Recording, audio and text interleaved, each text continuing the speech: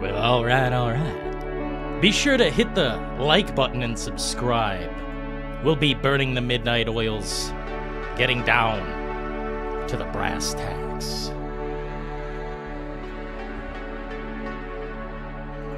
Featuring live call-ins if anyone's got anything to say. We've had several requests, and, well, we'll see if they tune in. Hello and howdy.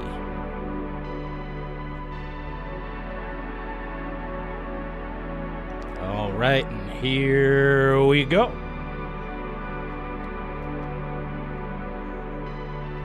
Once again, getting down to it, burning the midnight oils.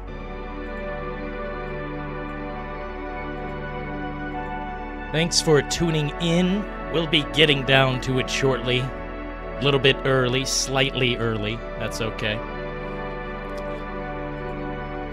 Yo, the Shaman. What up, Macho Man? Yo. Hope everyone's doing well. Nemesis. First in the compartment bay. And we are the Oilers. Hope everyone's doing well. We're gonna be figuring it out tonight. Live call-ins, community gaming, members first come, first serve type of thing. Any requests? Please. Good to be here. Thank you so kindly, Mr. Shaman. We'll be getting all the way down. Hope everyone's doing well. Gaming lately has been a joyous time. New updates to everything on my screen, things you cannot see. But it's nice to know that they're not backing down, that they're not stopping, that the content will flow. I just checked out some Atomic Heart DLC. I just seen an update to Crimson Desert. There's a lot going on here, man. There's a lot going on. What up, King? Venomooey! Hope everyone's doing well. We'll be opening the lines in Discord tonight, seeing if anyone has anything to say. Step up to the plate, if you know what I mean. Feeling great, focused. Life's about a dream, and we're living on Easy Street. Next thing I think on the table, as far as gaming goes, there's some first-person shooter next week, World War I simulator I'm interested in. I think it's next week or something like that. Maybe it's a couple weeks. Either way, we'll be checking that out just because I like it, but maybe it's not a broadcast-worthy game. Oh yeah, gaming isn't dead. Gaming isn't dead. If you say that, you're just old. You're just a grandpa. Wheeling yourself around, trying to figure out what to do, what to think, what to feel. All I can tell you is that gaming's alive. Also, we haven't checked out Dying Light the Beast Restored Land update. If Draken Butch hops on tonight, we can hop on this. Otherwise, whatever's on the table. I'm down to play anything. Down to take any whatever call. And if we don't take any, that's fine. I'll just put it in the notes. Got some cowards. Cowherds beware.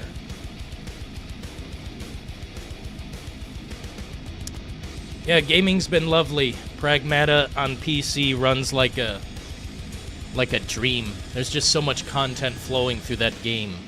So many unlockables. I highly suggest Pragmatic. Whatever you're playing it on. PlayStation. I don't even know if it's on Xbox, but play it on that. PC is the place to be, though. I think we established that 2 days ago. Yo, the shaman's breaking into Starfield. Yo. Hey, man, I enjoyed it for about 50 hours, but I put about 100 hours into it.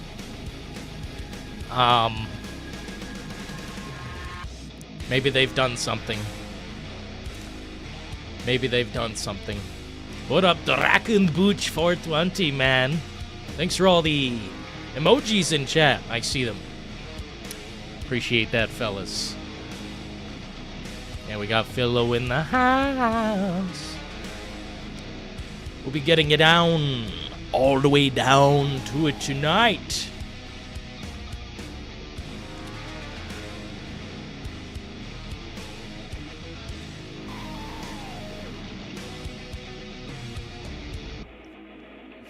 Just getting cooked, right on. Hell yeah. What up, Macho Man? You in the Discord? Yeah, I feel like Starfield had a lot of good things about it. Welcome. Yo! Akmakoman is a member. Akmakoma. Hell yeah, dude. Appreciate that. Dude, it's not that Starfield's a bad game. I think it just gets... You realize that the bucket's not that deep. Maybe it's halfway filled with sand. What up, Prime Bacon? 22! We got James 2, motherfreaking Kino in the house. Yo! What you guys up to tonight? It's community game night. I'm calling it. It's not planned, not really. I just said let's go, you know? We're gonna do call-ins first, see if someone wants to call in and say their piece on reality. And then we're gonna see about playing some games with how do you put it? The community. Yeah, what the hell was that?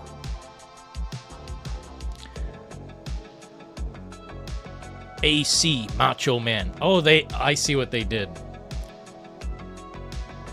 I don't even remember what the hell they said in the super thing. Either way, thanks for the membership, dude.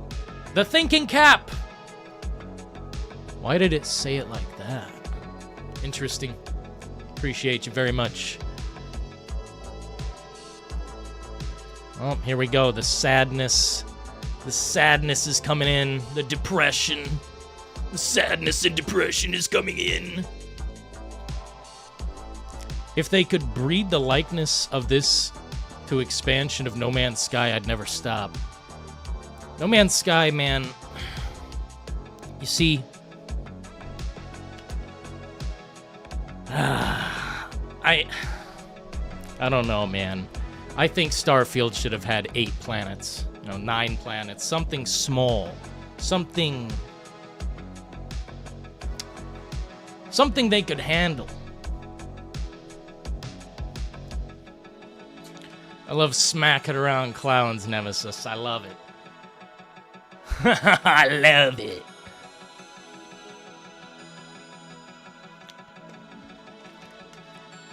Yeah, No Man's Sky, bro. It had the whole universe type thing. But what is so wrong, like, the problem with Starfield is the fucking... How do you put it? How do you put it? It's not like a loading screen problem, but it feels like it. It's a problem of going through this transition.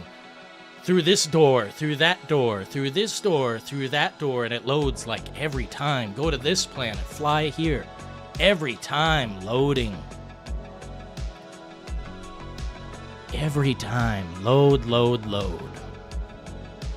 Not in the Discord yet. We will deploy a link for you shortly, sir.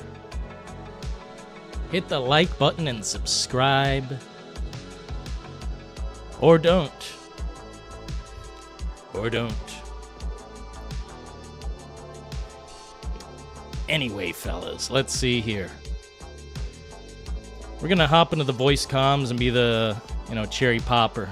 We'll get in there, and if anyone wants to join, say their piece, we got the lines secured.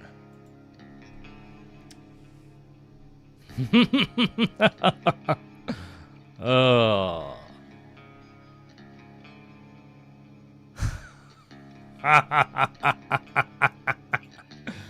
Oh.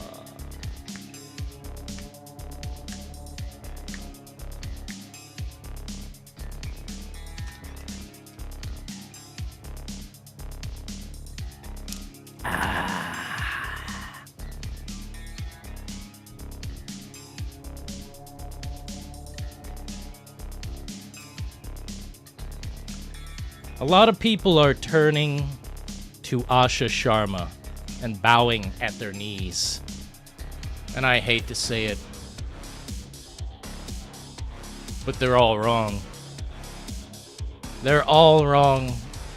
Xbox's new CEO is not gonna save you. It's not gonna save you. She can't save you.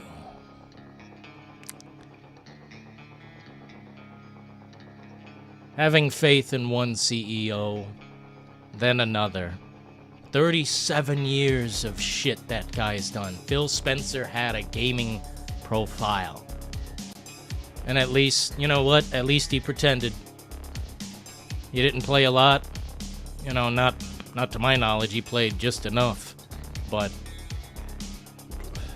guy didn't do anything in all the time that I knew him.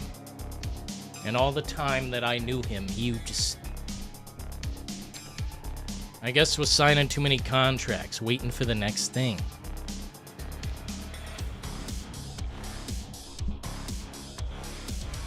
Ah, yes. Yeah, anyway, Macho Man, the only rules for the, when we open the lines, let's not get too edgelordy.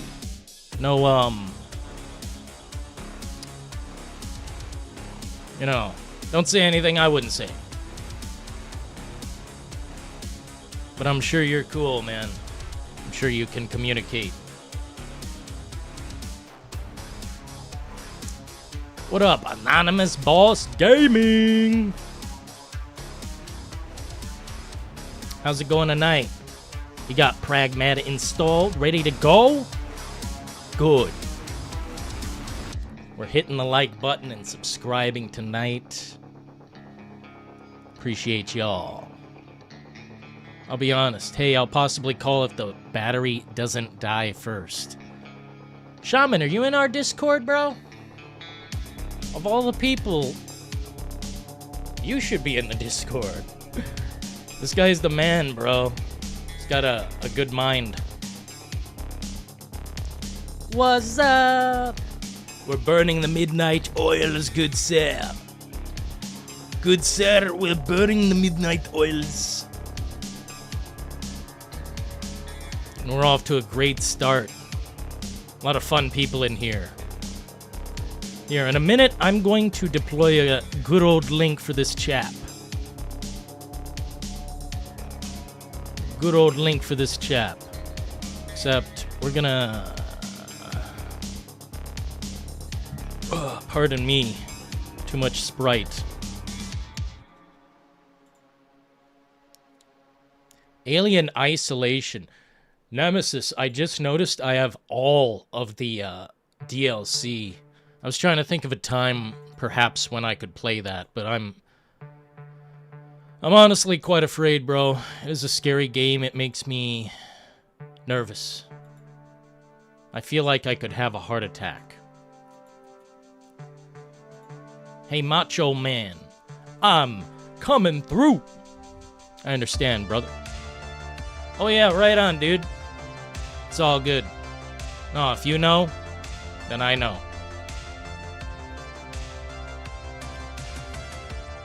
That's what's up. We've got the voice comms channel lined up and ready to go. Feel free to take it easy or go all in. You know what I'm saying? Man, I don't know if you guys have played Atomic Heart at all. Oh, we got the shaman in the motherfucking compartment bay.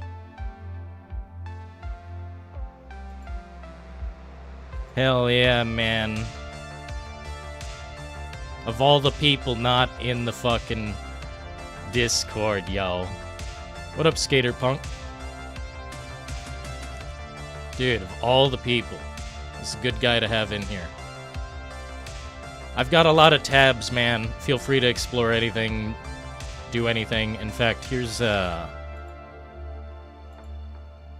see. This guy gets a hammer right off the bat, so nobody can ban him on accident. I'm in a match. Give me some time. Oh, take your time, bro.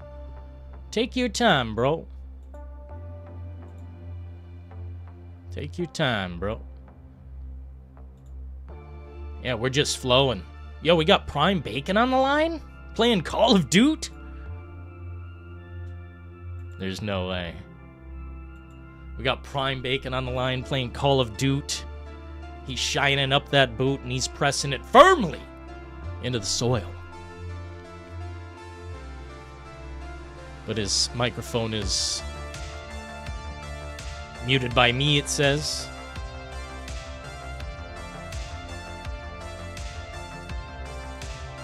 And it's unmuted by me, because... Yo. I don't know why that is. What up, Bacon? Listen, I can explain, Dillon. I can explain. Explain. Immediately. Yeah, I think you're muted up, by the way. Oh, I'm muted?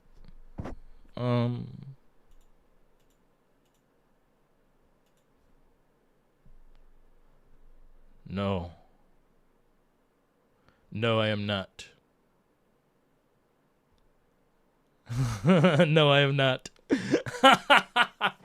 What up, Jack Metalhead?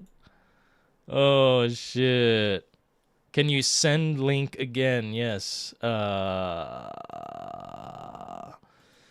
Bacon, can you hear me? It shows I'm putting out audio. Here is the link to the Discord. Join if, hello?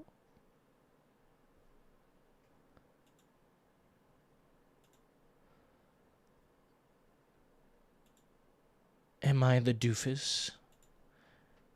Maybe I'm the doofus.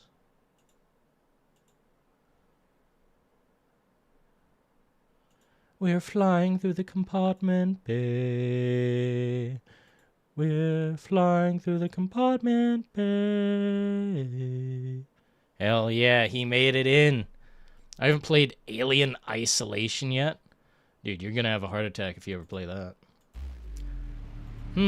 For some reason, I cannot, Huh. Yeah, he made it in. Hey, Bacon. I think...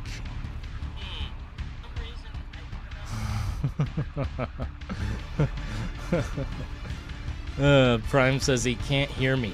Maybe I should leave the call and rejoin the call. I will do that. I will hang up the call.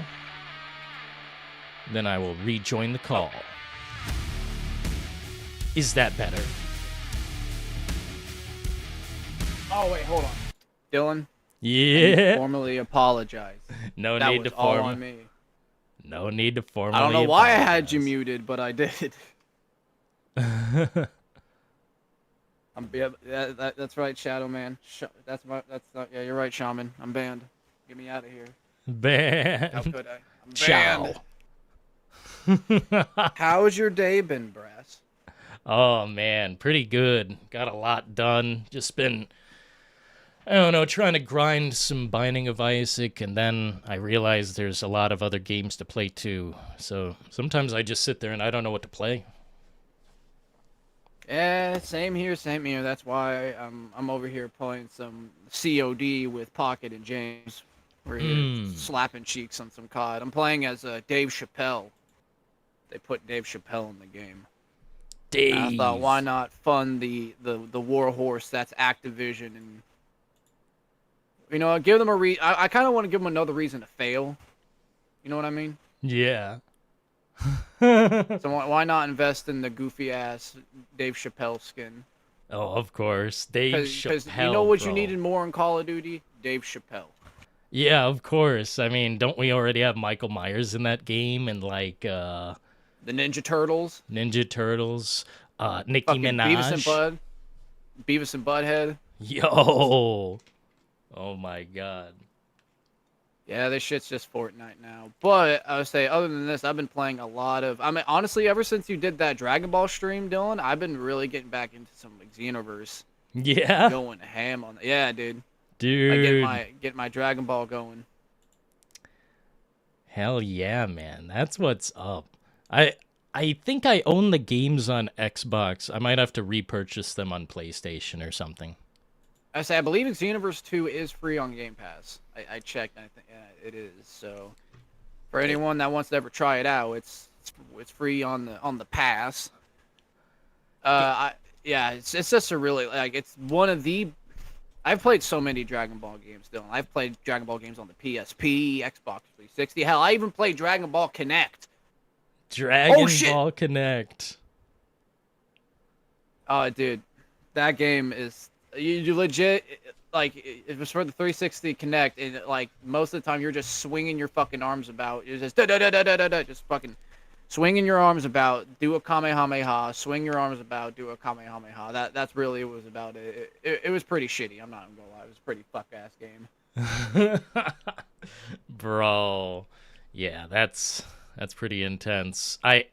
My favorite one so far is Kakarot, and I didn't get to the end, but I liked every fight. It felt like a big world.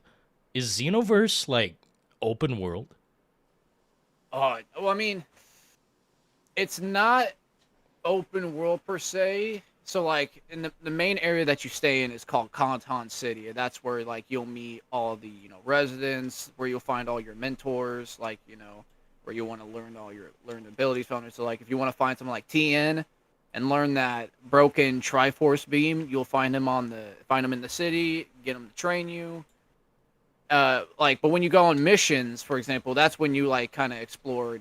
Like, I swear, Dylan, there are so many locations in that game. I swear there isn't one that isn't from the show. Fuck it, Cell Games Arena, the World Tournament Arena, Namek, Yo.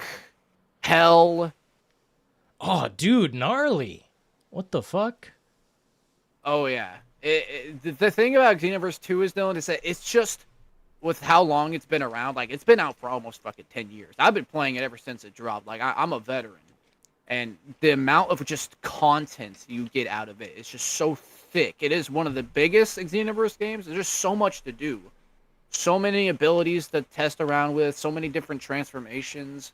Not even just for Saiyan race, for Frieza race, for the Buu race. You could be a Super Buu. You could be Golden Frieza for your character. Like currently, right now, for my Saiyan character, I run with a Super Saiyan God transformation, which just gives me devastating fucking melee damage. So I'm just whooping ass. Yeah, man, it sounds fucking devastating. Like, you can be a Super Saiyan God, or you can be a Namekian. What should I choose? Oh no, don't worry. You could be with. I don't know if you ever saw that new Dragon Ball movie, Superhero, where he became orange, like the Orange Piccolo transformation, where he's even stronger now. You can get that too now. So don't feel left out. Xenoverse You can even 3, go though. big. What? You can go what? You can become big. Like you can just become a giant as a Namekian. Oh yeah, I remember. That was like something King Piccolo did a lot.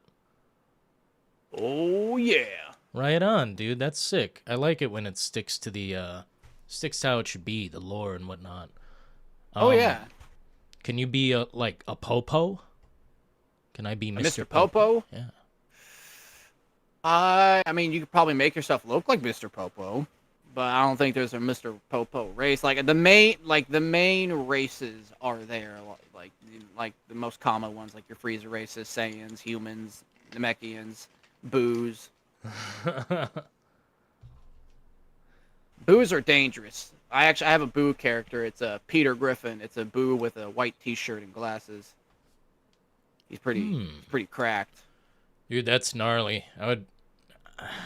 If I were to choose, I'd probably choose the Boo race just because I've never seen another. You know, I think when they absorbed the Kais or whatever, when Boo was just regular plain Boo and he absorbed the Kais, You can even be a female Boo. You can be a female Boo? What the fuck? Yeah. That's pretty intense. The only race that doesn't get like a male or female variation is the Frieza race. Oh. Yeah. Shit. Poor bastards. Yeah, for real. I feel bad for him. But yeah, man, Xenoverse 3, like, I ain't gonna lie, I'm kind of with you on that trailer, Dylan, because I really don't know what it's gonna be. From what I'm seeing, like, it doesn't look like what Xenoverse 1 and 2 has been, which has been mainly about, like, you know, you're a time patroller, and what you do is, like, you help fix, like, incursions in the timeline. So let's say, like, whenever Raditz was fighting Goku and Piccolo, there was an incursion that happened where instead of Goku grabbing on the Raditz and both of them getting hit by the special beam cannon, Raditz got out of the way, and then Goku got hit by the special beam cannon and killed Piccolo. Basically bad ending shit. You're supposed to go in there, fuck up Raditz, and make sure the timeline stays on its correct course. Oh. With this trailer, though, I really don't know what they're doing. And I'm a little scared, I'm not gonna lie. Well, I don't know if I'd be scared. It's still quite a ways away, so I mean, I don't know. That trailer didn't do shit for me, but like, I don't think it was supposed to. I think it's just like the announcement letting you know it's there. I mean, I guess that's fair. Look, it's like, look, the only reason why I've been waiting for Xenoverse 3 for almost 10 years, okay? So, this is a game I've been itching for. Now, don't get me wrong, there's been other Dragon Ball games that came out recently that's been good, like, you know, like, for example, Kakarot and Sparking Zero, which is beautiful, by the way. One of the best-looking Dragon Ball games I've ever played. Like, oh my god, the visuals go nuts. Yeah, is it like, does it look like the Broly movie? I'm kind of looking for something like that. Oh, dude. It is so good. The visuals, it basically is pretty much like that Broly movie. And it's one of the Dragon Ball games that I've seen that actually has destructible areas. Oh. Like, when you punch someone hard, you will send them through a building, and that building will collapse. Bro. Very heavy. Oh, yeah. I'm a hard Master Roshi main on Sparking Zero. Anyone wants to fight me on Sparking Zero, dude, I'll fuck you up with Master Roshi. Master Roshi, by the way. Yeah. Oh, no. But yeah, it's just a really good set of games, Xenoverse 1 and 2. That's why when I saw that you haven't tried either, I was like, "Damn, Dylan, you're missing out on peak." Peak. I know, man. I do be missing out sometimes. Actually, often I miss out. There's so many games, dude. When someone says gaming is dead, it's almost like an insult to all of us. All of our minds, our time, and our intelligence. Just, like, come on. Gaming dead, by the way. Nothing to play, Bacon. Nothing to play. Sounds like they need to look harder. Yeah, they do need to look harder. I mean, it's just people who want to be stuck, really. Just, I don't know. People who want to be stuck with nothing, complaining about nothing. And I'm not really into that. I gotta say, Toxic Commando, I don't know what's up with the game.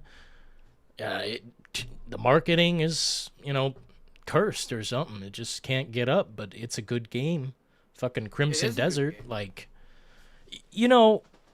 it's just a prelude to everything that's coming. Like, they've got these great mechanics finally. We're finally in the next generation, Bacon. How's it feel? It feels fucking good.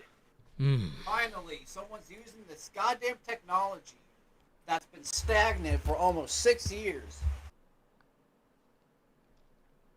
The only other game I've seen probably utilize the the new technology the most is probably Spider-Man 2, and it's because like the amount of like draw distance you can cover. It's that one. For me, it's that one scene where like Sandman grabs you and he throws you and he basically hucks you across a city, and the rendering is really damn good. Now, like people have their opinions on Spider-Man 2. I do as well, but I think we can all majorly agree it is a very, very like smooth and polished game with some great visuals. I'm a sucker. I'm a sucker for visuals. So Yeah, graphics are the most important part of a game. no. But I do like it. I do like pretty things. Right on. So do I, man. I can play pixels, or I can play like literally a simulation style. Oh shit, we got the Macho Man in here. Yo, macho. Macho Dylan, Man. how's it going? Jim. How's it going, guys? How's everything been? Dude, life's about a dream. We're living on Easy Street. Very good, very good. I'll make this quick. First off, yes, we spoke before, man. I enjoy your videos, dude. I enjoy your live streams, man. I've been away for a little bit, just been busy, but I'm glad I was able to come in and talk with you guys. And Prime Bacon on Macho. I've been watching his videos for a while, dude. And I want to say before I go into it, I have to go get food. I gotta eat. It's a late dinner. I'm gonna go down the street get some food. But I will say this, Dylan. I'll come back if that's cool with you after I eat. It's probably like 20, 25 minutes. Is that cool with you? Yeah, absolutely. We'll be on for a while. Okay. Also, I'll say this, man, real quick, dude. You, as like a regular just guy that's on YouTube, man, like there's always those really big, high energy like guys on YouTube that are have like 1 million subscribers and all these guys. But what I like about you, Dylan, is like you're like that regular guy, man, that's on YouTube that I can talk with and people can talk with and get along with, man. Bro, that has inspired me to start doing YouTube also, bro, because I feel like when people watch that kind of stuff, it's like you got to be big, you got to be like really heavy YouTubers, million subscribers. People don't understand that YouTube is just whatever you make of it, man. And I'm telling you, dude, you, on no joke, bro, real talk, you inspired me to start just doing content about gaming and just expressing what I think about it, bro. And honestly, Dylan, I want to thank you for that, dude. It means a lot to me. And I definitely want to have a conversation, discussion about whatever. Maybe I'll bring up a topic and we could talk about it and we can kind of discuss it. Is that cool with you guys? Man, that sounds badass. Good, That's what sir. we're here for, baby. Thank you so Awesome. much. Yes, sir. Yes, sir. I will be back. I'm gonna get something like I said, and I'll think of something we can talk about, and we can kind of just brainstorm and have it just a clean, an argument. If you agree or disagree, whatever, we just talk about gaming and just enjoy the Saturday night, man. Yeah, please, yeah. sir. Okay, guys, I'll be back. Thank you. Damn, what a nice What a guy. feller. I know. Holy shit. Hell yeah, dude. I Dr. was saying, Hino he's very says, correct on that. how do I call in? You gotta be a Discord member, my friend. I think someone posted a link in the chat too. Someone said post a link. I think I did see someone post a link. I think it's good now.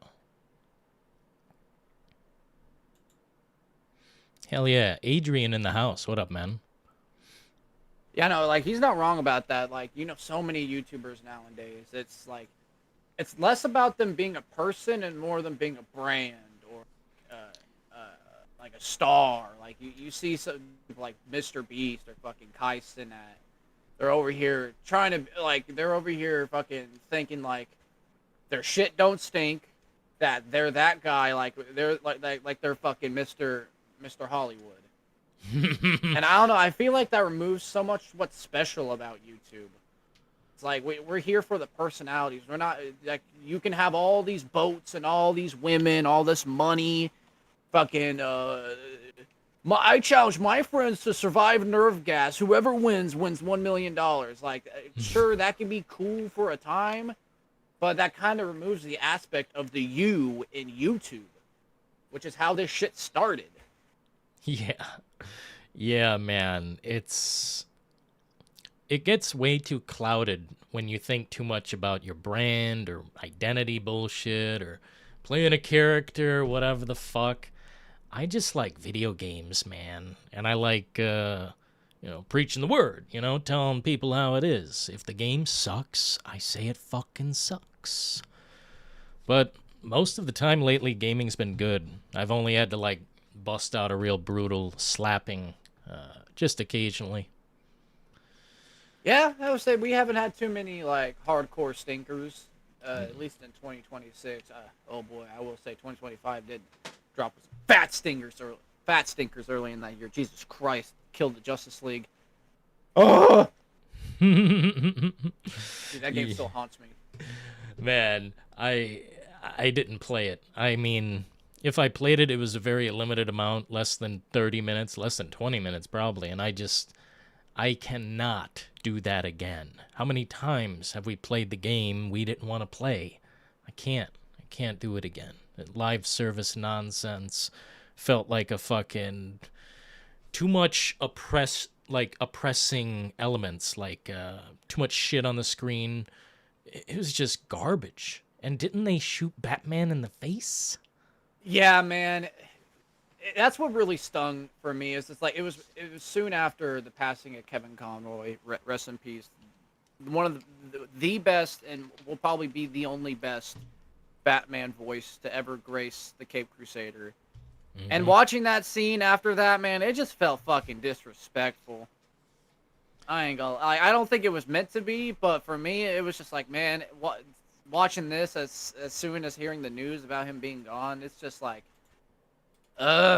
just leaves a shitty taste in your mouth. Yeah, it's quite, it's something you can't really forgive or forget. It's kind of damn, you butchered something that you had the blueprints to, a script, so many scripts. I just really, I don't know. We okay? You know what's the funny thing is? At the end of that game's life cycle, they revealed that none of them died. They were just clones, so it didn't even fucking matter. What do you mean? So, at the end of the game's life cycle, they revealed, a last DLC, and that last DLC showed that the people, the Batman, all the heroes that you killed were just clones, and the real ones were just captured, but now they're free. So everything's great again. Nobody's dead. Batman's alive. Hooray. What was the point of the fucking game to begin with? You make a game called Suicide Squad Kill the Justice League, and you don't even kill the fucking Justice League? It certainly didn't feel like it. Dude, you know what the thing that hurts the most is that this is the same company behind the Arkham trilogy. Arkham Asylum, Arkham City, Arkham Knight. Arkham Origins was made by WB Montreal, but it's still a good game. But still, that shit stung.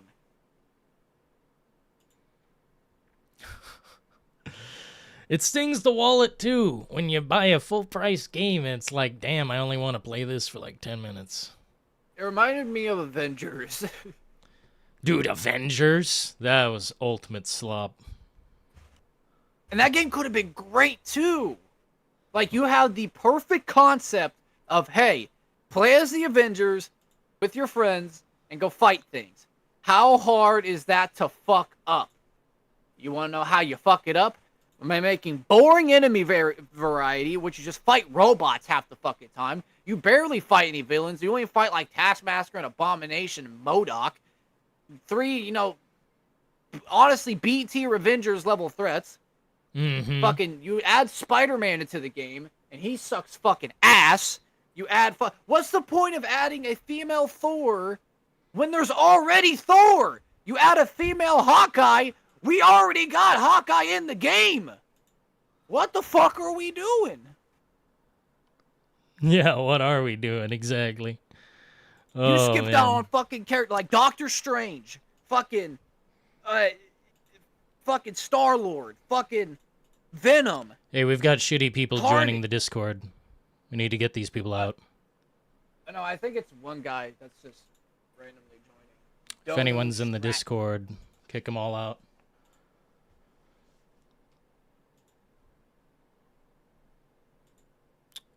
Boom, boom, boom. How you doing? Hello. Say your name. Oh, it's Dr. Hino. Oh, it's Doc Oh, it's Hino. you, Hino? Yeah. Shit. What up, Doc Hino? I'm good, man. I'm just eating soup right now. Freaking tired, dude. I ain't trying to take up too much. It don't matter. I'm just here chilling out. How y'all doing? I know it's been a good while since I talked to you. How's it Indeed going, it man? has. Dude, I'm going insane. Aren't I we wrote all? 3 books. I wrote 3 books this year. I'm sorry, in 1 year. I'm getting everything ready. Let's just say that. I'm tired. Nice. Very tired. Uh, but anyway, it's good being on the show. Actually, talking to Prime Bacon and you, Dylan. I mean, gosh, I can't really remember how long has it been. It's been a long time. Oh, for Say back sure. in the yeah, Yeah, man. since the old Kino Corner days. Oh yeah, Yeah, dude. That was sick, man. We only did one show, I think. Me, you, and I think it was Mike, and I think the Doc was on there too. yeah. I'll So there probably, was well, I'll two probably, streams. There was the interview one with me, you, Mike, and James, and there was the other one where it had like, you, everyone else. It was like the big like Kino Corner show with everybody. Yeah. yeah. Oh my gosh. Damn, dude. Oh, how This is good times have shit. changed. Jeez. It's crazy. I basically knew you. Well, I wouldn't say no, you guys, but knew you guys in a way like, oh my, what, 2019, 2020, somewhere around there. I'd say Yeah. I would say, yeah, 20, almost about 6 years coming up. Shit. Holy Man. cow. And you come in here and make us feel like feel old now, We're over here reminiscing now. I'm over here growing fucking gray hairs. Man, all I gotta say is that shout out to the classics. That's all I gotta say. We started from somewhere, now we're here. Good shit, Indeed. right? Dude, man. It's been been streaming for like 5 years or so. I think most of you have been here since day one. Yeah. Yeah, Yeah, it's been that long. Jesus, how time flies.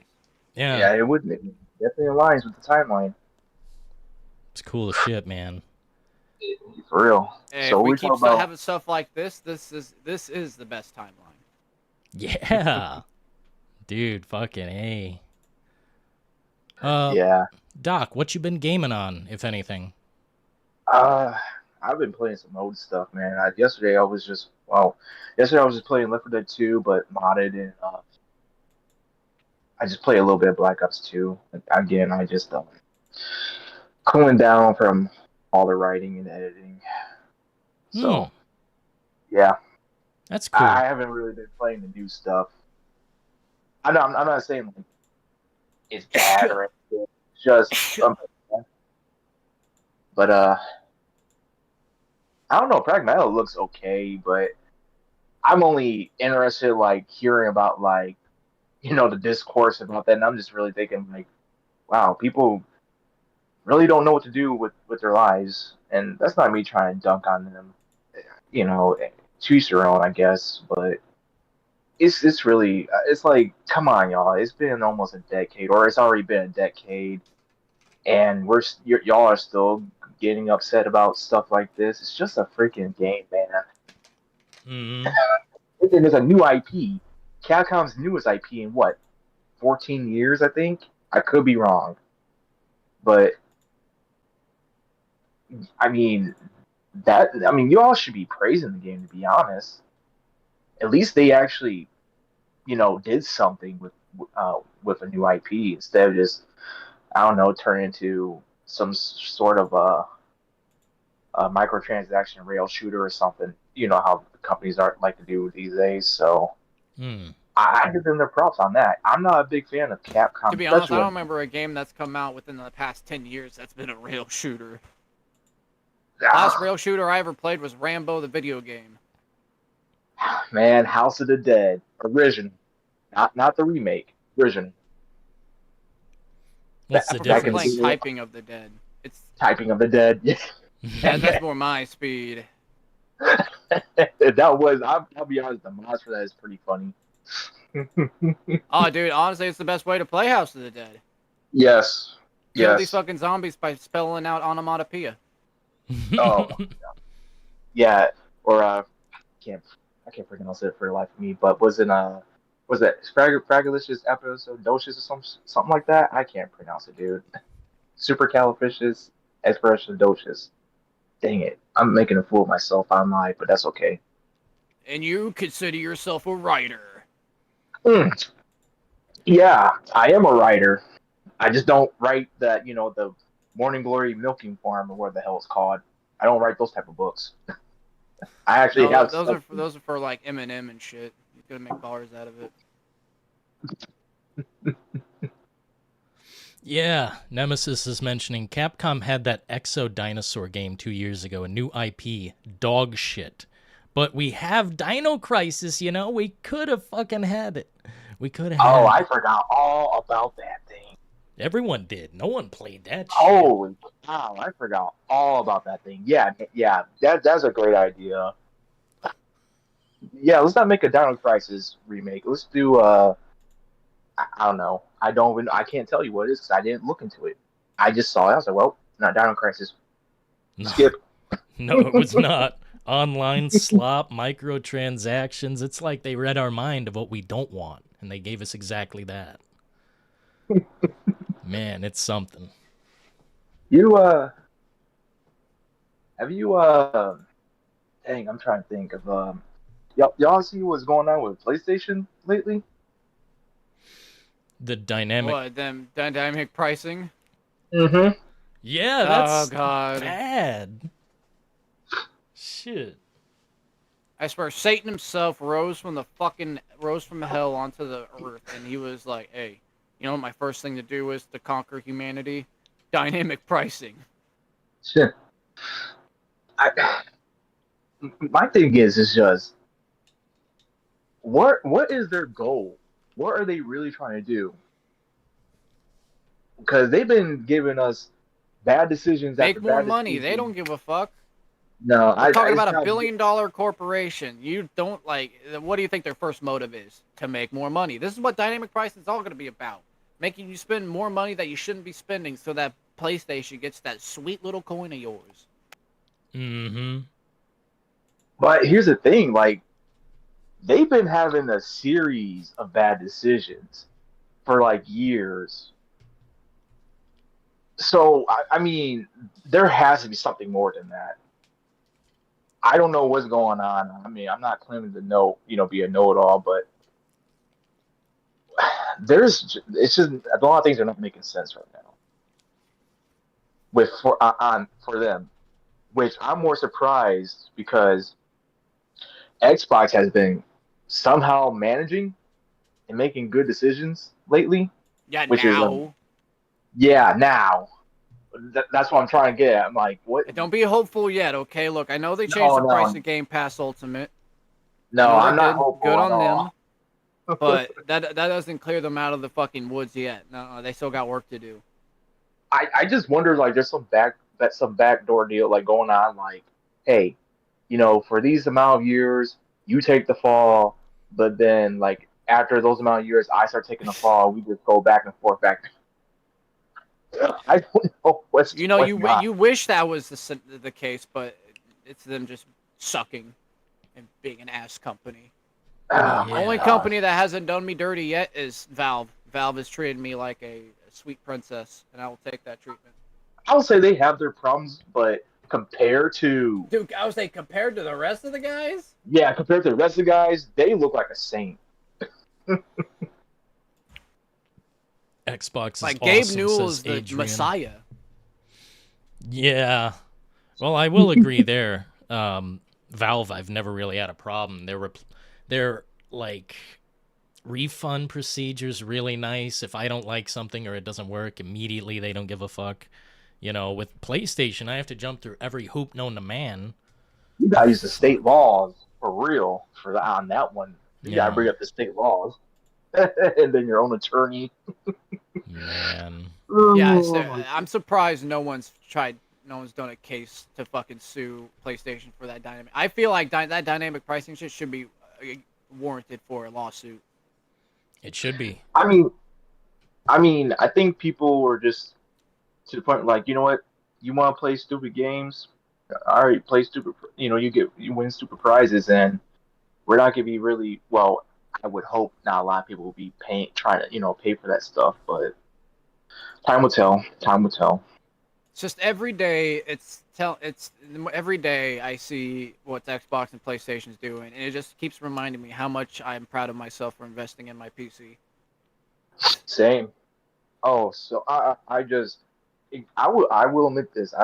My home was my home is PlayStation. Well, was PlayStation. PlayStation One.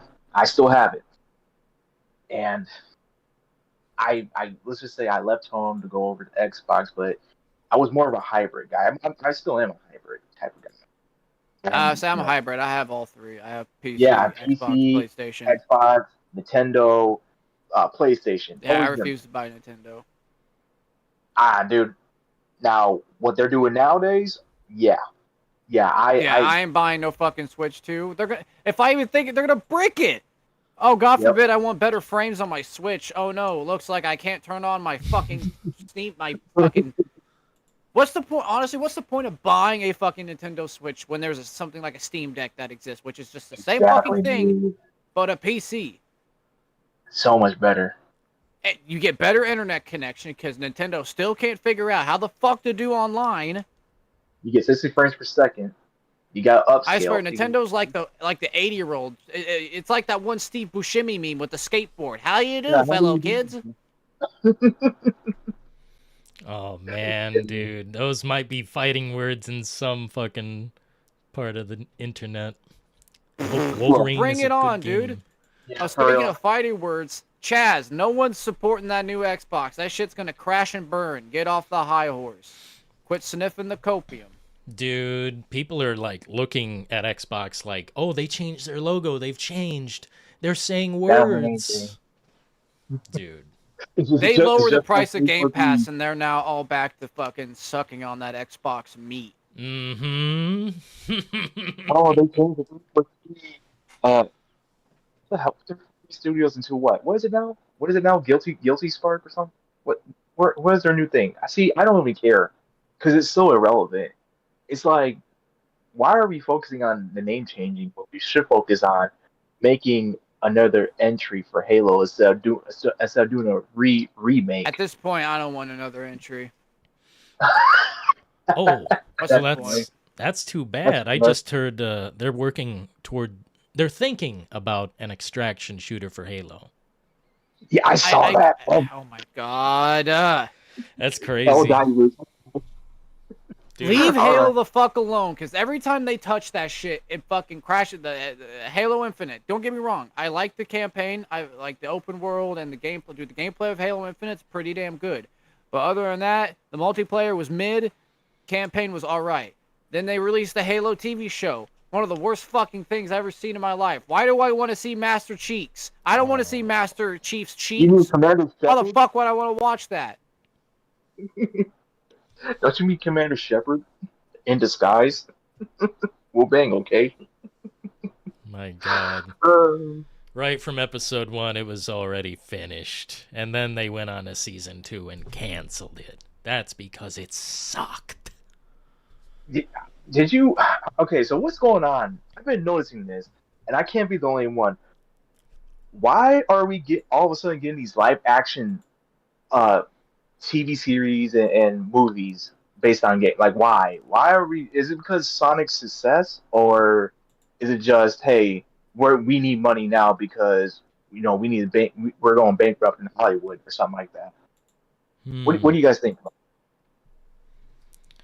Because I think there could be more than one proof. I imagine they're just trying to hold on to the rights. Like, if they don't use it, they lose it, right? Yeah. Think about IPs, you actually have to use them, or else they pretty much just get taken away from you. Yeah, and it's kind of trendy right now. I mean, Fallout did some numbers, I imagine, at least with season Oh one. yeah, we're gonna Yeah. do another. Dude, Yeah, dude, the amount of rabid motherfuckers that went nuts over season 2. Like, that's I actually like season 2. It's not as good as the first season, but I don't think it's a bad season either.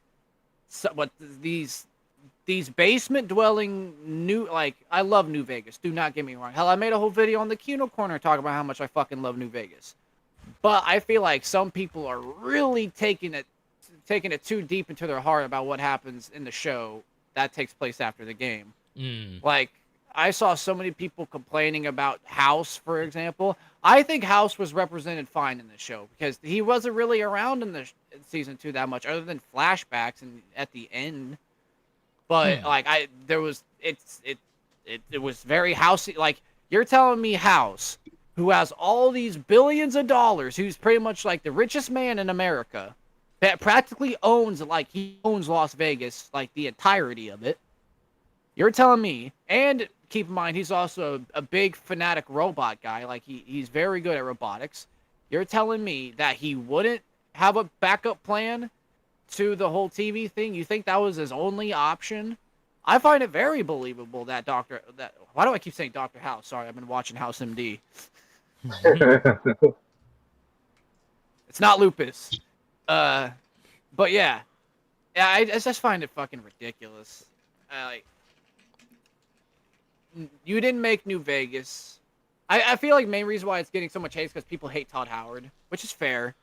You can have your opinions about Todd Howard. I definitely have my opinions on Todd Howard, but Todd Howard has literally not involved in that show whatsoever, other than producing it. Okay. He's not on the writers' team. He's not a director. He's just financing. Thank goodness. Yeah, trust me, because if that was the case, it would have been way fucking worse. Oh man. I agree with what Venom said in chat here, though. They're probably trying to appeal to a larger audience to make more money, which would make sense because more people, I think, would tune into a random TV show and, including the gamers maybe, than, I don't know, some random new IP or something. It might as well attach their names to it, Fallout this, Batman this, fucking whatever the hell. Yeah. That's how they make money. Batman's IP is kind of like, Batman's he's in movies, games, fucking lunchboxes. Like, he's one of those brands. Oh yeah, it's just one of those things. I think you can slap the name on it and it's just fine. Fallout, I did not watch the second season, but I did not like what they did with Vegas, and I think you know what I mean, Bacon. Oh, I mean, season 2's been out for a bit, so I don't think we worry about spoilers. Yeah. Well, I mean, I don't know a whole lot about it. I just know that Vegas is, like, emptied out, and they've just got the fucking death claws in there, and the people made a settlement outside, but they, like, surrounded it like a Walking Dead type of place, and I don't know. So, man. The reason why the death claws are there, the Enclave actually sent those death claws there to kind of take a hold of the strip. Which, I'm not saying it's not out of the realm of possibility, because the Enclave is a very big faction in the Fallout world. They do have a lot of power, even though every time we do face them, they usually get shit on, like in Fallout 3. Like, they get dookied on hard. Mm-hmm. Like, hell, even in Fallout New Vegas, there's an Enclave remnant bunker around New Vegas, so they probably had a part to play in that too as well, I would imagine. Yeah.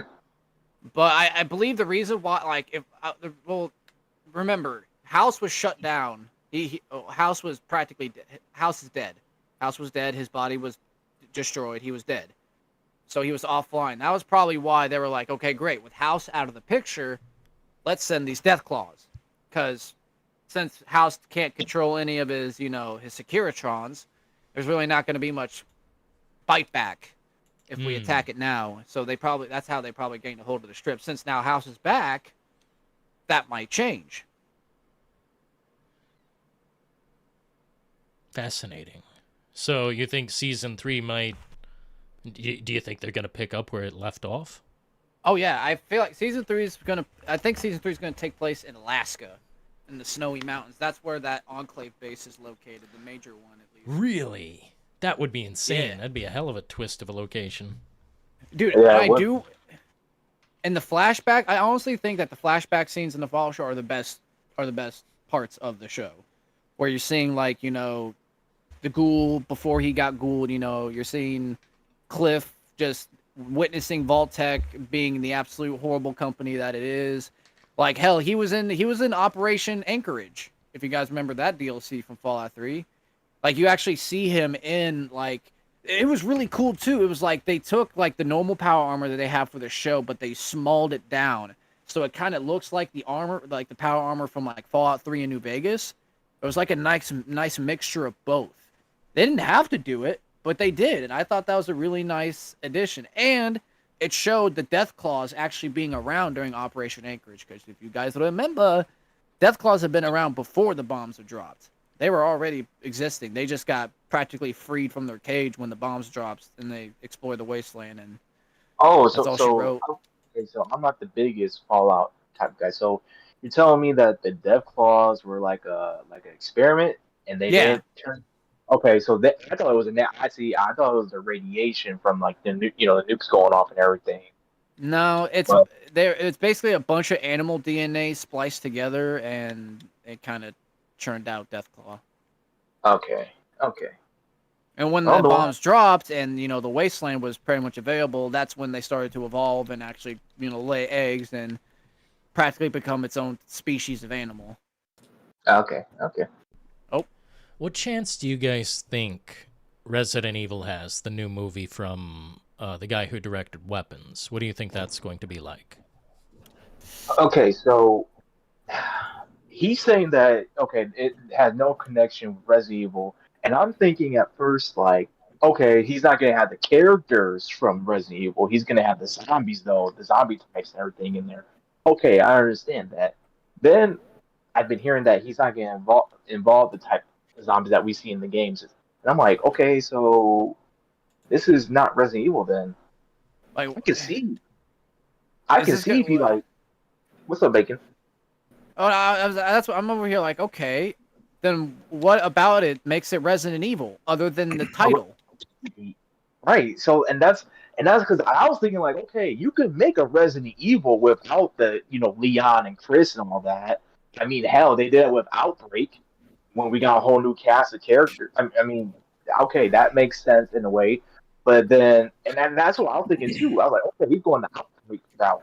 Okay, I can see that, but I don't know. Maybe now I'm going to be thinking like, okay, and obviously we're not going to be having the cast. Well, we're not going to have the established characters in the game. We're not going to have, the established enemy types as well. Can I chime in? Location?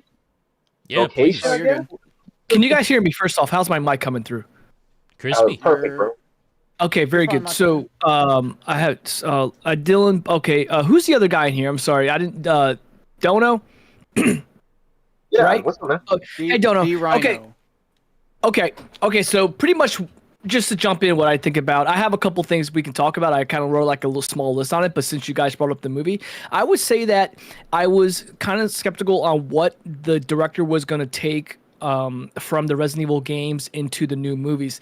The only positive thing I can say that how he said that he's not going to be, I guess, like taking too much away from the games. He said that, quote, if you want to watch Leon, right, you go play Resident Evil 4. That's what he said. Something like, I'm paraphrasing, right? So what I'm thinking is that this could be good or this can be bad. I'm going to go with the middle now. I'm only saying this because I think he's going to go down a route that it does take place in the Resident Evil universe. However, there's already been those movies where you had people that played Leon or Chris or Jill, right? We've seen those movies, right? So he kind of seems like he wants to go down the path of, if we're going to take away from a game, right? Let's say he's going down the Outbreak. Let's say he's going like the Outbreak route where you play as people that are really big characters. You play as like a regular dude or regular woman, just people that are trapped in Raccoon City, right? So you can still do an original story. You can have an original script, but it takes place in that universe. Maybe they can have like, you'll see the police station, right? And maybe you just see someone running to the police station, and we all know it's Leon, right, from Resident Evil 2. But we're the regular civilians, we're the regular citizens. We're trying to escape, just like Outbreak, right? So maybe he's going down that route. It's an original story, but it takes place in the Resident Evil universe. And I think the only way we can. I think it's a good thing because of the last movie, Escape from Raccoon City or Welcome to Raccoon City. That movie was horrific. I think that's not even an opinion. Yeah. I didn't watch. I knew what. I watched that shit in the theaters. I went into that movie drunk as a fucking skunk, and when I left the theater, I was sober. I could have passed that fucking walking line test. It was so bad it made me sober. Yeah, it was free. I watched it on VOD. I waited about 4 years after it came out. I recently watched it because I got hyped after Resident Evil 9. I'm like, let me just watch it. But do you see what I mean? Like, they're bringing those characters back. They brought Leon. It doesn't even look like Leon. It wasn't even the same race as Leon. It's a totally different dude. It doesn't. The only a guy could be like Wesker. It looked like Wesker, right? But the movie was so bad that he was like, let me shove all these characters everybody knows, right? Let me bring back the station, and then let me combine Resident Evil 1 and 2. It was a horrible decision. So I would say this new director is just going to be like, let me try something without these characters. So he can't really go wrong. If he puts in Leon in that movie, it's like, that doesn't look like Leon. It's never going to be. So how about we leave out all the main characters, and let's say we have like a side mission, just like Outbreak. Does that make sense? Yes, that's it what would I was make thinking sense too. if they haven't already tried that before with the Paul W.S.A. Anderson movies with Alice, and those movies suck major balls. Of course. I would say that I would say that the first, in my opinion, again, it's a lot of my opinion, so I'm not gonna keep saying that, but you know what I mean. In my opinion, I think the first Resident Evil movie was a pretty solid movie. I think when it came out, it was pretty good, even though they introduced Alice. But also they later introduced Leon and Chris and Jill. So they still did introduce those characters, but like in movie 4 and 5, you know what I mean? And Jill was in number 2. So they did introduce video game characters that we all know, but it looks like this character isn't going to introduce anyone. It's going to be completely just, this is Jack, this is Joe, this is Jill, or not Jill, that's not a good example. This is Mary, and they're stuck in Raccoon City, and they're trying to find their way out. I know it sounded bad at first. I know that what he said doesn't sound great, but I don't know, man. Dillon, what do you think? I actually think that's the best take I've heard so far, and if they do that, I'm in. An Outbreak kind of method where all these, sideline type of characters might take up the helm instead of Leon and embarrass the shit out of themselves. I think that's a great idea. I hope they do that, because then it does have potential. I mean, what do you guys think about his other movies? Did you see them, or? No, I mean, this is the first time I'm ever hearing about this guy, to be honest. Just Weapons, I think. Did he also make, what was that one about the creature in the basement? Yeah, it was like a whole cave. Barbarian? I would say, in my opinion, again, I gotta stop saying that. Whatever. Look, with Barbarian, I would say that I think that the movie had a very good opening, a very good introduction. I think it did good, but I think to me, it kind of fell off towards the end when you saw the monster straight up, and then it went to the streets, and then he said he had a whole message behind it, which I'm not a big fan of messages. I just want to watch a horror movie. I don't need to be preached to. I don't need you to tell me your opinion on anything that, you know what I mean? Anything that's going on in the real world, just tell me a good story. And I think that, it started really well. I think it really was creepy. You didn't know what was under there. The guy was like, hey, don't go under there. I don't know what's going on. They just showed up to the house. They both don't know what's going on. It started out really strong, but then what's his name came in? Justin Long, is that the other? Yeah, when he came in, it kind of went downhill. Weapons was not bad. I think Weapons was better than Barbarian.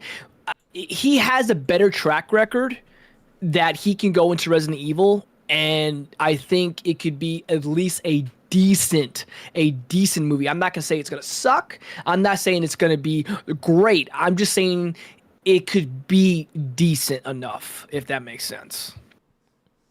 Yeah, I mean, I wouldn't watch Weapons. I didn't know he made Weapons, but weapons does seem interesting to me. So I mean, I didn't really like start bashing him immediately when I heard like, oh, you're not gonna have the character, you're not gonna have Leon in there. Well, this ain't really Resident Evil anymore.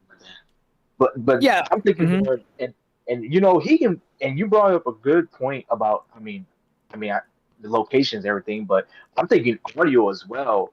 Like maybe you could have those little cameos, like for example, hearing Nemesis say "star" in the background, and you're just, I'm not saying going real crazy with it, but that'd be okay. We're in Raccoon City. Obviously, we're they're dealing with the whole apocalypse of, almost the near death of the city itself. So I mean, everything's going to place. Or I mean, shoot, dude, radio chatter can bring. I mean, you could do so much with radio chatter to bring in stuff. Something Nikolai, very simple. Yeah, something very simple like that. I agree. We don't have to see Nemesis. I don't even think they have to even, they could be something like in a newspaper, so, just little hints, and then just little things like maybe they hear something, right? Or maybe they're like, hey, there's people going to the police station, right? And there's like, no, don't go to the police station. It's surrounded. Yeah, but I saw two people just run in there, right? Oh, yeah, just little things like that. We know the audience knows who's in the police station. yep, But do we have to see it? I think that it kind of comes down to why do we have to rush? If you want sequels, right? Take your time with it, build the universe, build the characters. Can everyone die? Sure, everyone could die, okay. But build the characters. I think that's what, not to sidetrack too much, but I think that's what DC did wrong. DC didn't really take their time. They were kind of behind the eight ball trying to keep up with Marvel, so they just shoved yep, everything so quickly inside all the movies. But I think with Resident Evil, if they just be simple, just take it easy. There's no rush, and that's why the Raccoon City movie. There's too much going on. Like here's this character, here's this character. You know this character, right? Remember this, remember this, remember this. It's like we understand what you're trying to do, but it's like everyone wants to be satisfied, right? But you're never going to satisfy everybody, and they have to understand how Hollywood works. Hollywood is not a video game. It's never going to be the way we want it. In my opinion, no video game movies should even. It doesn't really need to exist. You get to experience that. When you're gaming, you are experiencing that world and that characters. You are playing. You are part of it. Do we really need a movie to you know what I mean? The only way it should be is a compliment to the video game, like the CGI Resident Evil movies. Those I think are pretty dope because those are compliments to the game. Those are side stories. Oh wait, what happened to Chris? Oh, this is where Chris was between 4 and 5. You can watch it on Netflix, the CGI movie. But we don't need a whole nother rehash of a video game movie. You know what I mean? Does that all make sense? Does that kind of make sense? because then even then when you hell, even when you look at the musicals, not let's say not musicals, the plays that they do, the theater they do, I didn't know that Piers Niven was in, part of like I guess some theater play is actually part of the lore of Resident Evil 6. Well, before Resident Evil 6 came out, so that was pretty interesting. I'm like, okay, so they actually are expanding some things. I mean, obviously they got comics and mangas about that as well. Some canon, some non-canon, whatever. Yeah. This is a great way of using that medium. And honestly, yeah, I'm sorry. What should I call you, man? I'm sorry, I haven't got your name. Macho. Macho Man. It's Macho Macho. Man. Just Macho. Yeah. I do want to point out, I know you people can't see it, but Macho Man's got an exquisite setup here, and I see you rocking that Metal Gear hoodie, dude. Dude, Shit is that's my beautiful. game, bro. That is Metal Gear, man. That's my game, dude. So I just want to give a face to a voice. That's all. But yeah, we're not. I don't want to get into what that movie would be like. That movie's been talked about for like 15 years, bro. And I'm like, yeah. How do you guys feel about Oscar Isaac as Solid Snake? Yeah, he's been in talks, right? He's been in talks for playing a Snake. I think I think if you're asking if he's a good actor, yes. Could he pull off a Solid Snake? I mean, Kurt Russell did it. I mean, that's Pliskin. That's from from Escape from New York. That was it, right? So, yeah. So can he do it?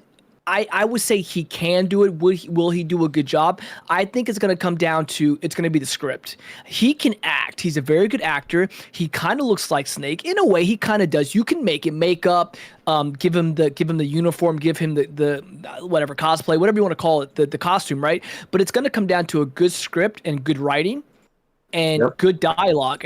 But can he pull it off? I think he could pull it off. I don't know all the actors out there. I'm sure they'll try to get a bigger name, a somewhat big name like Oscar Isaac, but I don't know. Dylan, what do you think? Metal Gear Solid movie.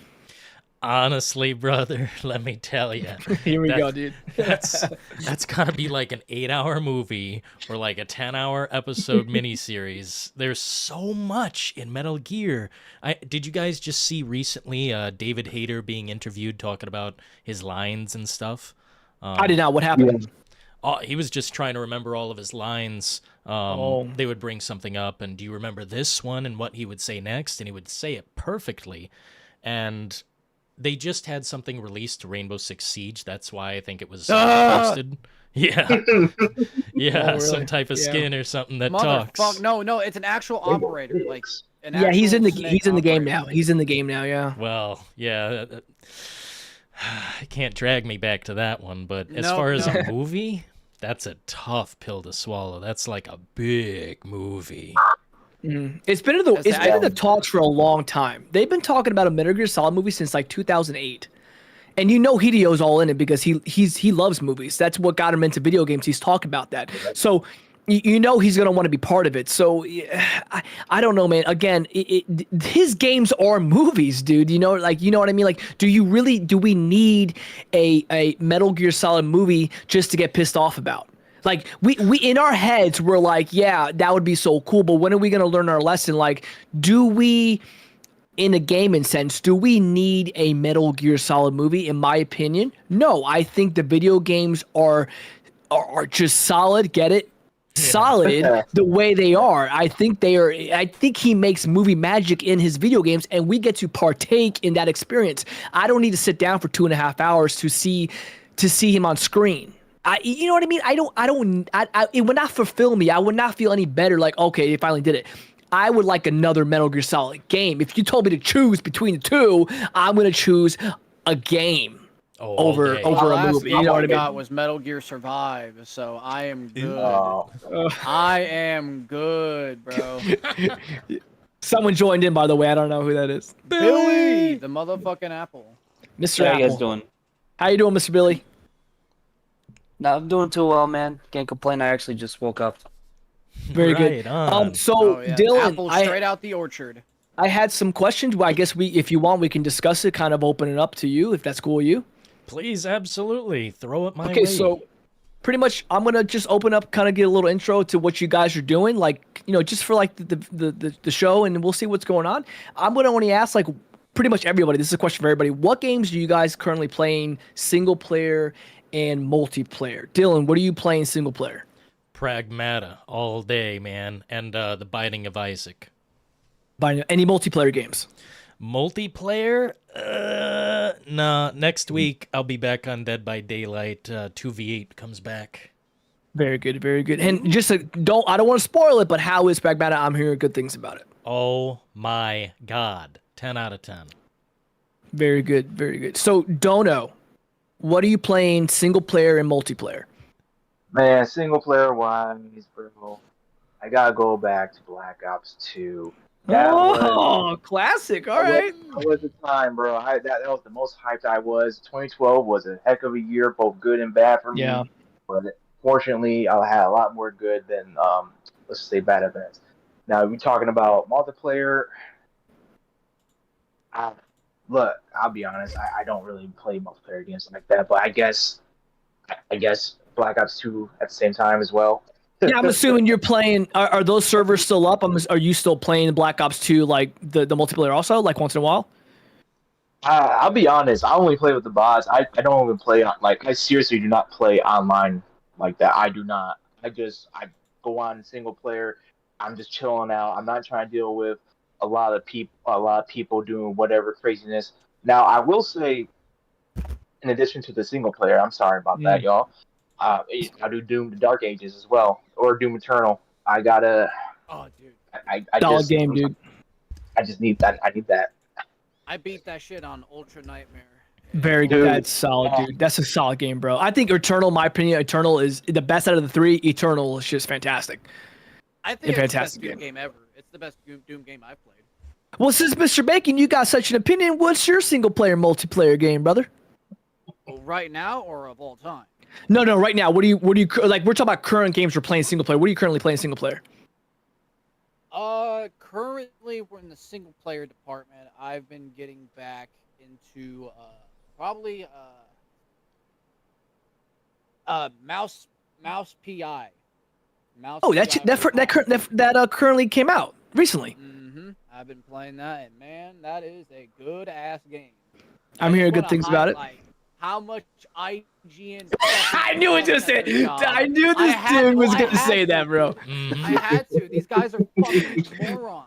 I knew. Too much staff? cheese. Last time it was too much water. Now it's too much cheese. Bro. Too much cheese.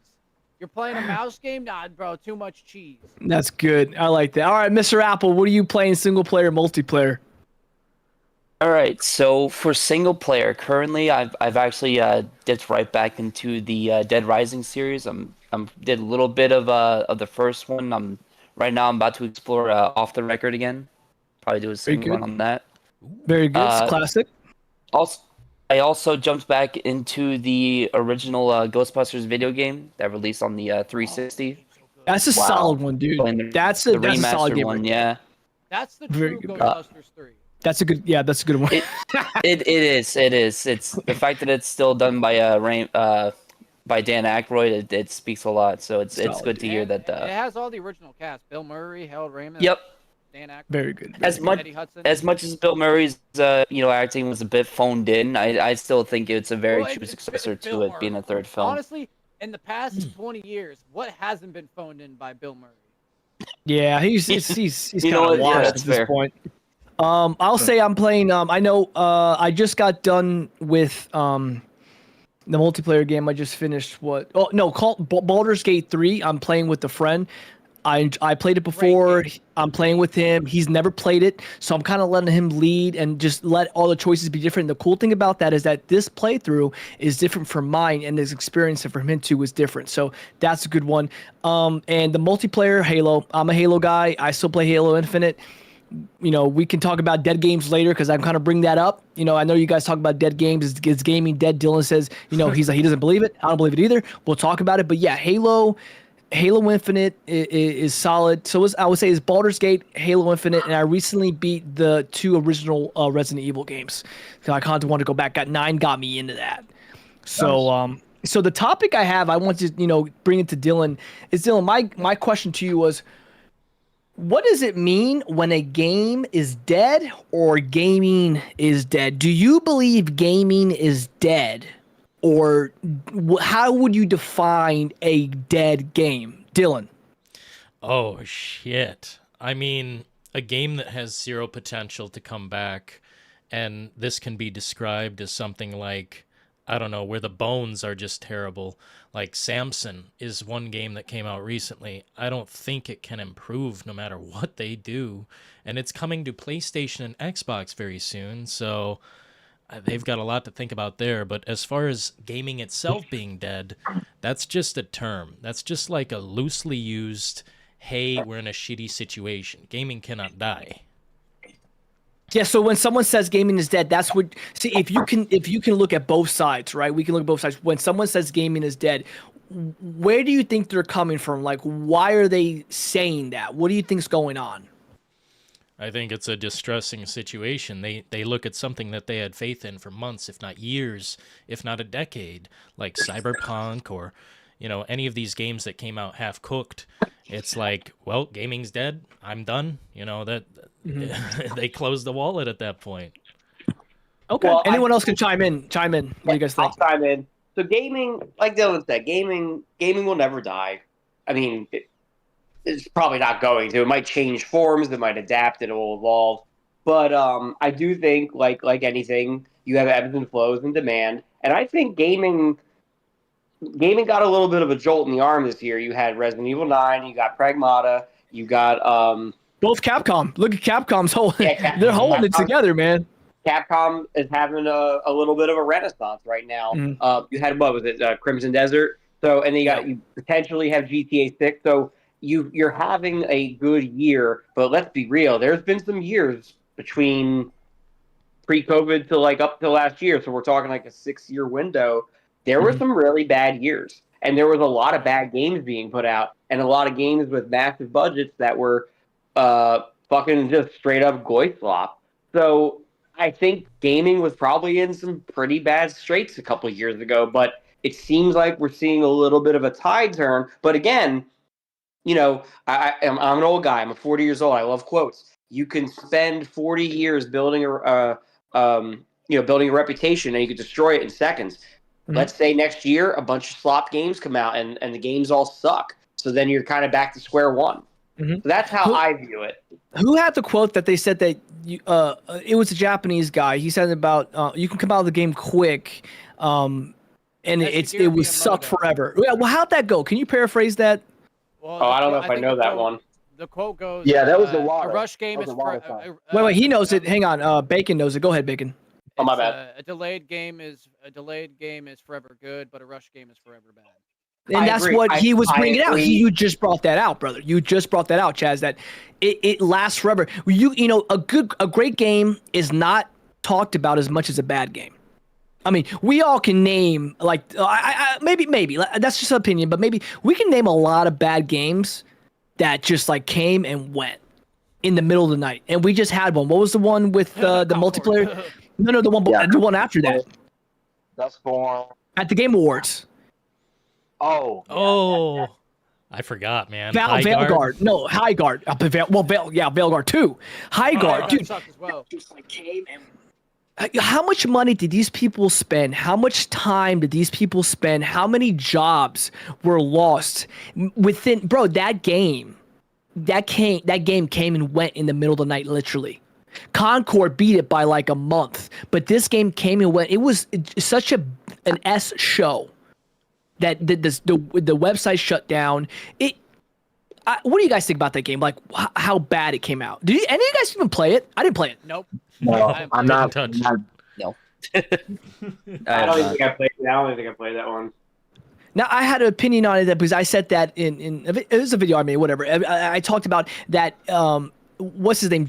Jeff Keighley said that he had brought that game out. And everyone's really excited because the last game of the show is the big game, right? That's the biggest game, right? So we're like thinking, okay, this is gonna be something big. And then when they say, oh, the makers of Titanfall and Apex, okay, those are pretty solid freaking games. Apex is very good. Titanfall's a very good game. So we're hyped, we're excited, and then this comes out, and we're just like, dude, like this is what it looks generic. It looked generic. We were sick of like these arena like 3v3 we're kind of past that, and it's like, dude, that's what you guys decided to leave, and the last show and the biggest gaming show of the year, that's what you chose to go with. Now, did that make that game fall apart? I don't think so, but did it help it? Not at all. I think that it did hinder that game. Dillon, let's go, babe. Let's get live. I agree with what Prime Break has said. A delayed game can still be great. The bad games, bad forever. That's why I don't care. The only game that doesn't fit that quote is Cyberpunk. That came out. We waited years for that, and it still came out jank. But that's an outlier. That's an outlier. That doesn't happen very often, and you know that doesn't happen very often. Once a game comes out, that's bad. It's bad, brother. But I would tell you right now, that ship has sailed for a lot of people. They won't even go back to Cyberpunk. I gave it a chance. I said that I watched the anime on Netflix. I said that the anime is good. I will give that game another chance, and I thought the anime was pretty good on Netflix. So I went back and gave it a shot. It is a very good show. That's why I'll never get on a game for being delayed if they're like, hey, listen, we're happy with the game, but we think we can make it a little better, a little smoother, a little fresher, better product for the customer. I'm cool with it. Like, let's say Resident Evil 9 got pushed back last minute by like 6 weeks. Would I be pissed? Sure. But if they're like, hey, we're pushing it back only 6 weeks because, we found some last minute bugs that we don't want to be hit on release and we want to fix it. Am I going to get mad at that? No, absolutely not. I think it shows that the devs care. I think when they rush products, that means they don't give a shit. Like, rushing products is the ultimate cash grab, don't care about the customer attitude, and then we'll fix it after it's out. I'm like, no, I wanted it to be a strong at launch. I want it to be a reasonable launch. I don't want a buggy riddled net. Yeah. Okay. First impressions are really important. Yep. Very. Yeah. I agree. That's why I think. Cyberpunk yeah. got hurt so bad on launch because, like, at the end of the day, Cyberpunk itself is a good game, but the game was just not functioning. You couldn't play it barely without falling through the map, without save glitches, fucking cars acting the most like the physics were all over the place. It's like you just couldn't navigate through the game to actually get to the good, because when you get to the good parts, it's not working half the time, so you can't experience it in full. You're just And how much was that game? Was the game 70 at the time? It was 60. No, It was yeah, it was 60. I mean, I got it for discount, and that was surprising to me. And I mean, of course, it was a standard edition, but when I played and everything, I think there's like been one or two times. I think I was really fortunate, to be honest. I wasn't encountering all the glitches and bugs like that. Yeah, sometimes it acted a little janky here and there, but it wasn't game breaking for me.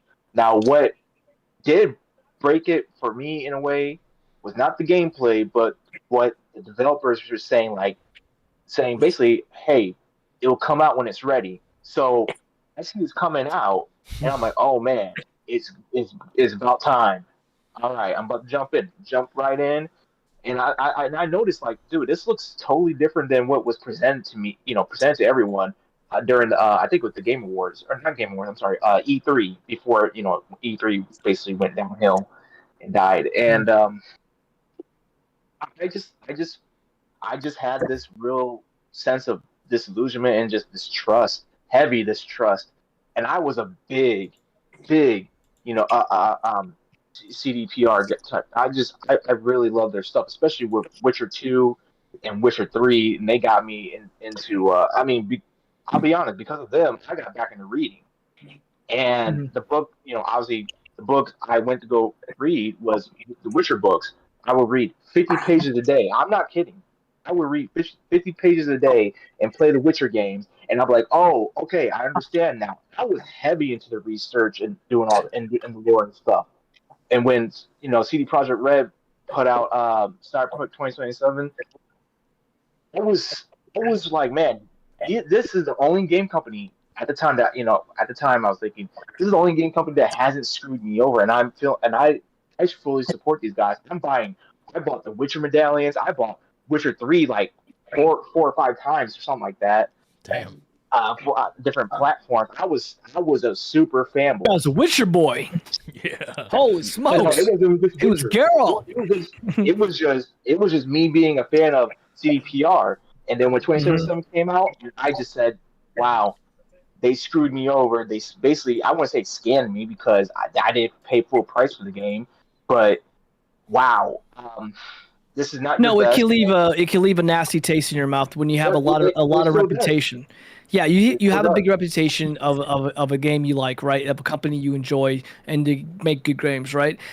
Kind of like, I think like Konami had that going. Konami was making some solid games in the past, and then they came out with a couple like, what is this, And I think that ever since like Hideo Kojima was no longer part of that company, it kind of went funny. And I think that companies, that's why it's important to keep that reputation. And sometimes they're going to have a miss, right? But it's all about how they bounce back. And I think CD Projekt Red really did bounce back. They really know that they really effed up, man. They really effed up with Cyberpunk, but at least they didn't completely just kill the game and that was it and that's what you got. No, they really went back and they completely fixed that game from head to toe, from the bottom up. And I think that will hold a lot of water with people in the future. That's what I think. What? It also will not hold water with people like me. I didn't play the game. I was excited. You're a Project Helix shill. Hold up here. Hold up here. Let Papa talk. When they put out the footage at E3? Yeah. Well, listen. When they put up that footage, listen. This isn't an opinion. This is not an op-ed. This is a fact. You play that footage from the E3 trailer and you show the footage from launch, it's not even remotely close to the same game. It was a lie. It was fake news. It was essentially a cutscene of a gameplay, and they claimed it was gameplay. It was a massive bait and switch. And I saw it, and I was like, "Why would I buy this game? I wouldn't give them 60 cents on launch, or $60 on launch. I wouldn't give them 60 cents." CD Projekt Red was almost a scam, and you can give them credit for going back and fixing fixing it as best as they could. I don't know how well they fixed it because I didn't play it. But to me, I'm not going to give them credit and pat them on the back for what they did. They created a mess and cleaned it up afterwards.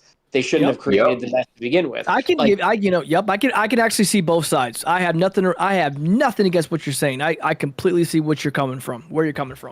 I just can't get over when they show these trailers, and I get it. They're trailers. They're supposed to build up hype, but no one says you have to lie about the product. Like when they showed that footage at E3, I'm like, wow, this is going to be like a GTA rival type game. I mean, look how many bodies are on the screen. Look at how much how detailed this open world's going to be. And when I remember when the footage dropped on launch week, and I was watching the reviews, I'm like, this is nothing like what we saw. It went from like prime rib to fucking dog meat. Oh, prime rib! I like that. Yeah, prime rib to dog meat, and I'm like this is a lie. They lied to the fans, and you know what? I didn't care that they cut jobs, stock price went down. The reputation took a huge hit. Listen, your reputation's your reputation.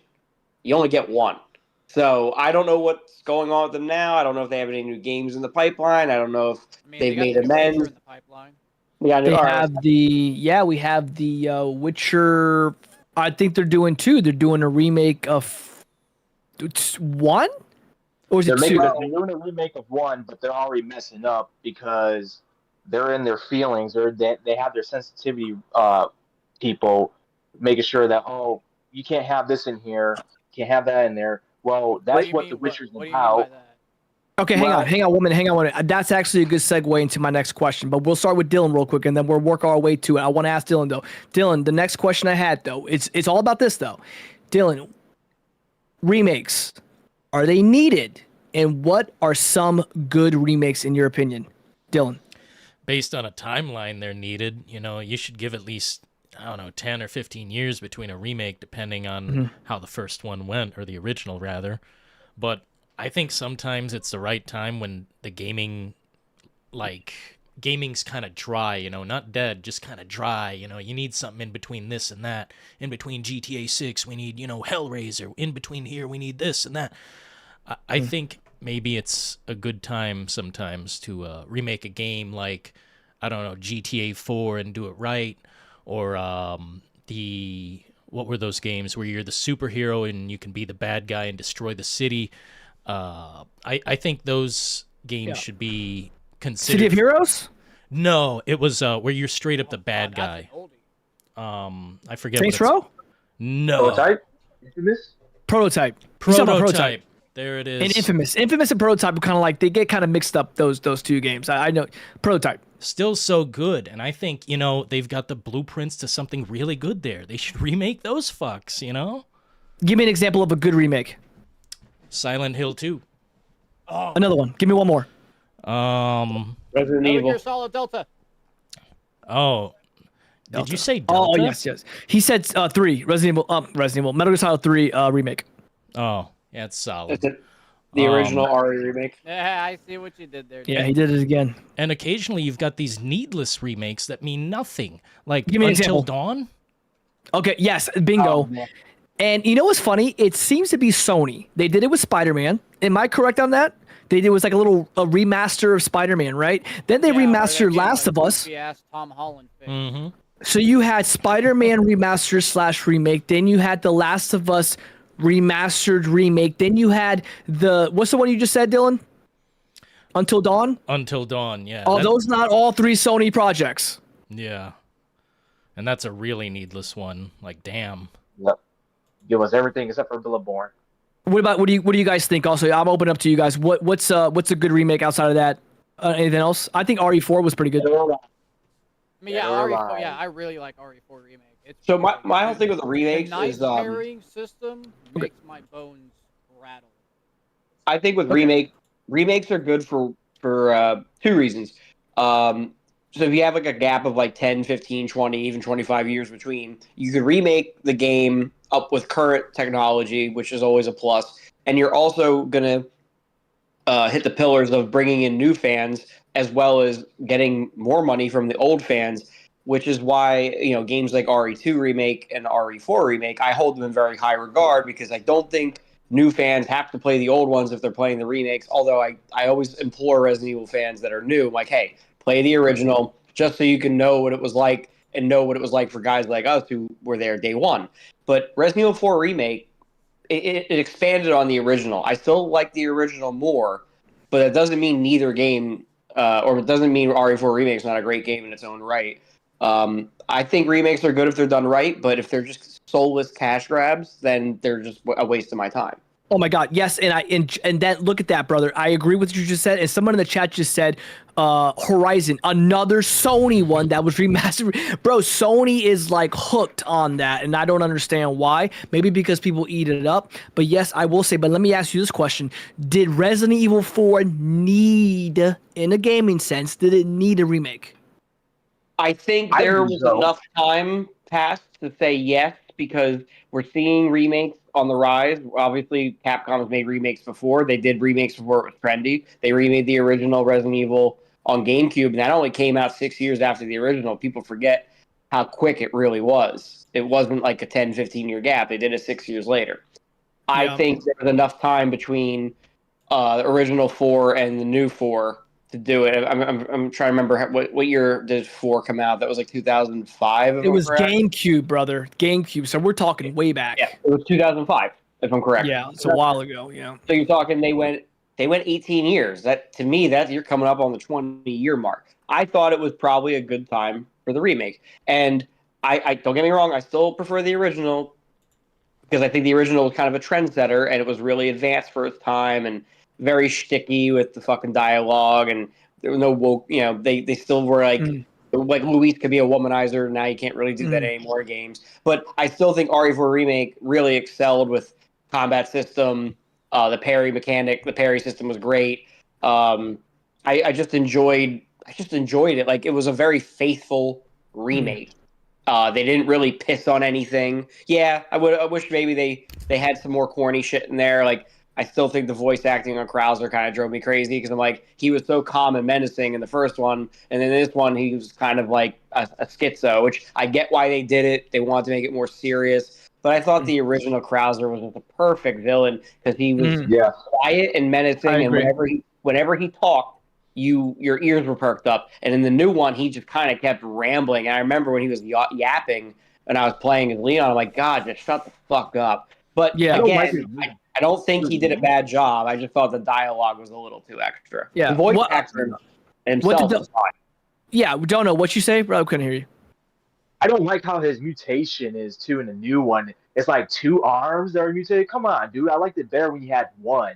I mean, he looked like he was like half and half, kind of like, or quarter mutated, quarter not. Well, it shows like he has greater control, in my opinion. It looked like he had control of it. I mean, obviously, this guy worked. I mean, not just worked, but trained Leon as well. So you obviously, the dude knows what's up, and of course, it makes more sense when it's just 1 arm because obviously it was that arm that was that was heavily injured in Operation Javier. That makes more sense. Why would there be 2 arms? No. Yeah, I liked Krauser.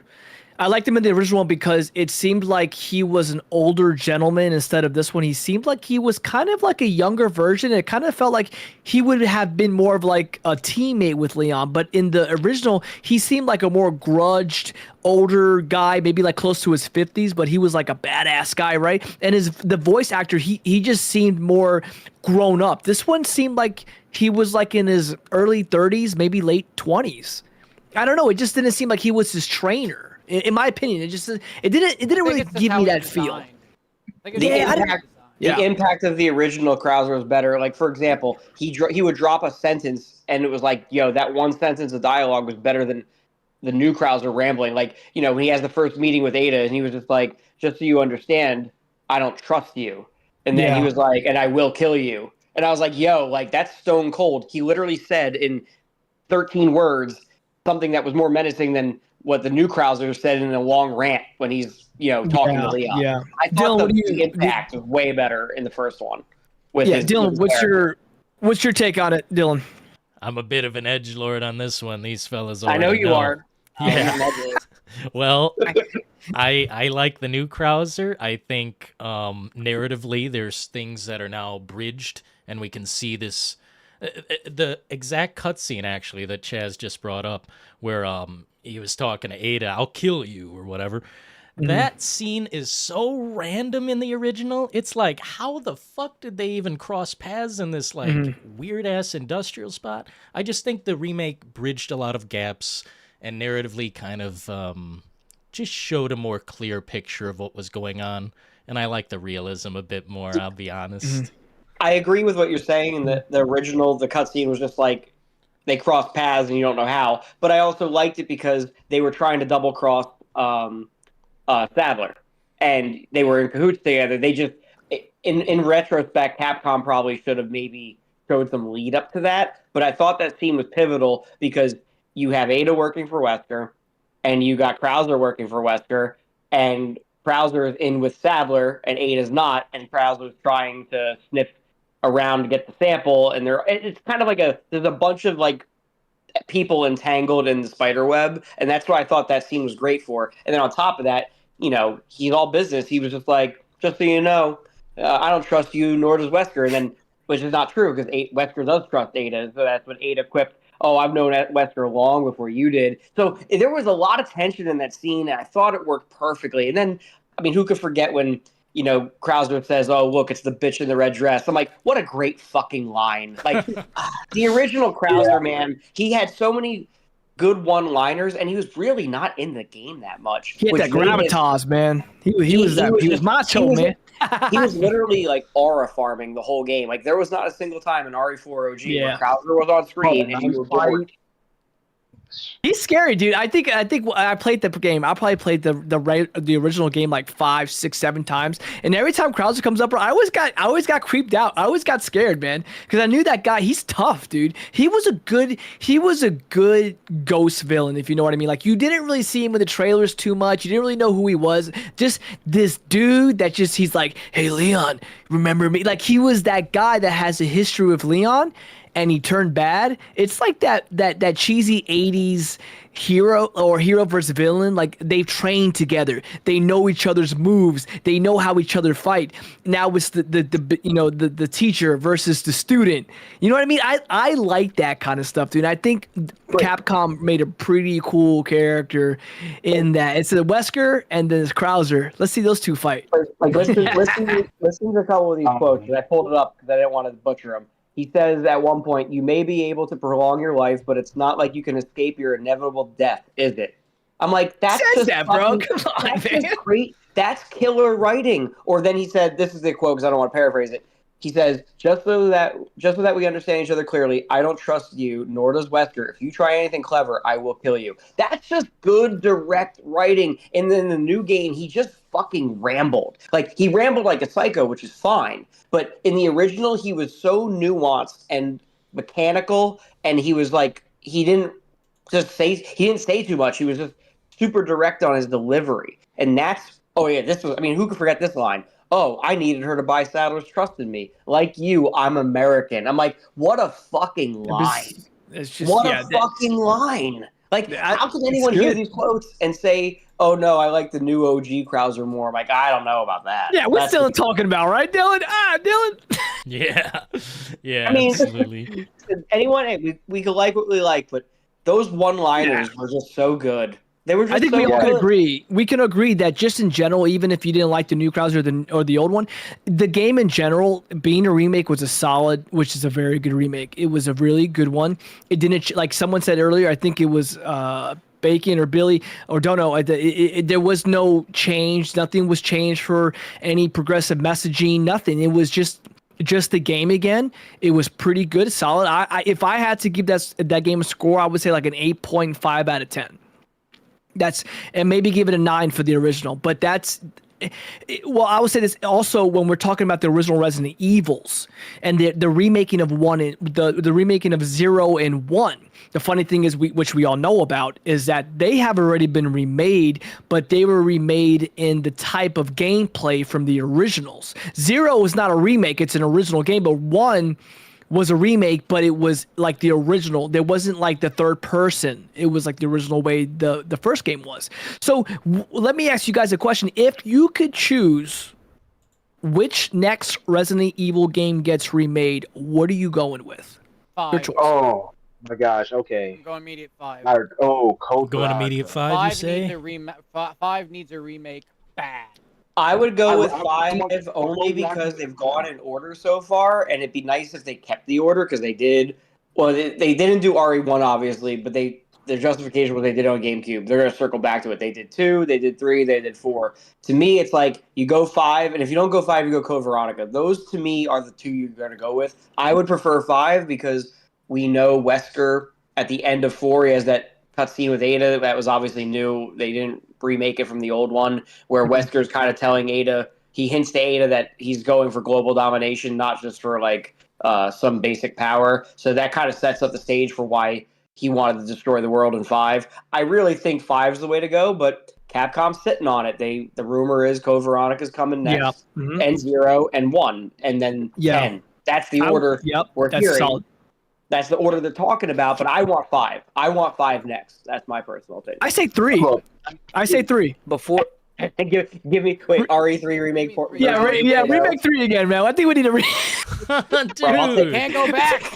I think we need to Can't know. go back. see before, It's done. I'll take before I Y'all see that fan project though? That's going on with 3 remake. What's going on? Talk to us. They're I heard bringing the back project's really good. Yeah, they bringing back the cut areas and stuff. I didn't look into it all the way like that, but I saw Yeah, but that's for the something. PC people, okay? Most that should Why- be in there.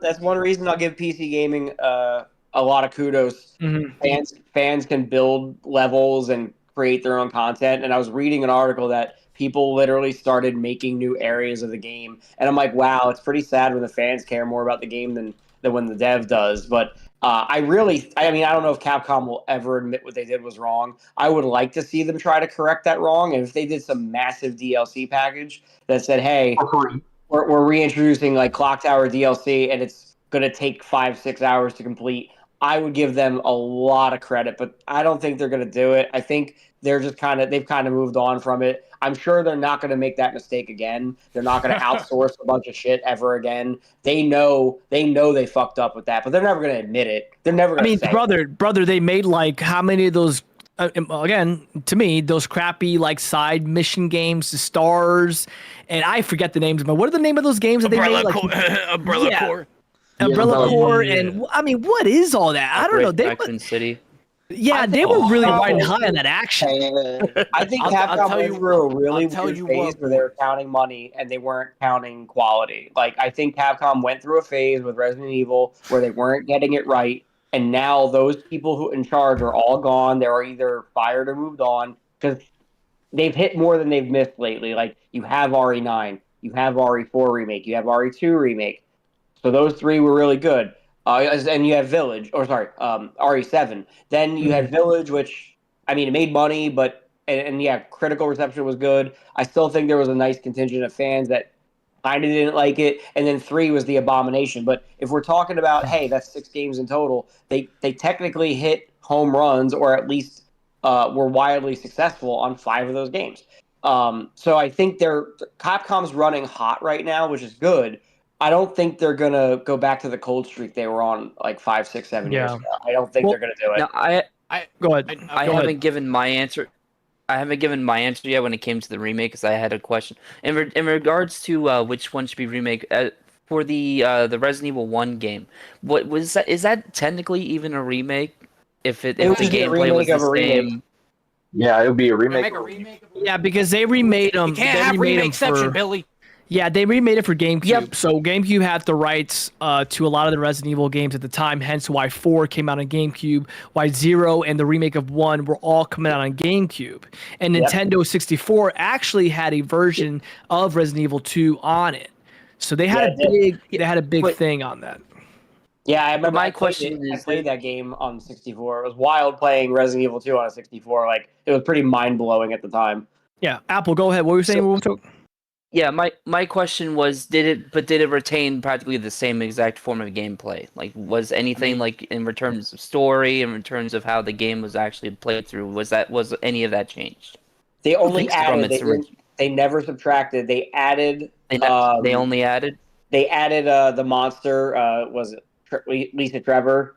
He was like kind of like a Okay. tyrant, like a nemesis that chased you. That- They expanded upon. Actually, that was really they expanded maybe the files of the game, but they didn't cut any locations. Like the mansion was the mansion.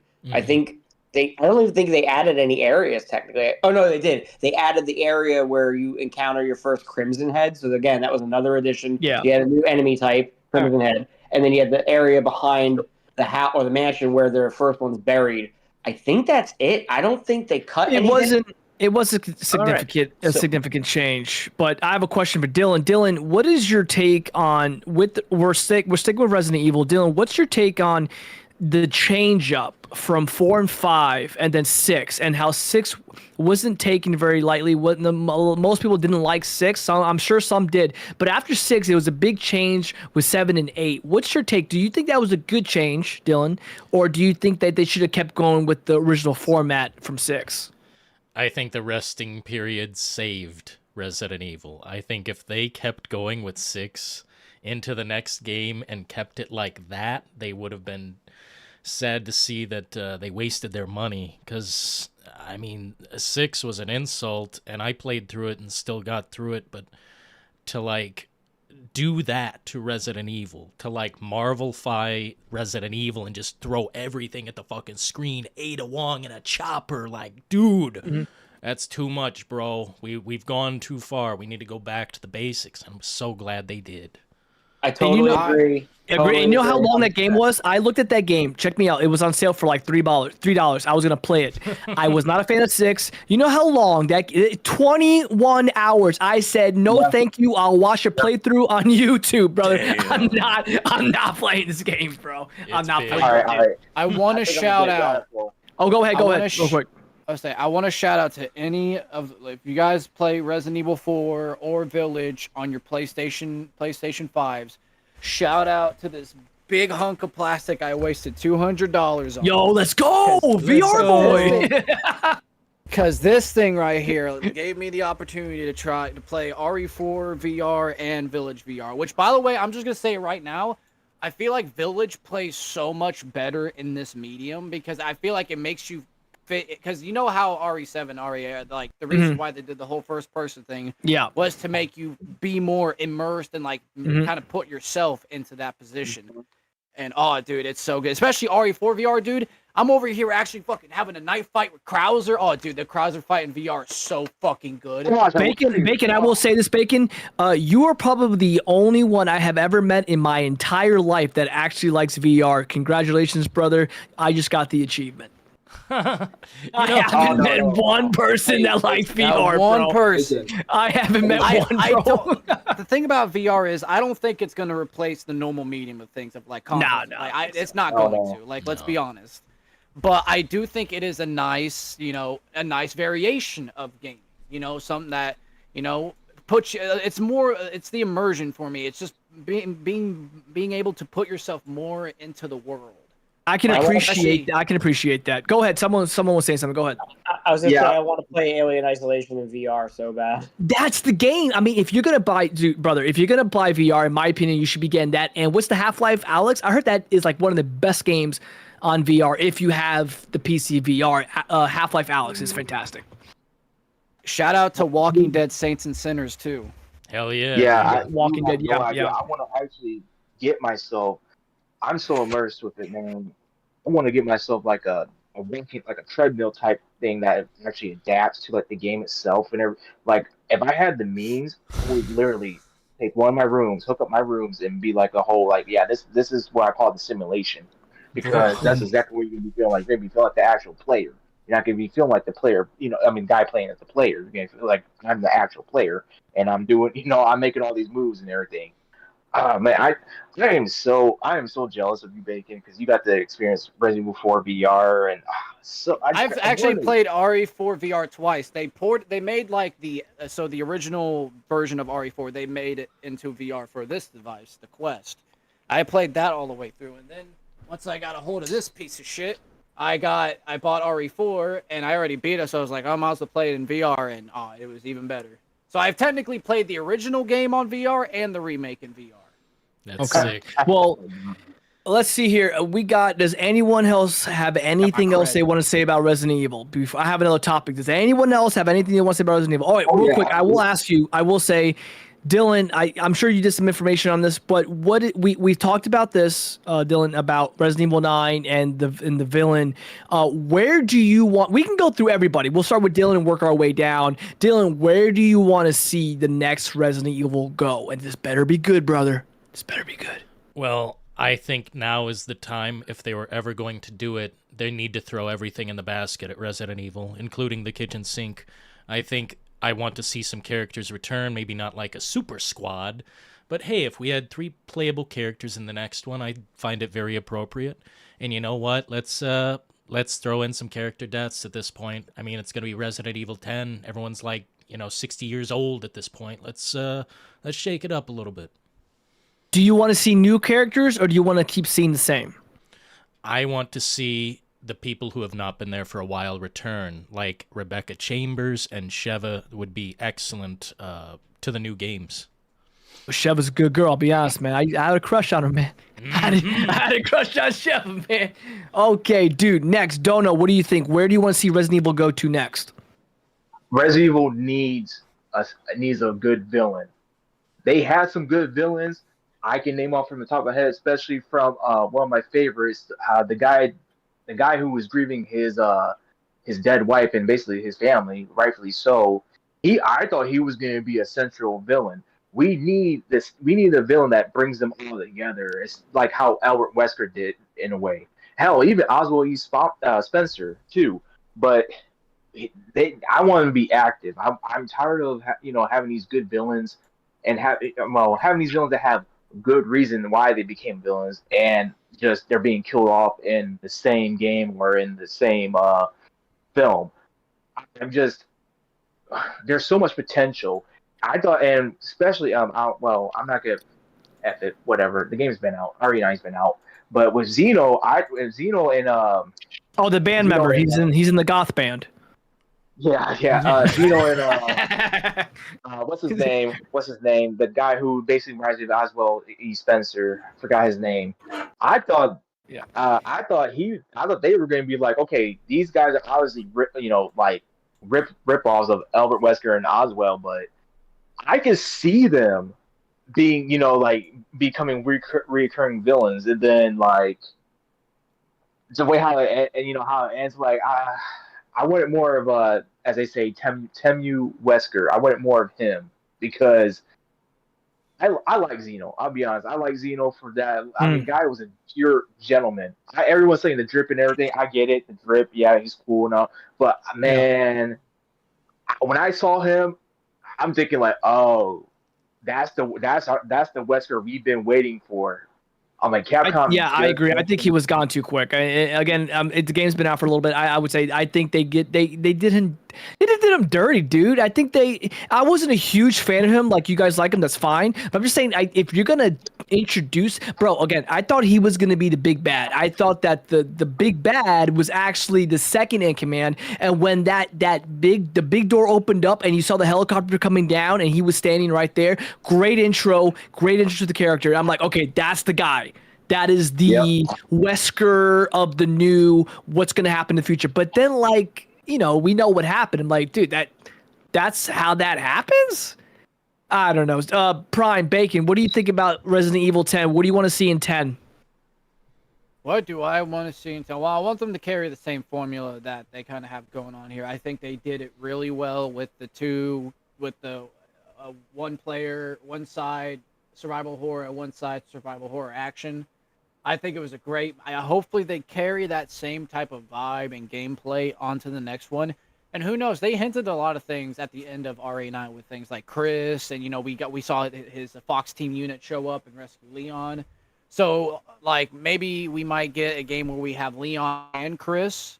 Maybe, hopefully, that'd be really dope. Okay. All right. Big Apple, Billy Apple. What do you think? Okay, so my answer probably is going to be very conventional, but I do have a short answer and I have a long answer. We want something good. We waited. You had four people in front of you. We want something good here, man. Come on. You had time. So this is for me personally. So as a short answer, because I'm gonna deviate from a continuation from Mario 9. I would like to see it more of a origin style game and returns to the character Hunk, because I feel like he deserves a full on story of Wait, that wasn't Hunk in the game? That wasn't him? I mean, some believe he was. A lot of it points out, but I feel like he does. I feel like that shouldn't have happened to him if it was him. But I'm talking. But in terms of story, we don't really get much from Hunk, and I feel like he deserves a full on story. He's kind of like the Boba Fett of Resident Evil to me. So I feel like I would like to see a full on story in return.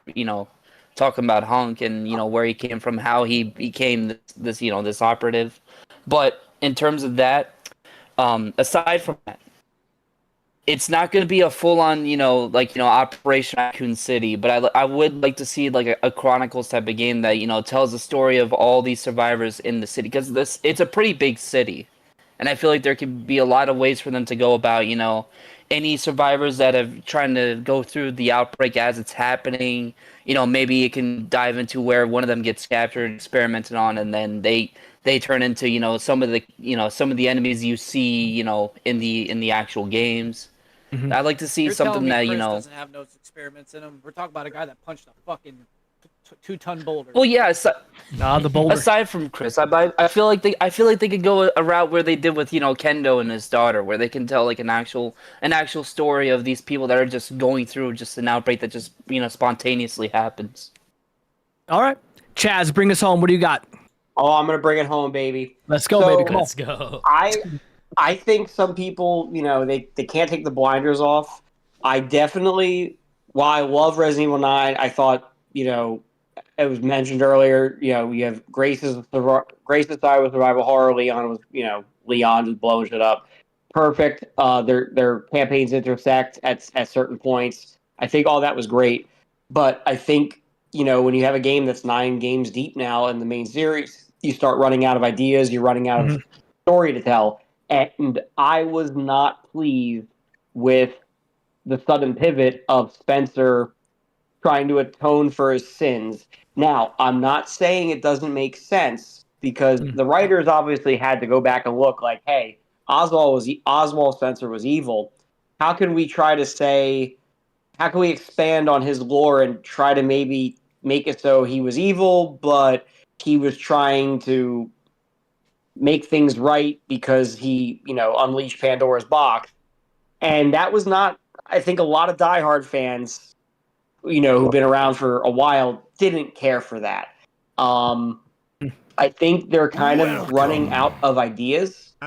So, in my opinion, like Dillon said, start bringing back other characters. Start bringing back characters from games we haven't seen in a while. Introduce some new ones. Maybe introduce new threats, new adversaries, because I felt like they were reaching with the whole Oswald plot a little bit. Like, if you go back and watch Resident Evil 5, and there's the scene between Wesker and Oswald, there's nothing that Oswald says in that scene that the writers couldn't use in 9 to be like, oh, it's a total contradiction of who he was. All we saw is, he's upset with Wesker. He's upset that he couldn't become a god. And he says, all was lost in Raccoon City, which is kind of an open-ended thing, because obviously the original writing was Raccoon City was wiped off the map. But we saw that they expanded the lore of Raccoon City by saying, well, it was wiped off the map, but it was not wiped off enough. They did it almost as a cover-up to keep doing shit in the city deep.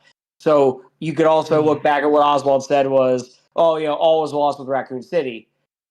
That means two things. The original process was it got nuked and it's all gone. But as we saw with the RE9 writers, it was that they took a step in a different direction. Like, well, it was wiped off the map and the government was covering it up, so Oswald Spencer couldn't get back into Raccoon City to get all the shit that he wanted to produce his dream of becoming a god. So, like I said, they had to make some.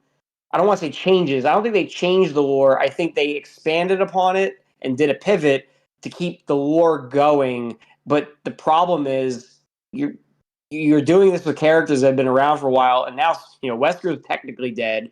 Spencer's now dead. To me, it's like they got to start coming up with new adversaries. That's why Resident Evil 4 succeeded, because you had the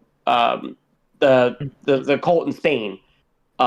Resident Evil 7, they changed it up. They're like, hey, there's a new company with a new virus, and it was on a ship, and then the ship crashed in the swamps of Louisiana, and then it affects the girlfriend, and then you're Ethan going after the girlfriend. Those are all like new lores, new expanded stories. That's what they have to do. I don't know how much they can unravel by trying to stick to like original story from like Resident Evil 1, because Spencer's tied to the original game. So that's what I want to see. I want to see them start getting more creative. Okay, very good. Everyone's got a pretty good point. Now, Dillon, we'll do a real quick one. Do we see Spencer again? Only in archive footage or something. Do we see Albert again?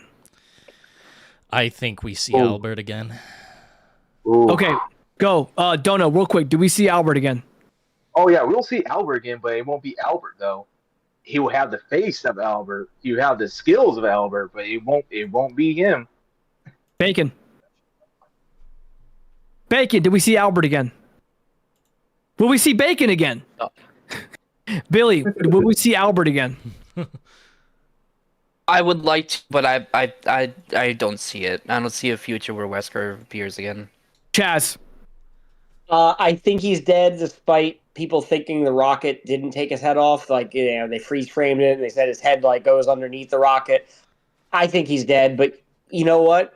Capcom went back and said Oswald Spencer was, a bad person that came to grips with reality and tried to do the right thing. So, do I think it's entirely possible he's gone? No, but I'm going to say he's not coming back. All right. So, Dillon, this is your show. Do you want to move on to the next topic? You want to continue down the Resident Evil?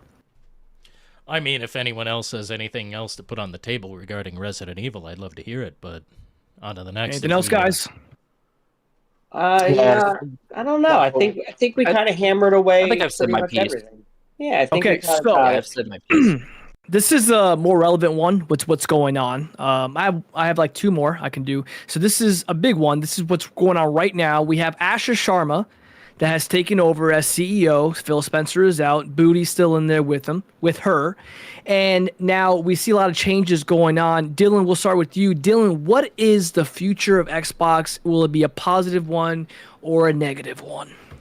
Well, unless they deploy the fucking life preservers, I mean, it's finished. I mean, I'm already off the boat, baby. We're down the fucking river. I'm done.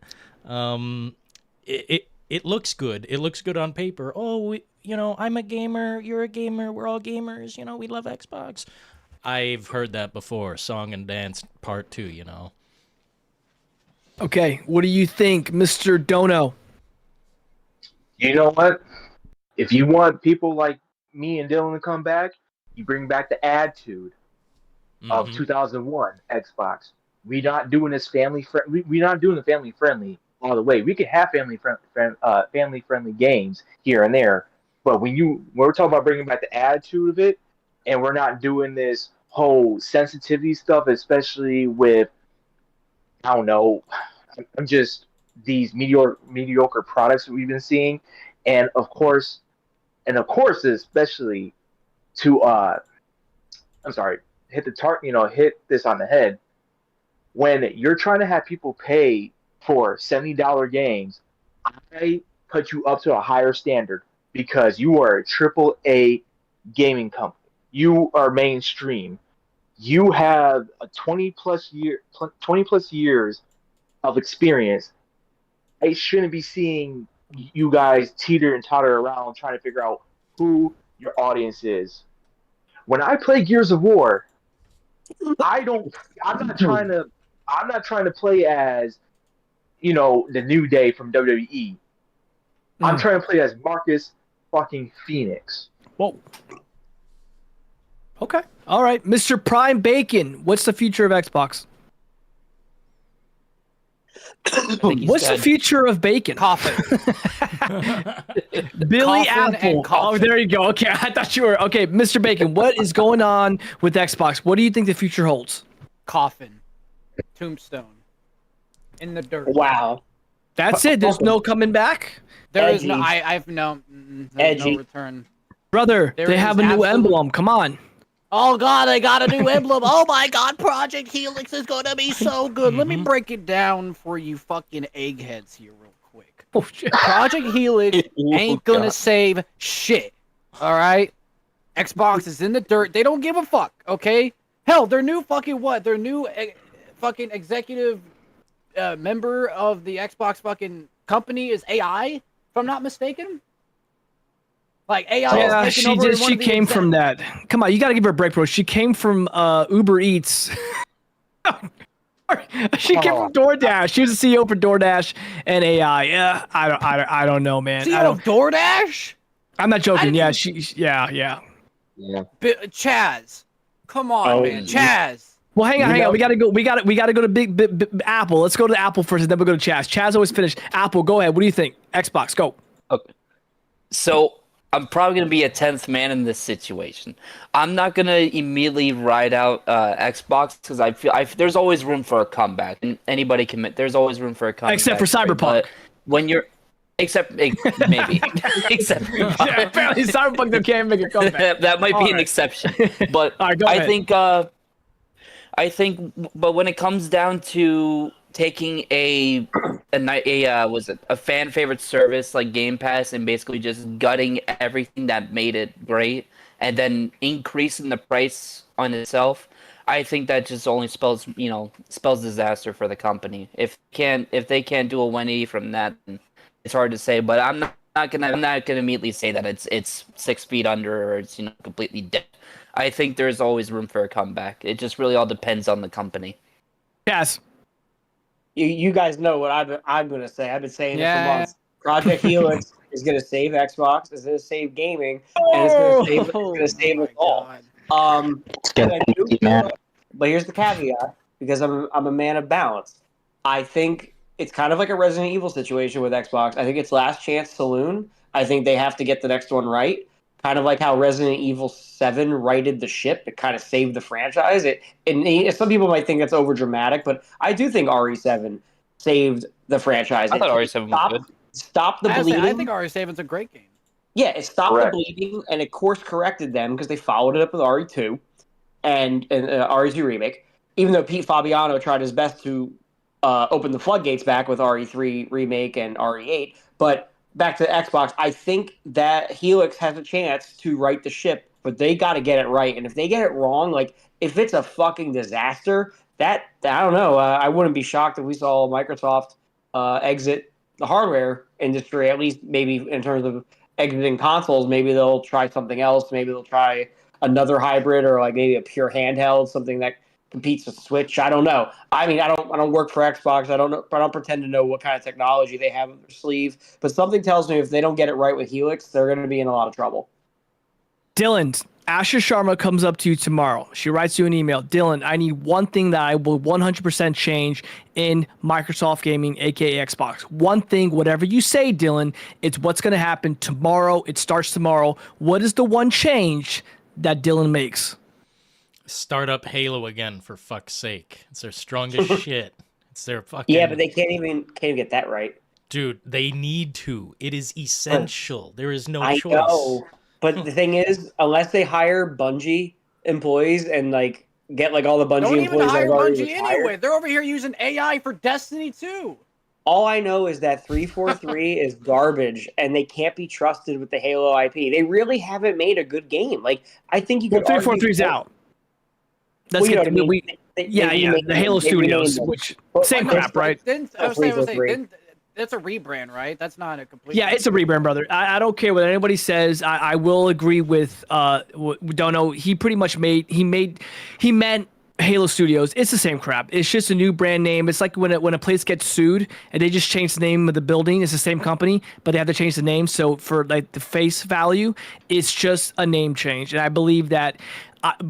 Listen, I love Halo. I adore Halo. I have a tattoo of Halo. I have a bunch of Halo. I love Halo, bro. I'm going to Halo Fest at the end of the year. I'm a fan.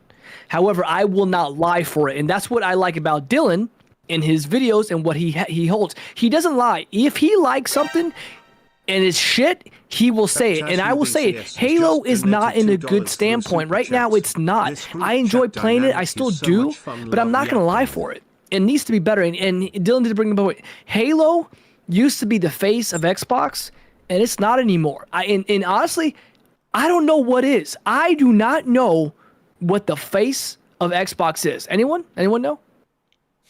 I don't think they have anything right now. I think they have nothing to show for. They have nothing to show for. Halo, it's so sad watching Halo downfall like this. It's really bad. It's almost unbelievable. Like, this was literally the greatest game series on the planet. They couldn't put out a bad product. And now the last 3 products have been fucking garbage. I just don't know how do you fix it. Like, I personally think you got to bring a whole new team in. I think it's going to take a lot of work, and it's going to take a lot of okay, but are they going in the right direction? We mentioned Ashley Sharma.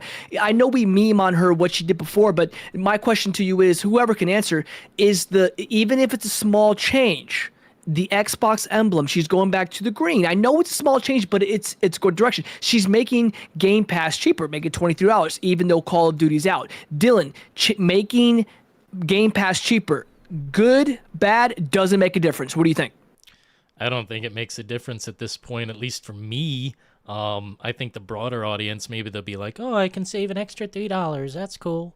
But, bro, like, where is the library? Where are the games? There are no exclusives anymore in my eyes, and Call of Duty will not be on their day one. So it's just more of, pulling things back. Oh, we got to pull things back because we can't handle it. Who has Game Pass here? I don't. Did anyone have it before? I used to. Ever have I it? did. Okay, so my question to anybody can answer this.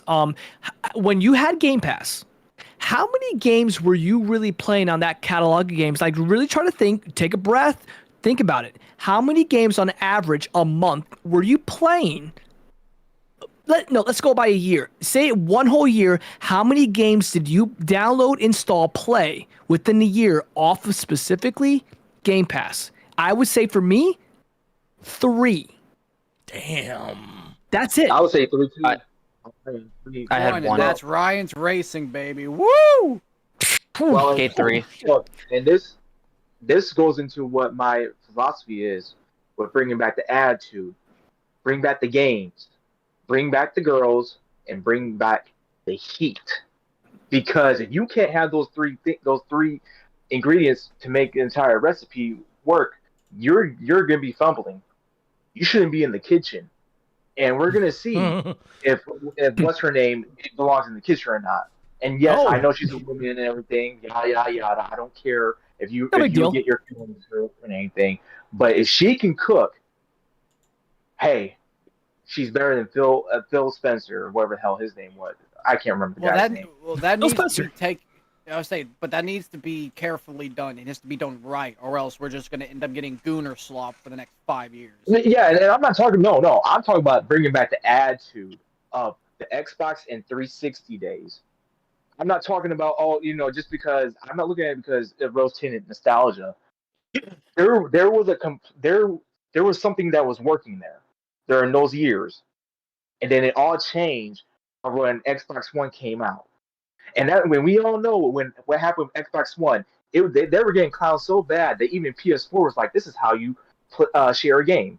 Yeah, they made that meme. They made that thing about it, and it embarrassed them, and they changed their ways very fast after that. I would say the Xbox 360, in my opinion, is one of the best consoles ever made. I think it came out at a great time. It was a great running console. I know they had the Red Ring of Death, and people were affected by that, but on average, most people weren't. And that, bro, people still to this day have an Xbox 360 and they just use it for Netflix or something like that. But the Xbox 360 was a very good console. It came out at the right time. But I just don't know where they lost. And like you said, Xbox One, they kind of lost their way when they tried to bring the Kinect. And the Kinect, when they tried to bring by the Nintendo Wii, it didn't work. So my question to you guys is now, do you think they should stop trying the whole PC thing and just stick with console and stop trying to be connected with PC? Or do you think the PC thing's good? The PC is one hand in the other, because this is Microsoft through and through. So it makes more sense for it to have the PC, and especially when it's helping your sales as well. Now they're not doing the whole Sony thing where it's going to be exclusive for 1 year, then it's going to come on the PC. That's going to hurt your sales in a way, to be honest. It's better off because look, we got YouTube. Guess what people are uploading on YouTube? Gameplays, spoilers. So it makes more sense to have this incentive of, hey, look, I buy on PC or Xbox. It doesn't matter.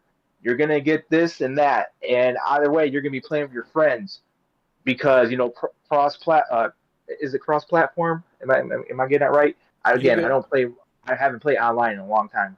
But that's going to be working out. I mean, hell, the new Gears of War. I think they're doing that with the new Gears of War. I'm pretty sure they're going to be doing that with Halo, and I hope they drop the whole.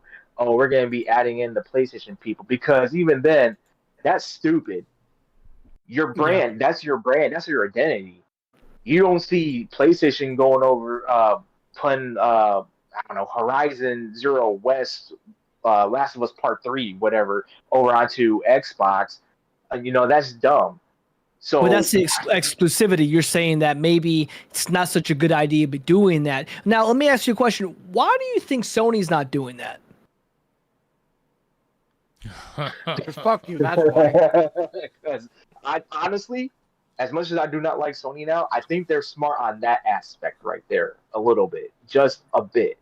I don't want to give them too much credit, but for all their faults, I will say they kind of realized, like, hey, if we did this with Kingdom Hearts, and I don't know if the sales were good on Xbox and Nintendo. I'm not sure, but Okay. I'm assuming they weren't good.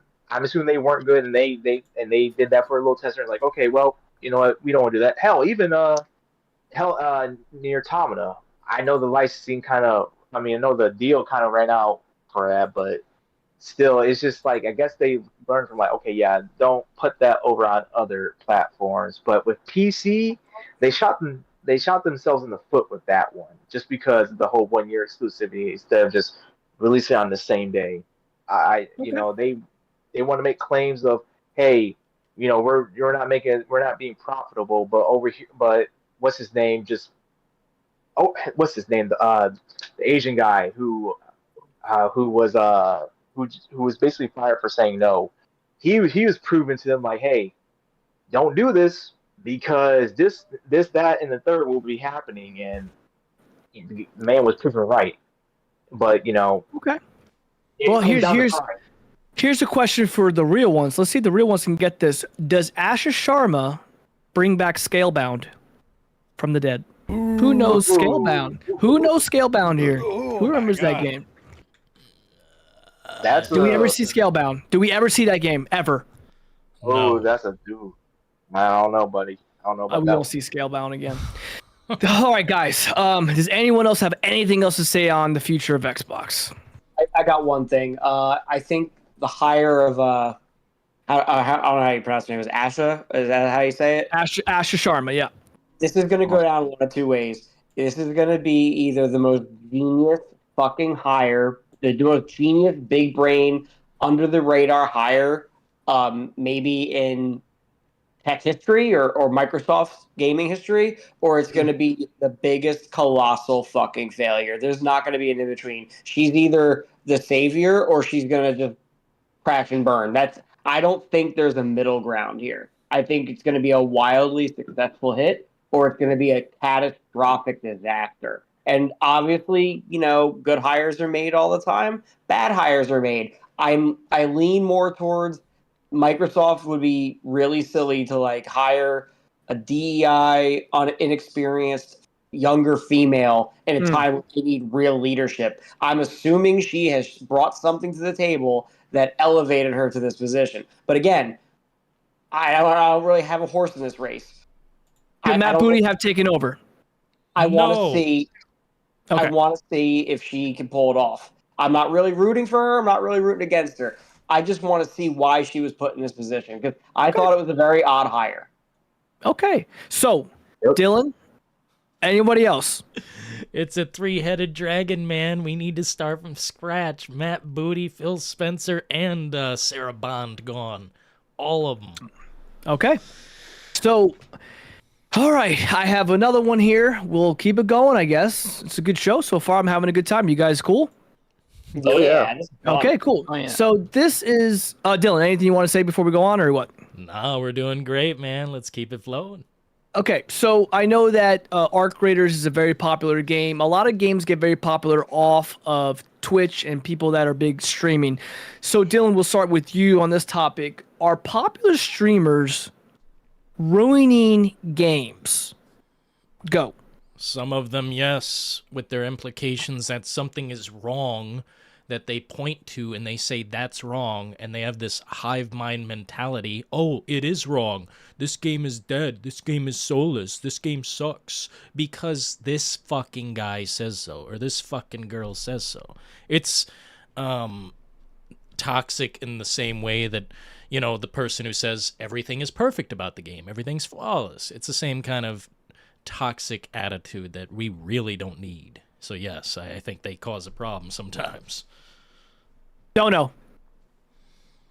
First, we had the parents. Then we had Jack Thompson, the journalist, and now we have the streamers.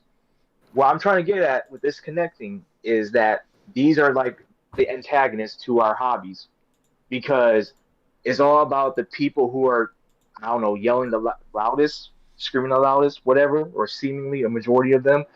But yeah, I agree with Dillon on this because some of them are, you know, some of them are genuine and some of them are just, oh, I only play, you know, FPSs and I don't like this type of genre, so this sucks, and but yada yada yada.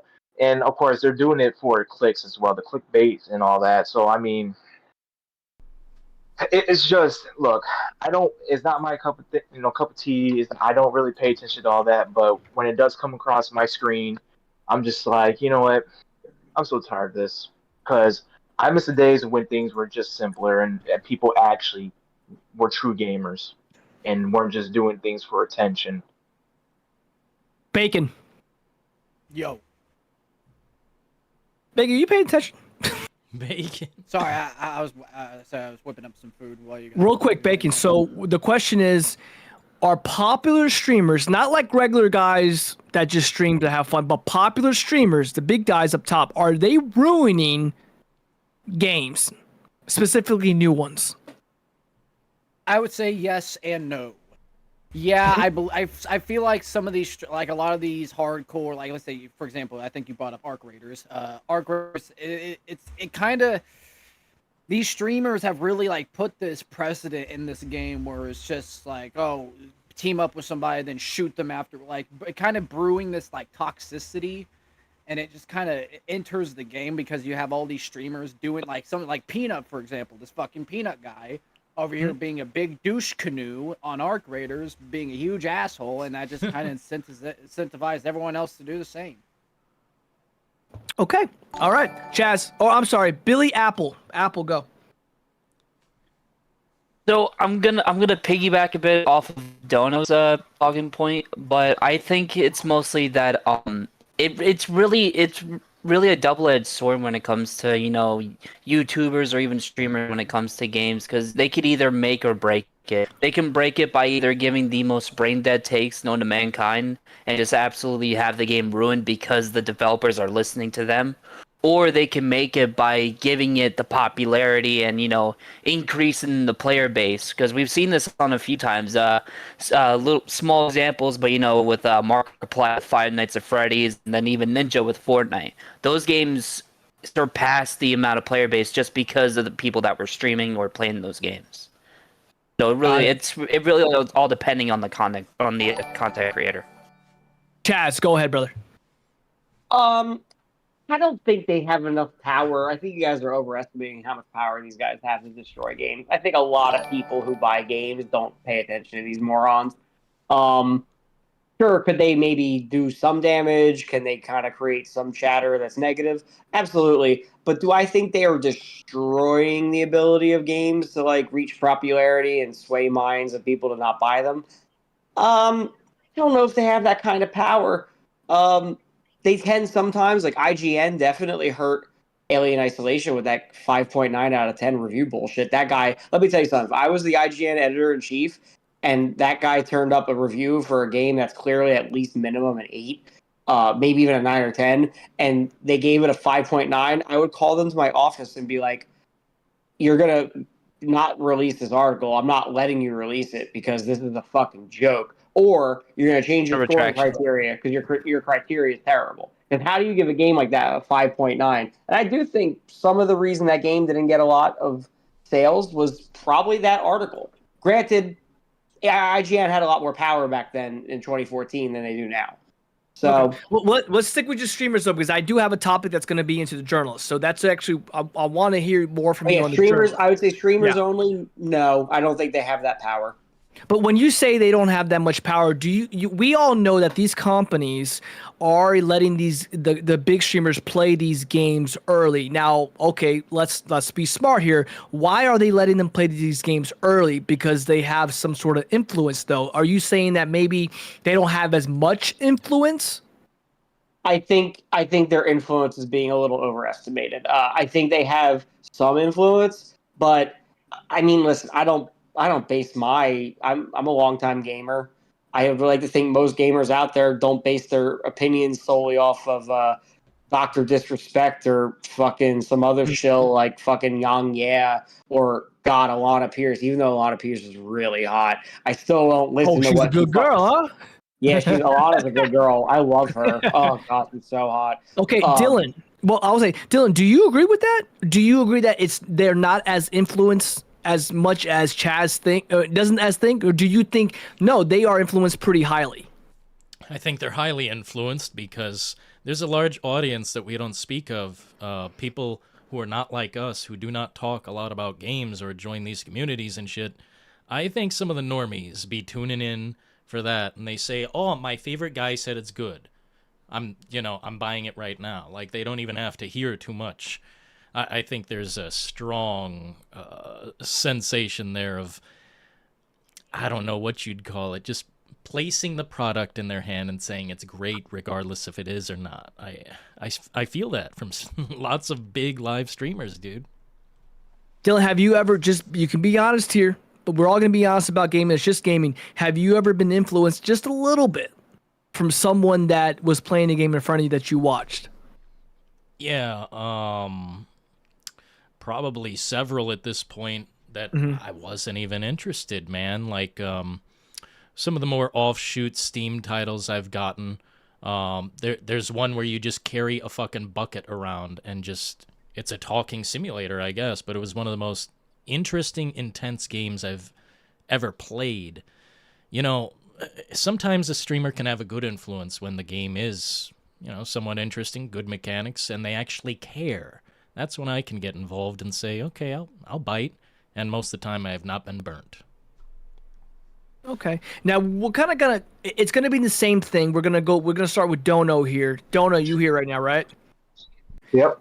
Dono, when it comes to, again, I guess you could say it's an influence, right? We're gonna kind of segue into a different kind of influence, which was the original influence of all time, right? Journalists. So with journalists in gaming, where would you say we're at right now? As in, like, you know what? When it comes to journalists and journalism, I'm questioning them every step of the day when it comes to our hobbies, because at one point in time, when I used to collect the PC gamer magazines, not Game Informer, but PC gamer magazines and all that, I was eating that stuff up, dude. I was consuming, and I was learning things, and I'm just like, wow, these guys are actually interested. Now, granted, I was younger, but even then, when I look back at those same magazines that I still have like 20 years later and everything, you could see just how everything's degraded with these so-called quote unquote journalists, and I don't know. I'm at the point. I wouldn't say at the point. Just I wonder, like, why? Why are you just doing? Why are you doing this in the first place? And the more I question question this stuff, and I reflect on it, the more I'm realizing that this is some operation. It has to be. It just doesn't make sense for people just to be in this profession and they hate it, and they're just no, they're. I mean, there has to be some sort of operation going on, and from what we've been seeing lately, things are becoming true and more true, especially with the localizers changing up the dubs and what's being said and everything. So it's just that's my take on it. I'm sorry if I'm not making any sense, but Nope, it's all right. It's okay.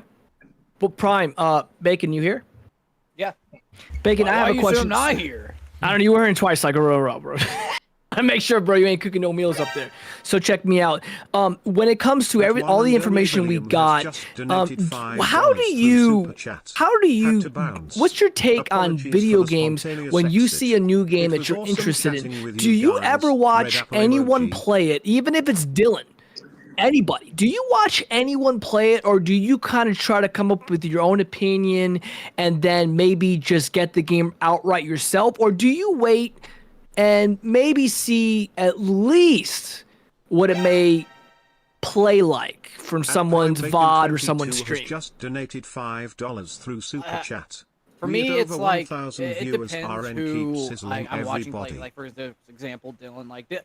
Usually the games I see Dillon play, if he says it's good, more than likely it's going to be good. But I also like form my own opinions, and I'm always willing to try a game. I'm always willing to give a game a chance, whether what marketing says or not, because you won't never know until you actually get your hands on it and see how you feel about the game. Okay, very good. And yeah, Chaz, you're last up on this one. You kind of talked about journalists and how you felt about the IGN review and what you would do in that situation. Do you kind of agree with Bacon? Do you kind of just try to be your own guy when it comes to the games, or do you kind of try to just do a little bit of a sneak peek before?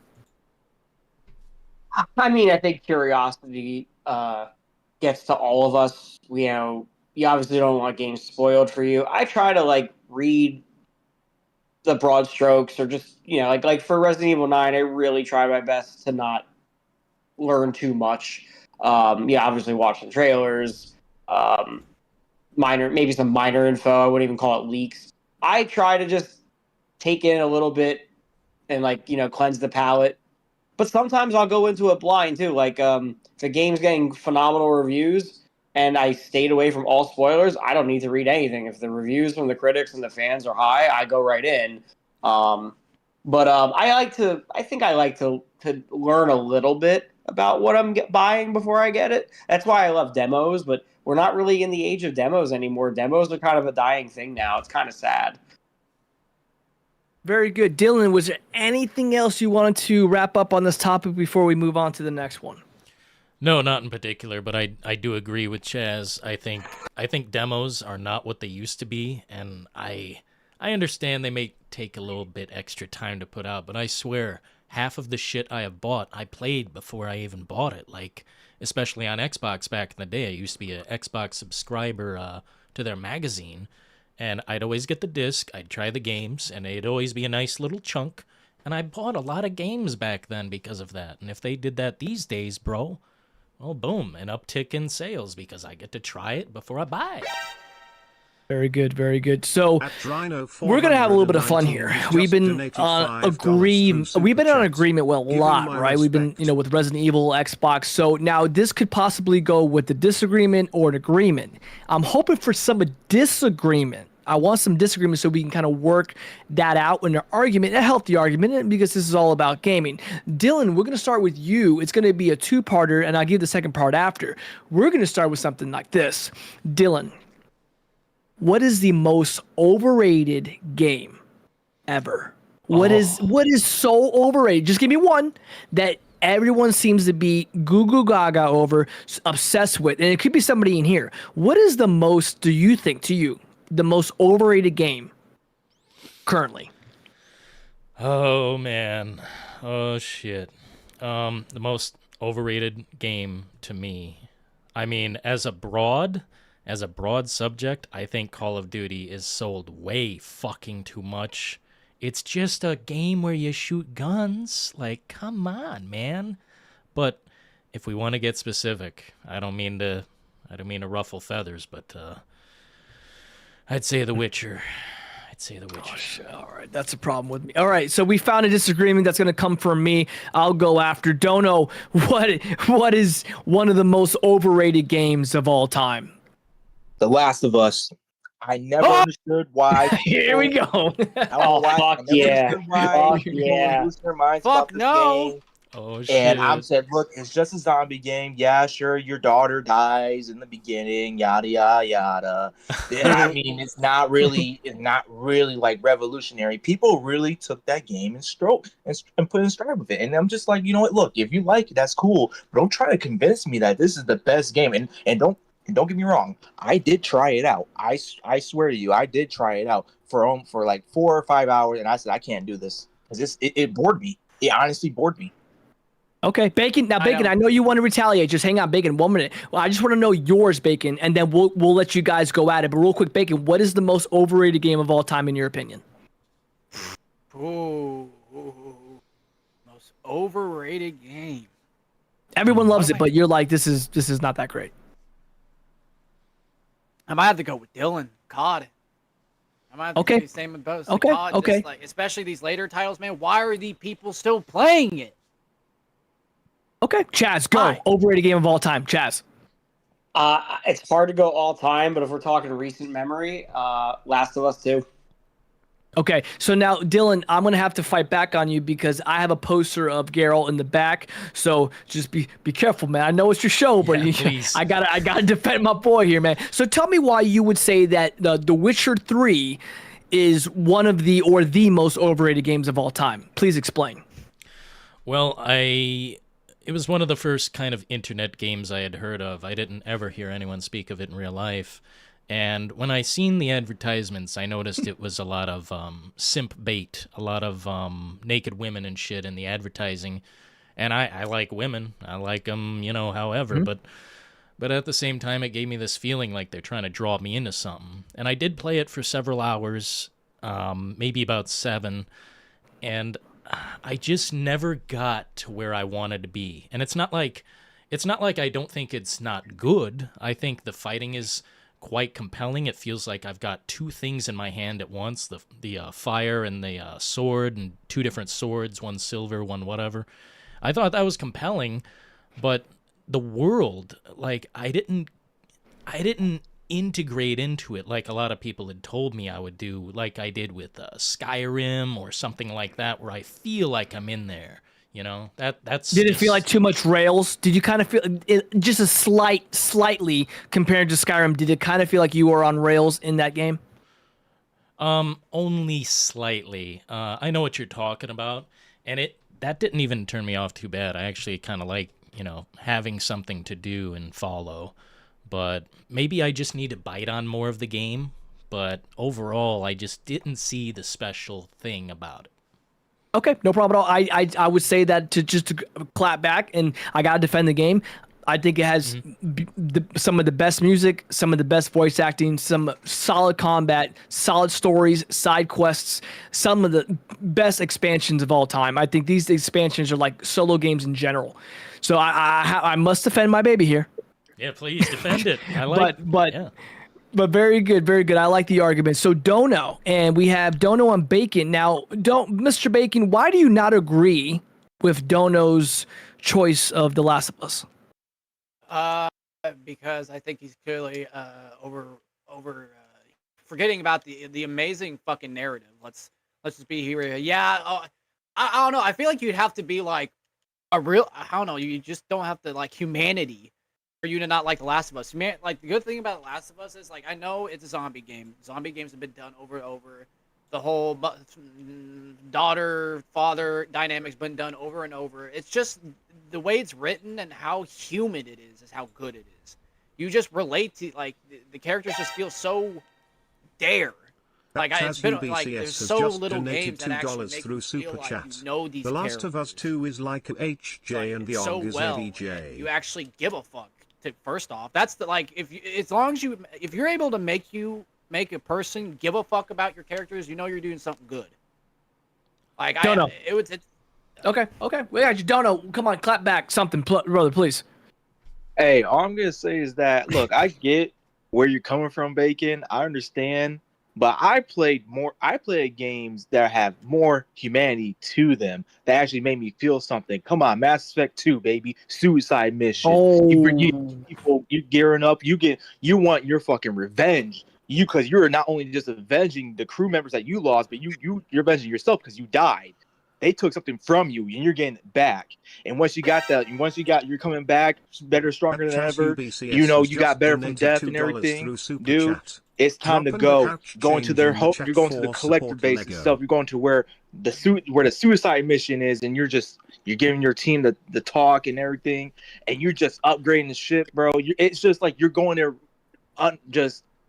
That's a completely different type of game, though. If you don't prepare accordingly, you lose people. And during my first playthrough of Mass Effect 2, and I was losing people, man, dude, I came close to crying at times because I was like, oh my gosh, I built a relationship with some of these characters from the first game, and they're dying in the second game. And you know this was back when I was still new to like Mass Effect and everything. So yeah, I will argue that I played better games than The Last of Us that have. So you're telling me that scene where that guy had to shoot his zombified son and himself didn't make you feel nothing? Nope. What kind of fucking human being are you? Nope, I didn't feel anything. I said, well, this is dumb. I felt more of Uncharted, to be honest. has just donated $2 through Super Chat. Red Dead 2 broke me down now, and I wept like a woman. Now we kind of got that out of the way because I think Chaz didn't really have any argument with anybody here. We kind of agree with Chaz. So we're going to we might agree on this part more. It's going to be an opinion based again. It's going to be the opposite. Dillon, we're going to start with you. Dillon, what is the most underrated game? What is a game that's really good and people don't seem to give it a chance very often or ever? What's that underrated gem? Oh my god. Vampire Survivors.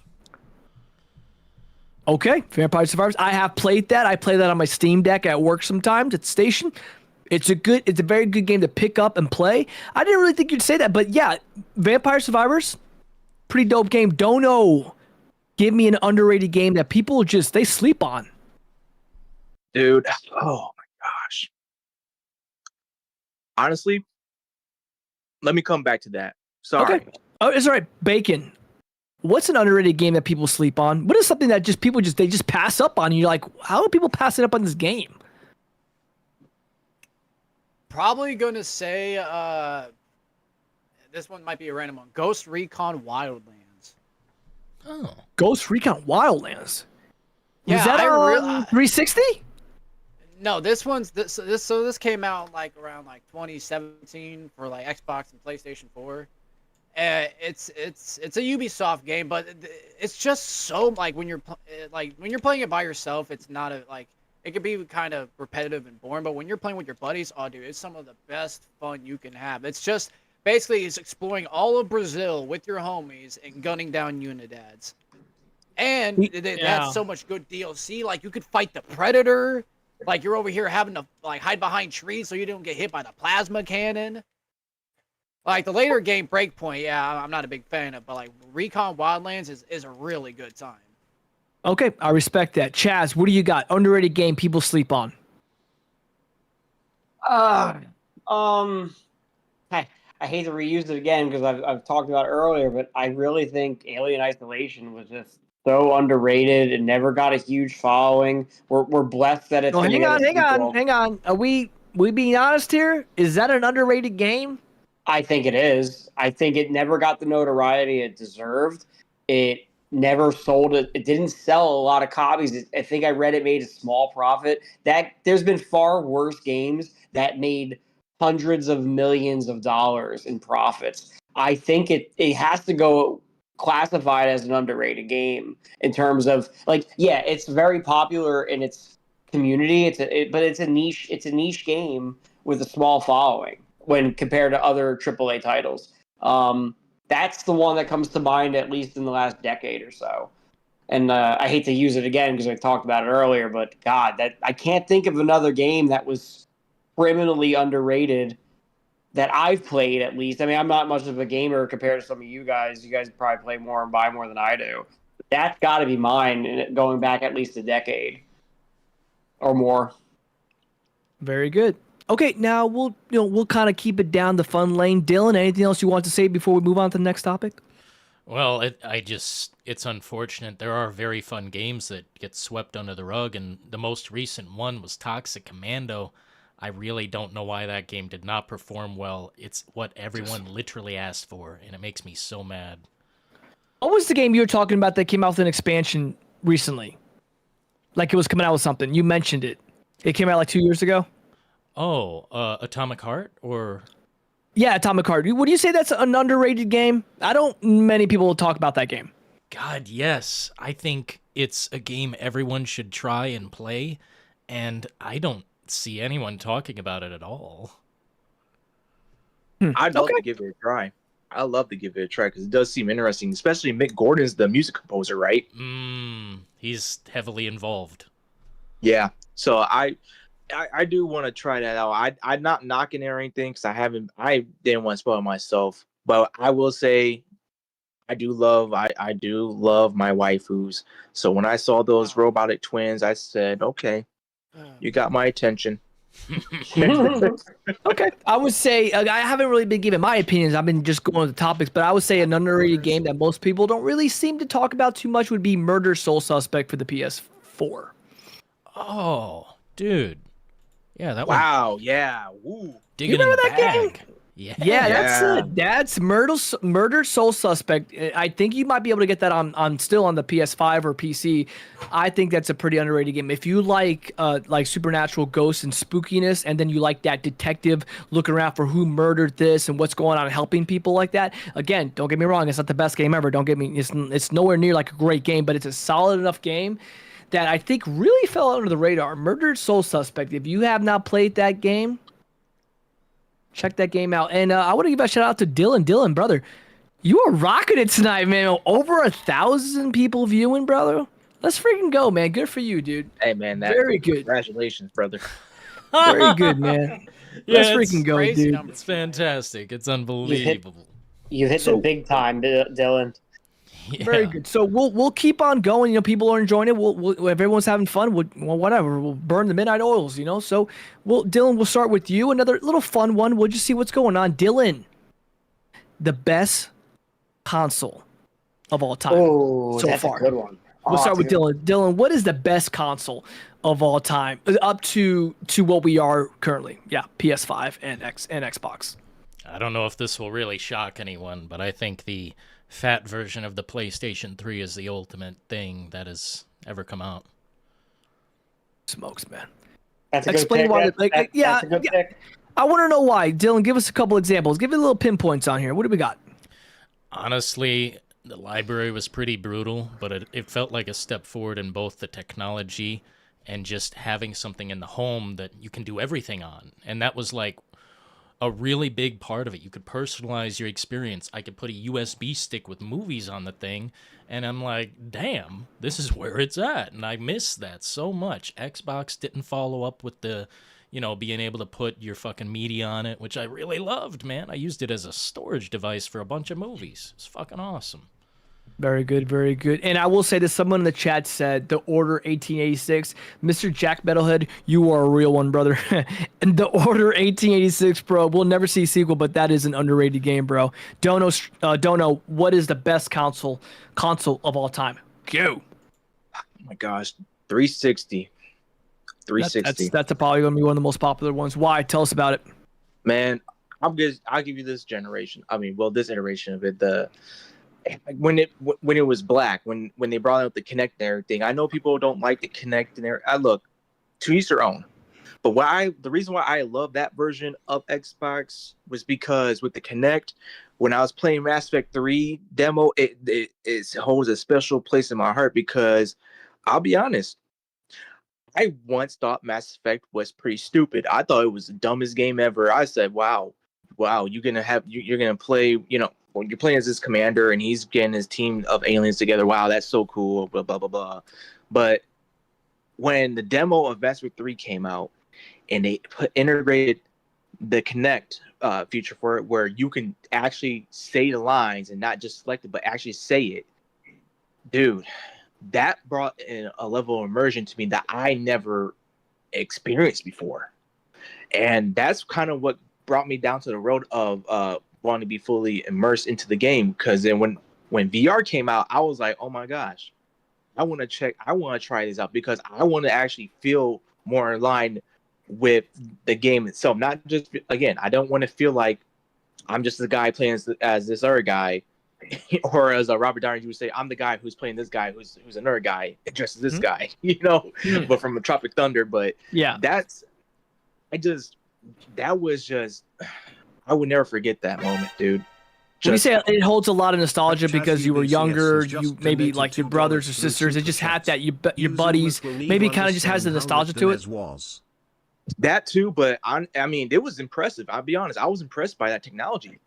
I mean, I think there were some good things about, I could say, about the Kinect, and I'm pretty sure some people can agree with that with me. I agree with that as Just well. Dance.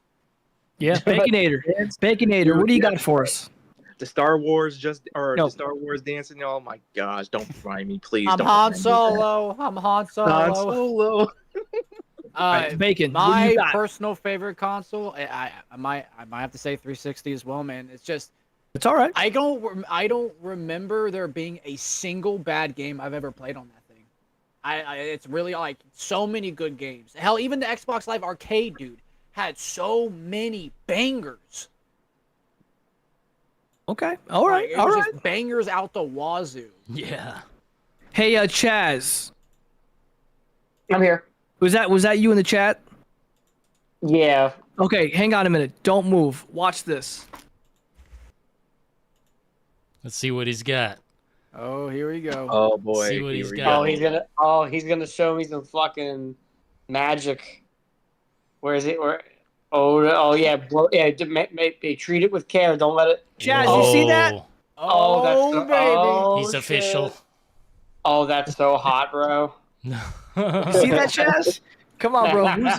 Chaz, I'm 37, bro. Come on, bro. That is just for gaming, right? So that's all gaming. I said, what's the OG, right? What's the OG gaming? NES. So is that your choice, Chaz? What are we thinking here? So I know the question is only one console, but I'm going to break it into two parts: modern and old school. Modern, I really think probably the 360 was just such a great platform for such a long time and had such a great library of games. You had Halo 2, 3, Reach, and then even towards the end, you got the Tomb Raider reboot, which I think was one of the best. That was the first Tomb Raider game I ever played because I didn't have PlayStation growing up. I was a Nintendo kid, so I never played the old Tomb Raiders. So Tomb Raider 2013, I thought was one of the best last games that came out in the 360 before the Xbox One came out. And for old school, I got to go NES. Bro, nothing was more lit than playing Super Mario at 5 years old or playing Mike Tyson's Punch-Out. Bro, Mike Tyson's Punch-Out, if you've never played Mike Tyson's Punch-Out, you don't have to be a boxing fan. You don't even have to be a boxing fan. Mike Tyson's Punch-Out. And you can play it on the Switch. You can play it on the Nintendo Store. It is fucking amazing. And it was an NES game. I think the NES was just a wildly awesome console at the time. And there was obviously other consoles too. Super Nintendo was good. Atari was good. But to me, the NES was like the mothership of it all. So that would be my two answers. Very good. So those are all good answers. So I'm going to have to be a little bit of a piggyback off Chaz. I think, in my opinion, I guess the best console of all time, is the Nintendo GameCube. I think that console. Okay. Yeah, I know a possible hot take, but I think that it had some solid games, solid exclusives. The control was a little funny, but it wasn't as nutty as Nintendo 64. And it had Metal Gear Solid exclusive, Resident Evil exclusives, third parties, Mario, Star Wars exclusive, Rogue Squadron, the little tiny disc. It was portable. The GameCube was portable. You can plug all 4 controllers in. Bro, Nintendo had Resident Evil 4, bro. You're not being, I agree. The GameCube was definitely a big hit. It was a very unique system. All that power in a very small frame. Had a handle on the damn. You could carry it with a handle. Like, how cool was that? But yeah, I agree. The GameCube was a very, very unique product for its time. Definitely, I think it's very underrated. I don't think it goes down as a lot of people's GOAT, but it definitely very, very criminally underrated. I'm a Halo fan. And that Nintendo GameCube, brother. It was just, it hit the spot. Guys, I do have to take a small break. I got to go get some water. I'm very thirsty. Can you give me a couple minutes? Absolutely. Oh, yeah. You are, yeah, brother. I got to get something to drink, too. I will be right back, boys. Damn. Wait a minute. Bro, came in here like the Pierce Morgan of video games. Hell yeah. Yeah. Man, honest, great stuff. I am so honored to be here, man. I'm so grateful to be here. Dude, hell yeah, Dillon on the views, dude. You're doing great. Yeah, we're doing insane numbers. I wonder how it's even possible. But anyway, no, thank you fellas for joining tonight. This has been fucking amazing. Amazing call in. I think these are great because we could all like kind of ping pong and talk in real time. I mean, yeah, the chats are good. But it's just words. There's no voices. There's no personality. It's just words. And I really like when we get on the Discord and we just start fucking roundabouting and shooting shit and going in turns. I think it's the way to go, man. I think it gets people involved and gets the competitive juices flowing for a little debate and the occasional hot take, maybe even a really bad contrarian take. But I like contrarian takes. I like edgy. Same. I like things that get us going.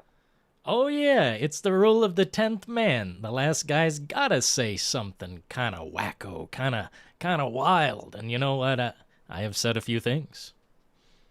I'll say a few things too here, But I hate I like playing Mortal Kombat 1.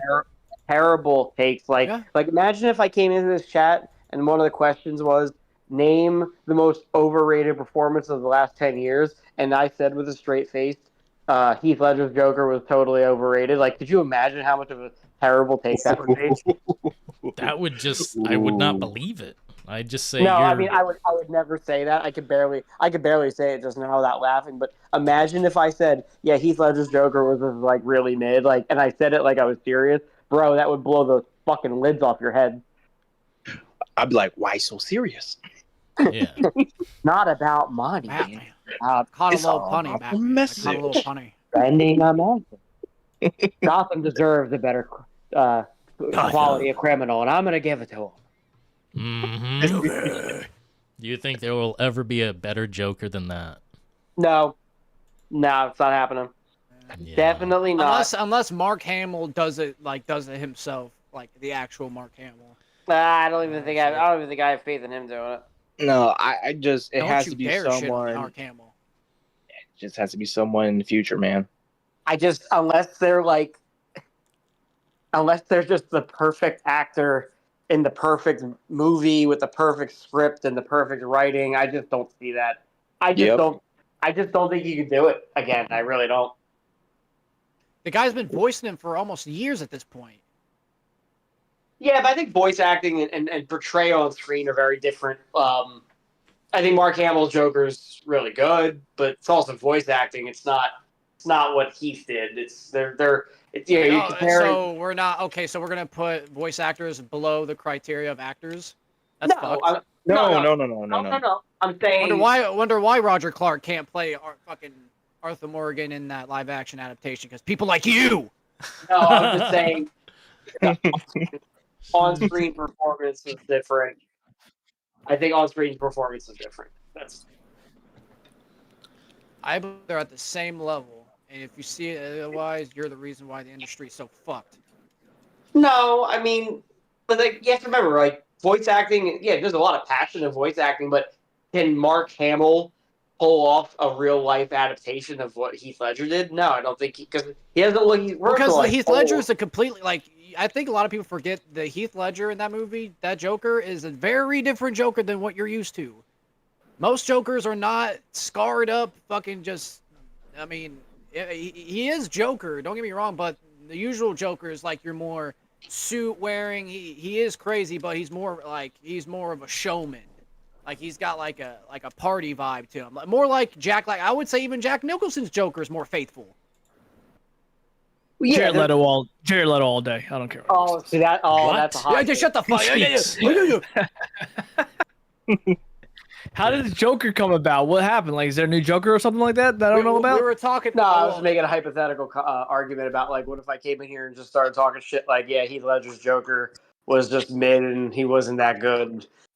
Well, there are some people that I guess that they said he did a good performance in the acting department, but did he really perform the way the Joker would? Some people think no. And I would say most people think yes. The reason people say no is because they think that he was more of like an anarchist. He was like something like it didn't really fit the Joker. Does anyone agree that he didn't really fit the Joker, but he did a good performance? For me, it's like I think it was the best of both worlds, in my opinion. I still think, I think it well, was. You have to take it like the Dark Knight trilogy. It's a very different iteration of Batman. Like this is the grounded, real life. Like this is what if Batman existed in real life. You know. Let's do this. Let's work around. Let's work. Chaz, what do you think? Good performance, not a good Joker, or both? Were both great performances for both? What do you think, Chaz? Both, because what he was just saying made a good point. Like they tried to take villains in the Batman universe, but make them more believable. Like Jack's Joker was obviously very goofy. He was like chaotic but goofy and funny at the same time. Where Heath Ledger's was more of a Jeffrey Dahmer like monster type person. Like I really would have loved to have seen a edit of The Dark Knight as an R-rated film because it would have been so cool seeing that character be super violent. But obviously, they were all PG-13. So I think it's supposed to be all of them. Well, I think. The trilogy. Yeah, trilogy. They're all PG-13. Okay, I would have loved to have seen the Joker be real violent, but I'm going to say best of both worlds. Okay, so we'll go with Dillon. What do you think? Dillon, talk to us. What do you think? I think good performance, or not really the Joker, but a good performance, or both? I think it's both. I think this ultra-realistic version of the Joker is done how he would be, kind of a unhinged man, just you don't know what his next move is, and that's kind of how it was. Okay, Dono. You think darkness is your ally? Oh! Watch out, man. I was born in it, molded by it. I didn't say a damn lie until I was already a man. Is that his answer? I don't know. It's all right. No. I was like, what is it? What do you mean by this? But what do you think? Was the performance was both, or just a good performance? Honestly, that was probably the best performance I've ever seen. And I'm not just saying it because of just being biased or anything. Comparing to other Jokers, yes, they all have their own little gimmicks and stuff, their own personality, but Heath Ledger is generational, dude. That's the best way I can. It's generational. Okay. Bacon. I can agree. Like in both fronts, yes. Heath Ledger's performance is absolutely outstanding. He 100% deserved that Oscar that he got for that role. I'm a comic book guy. Like I very much love comic books, and it is like, and I take that iteration of the Joker as like it's like a very well done like alternate version of the Joker, where it's less about his showmanship and like it's more about how deranged can a man be, and how can a realistic Batman take on a guy that you can't even predict what the fuck he's gonna do. And I mean, and I love that iteration, but since like nowadays, like I kind of just want like the proper Joker that we're so used. Like I want to see like the purple suit wearing Joker just going fucking crazy. Now his suit was purple-ish in it is The Dark Knight, and also it was purple in Tim Burton's, right? Yep. Yeah. Yep. Okay. This suit was expensive. You ought to know. You bought it. Yeah, you bought it.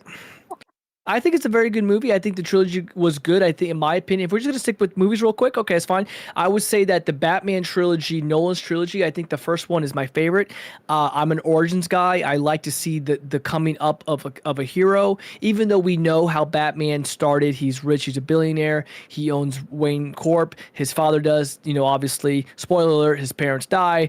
I think that Nolan did a very good job in grounding and starting it, and I liked how it was just called Batman Begins.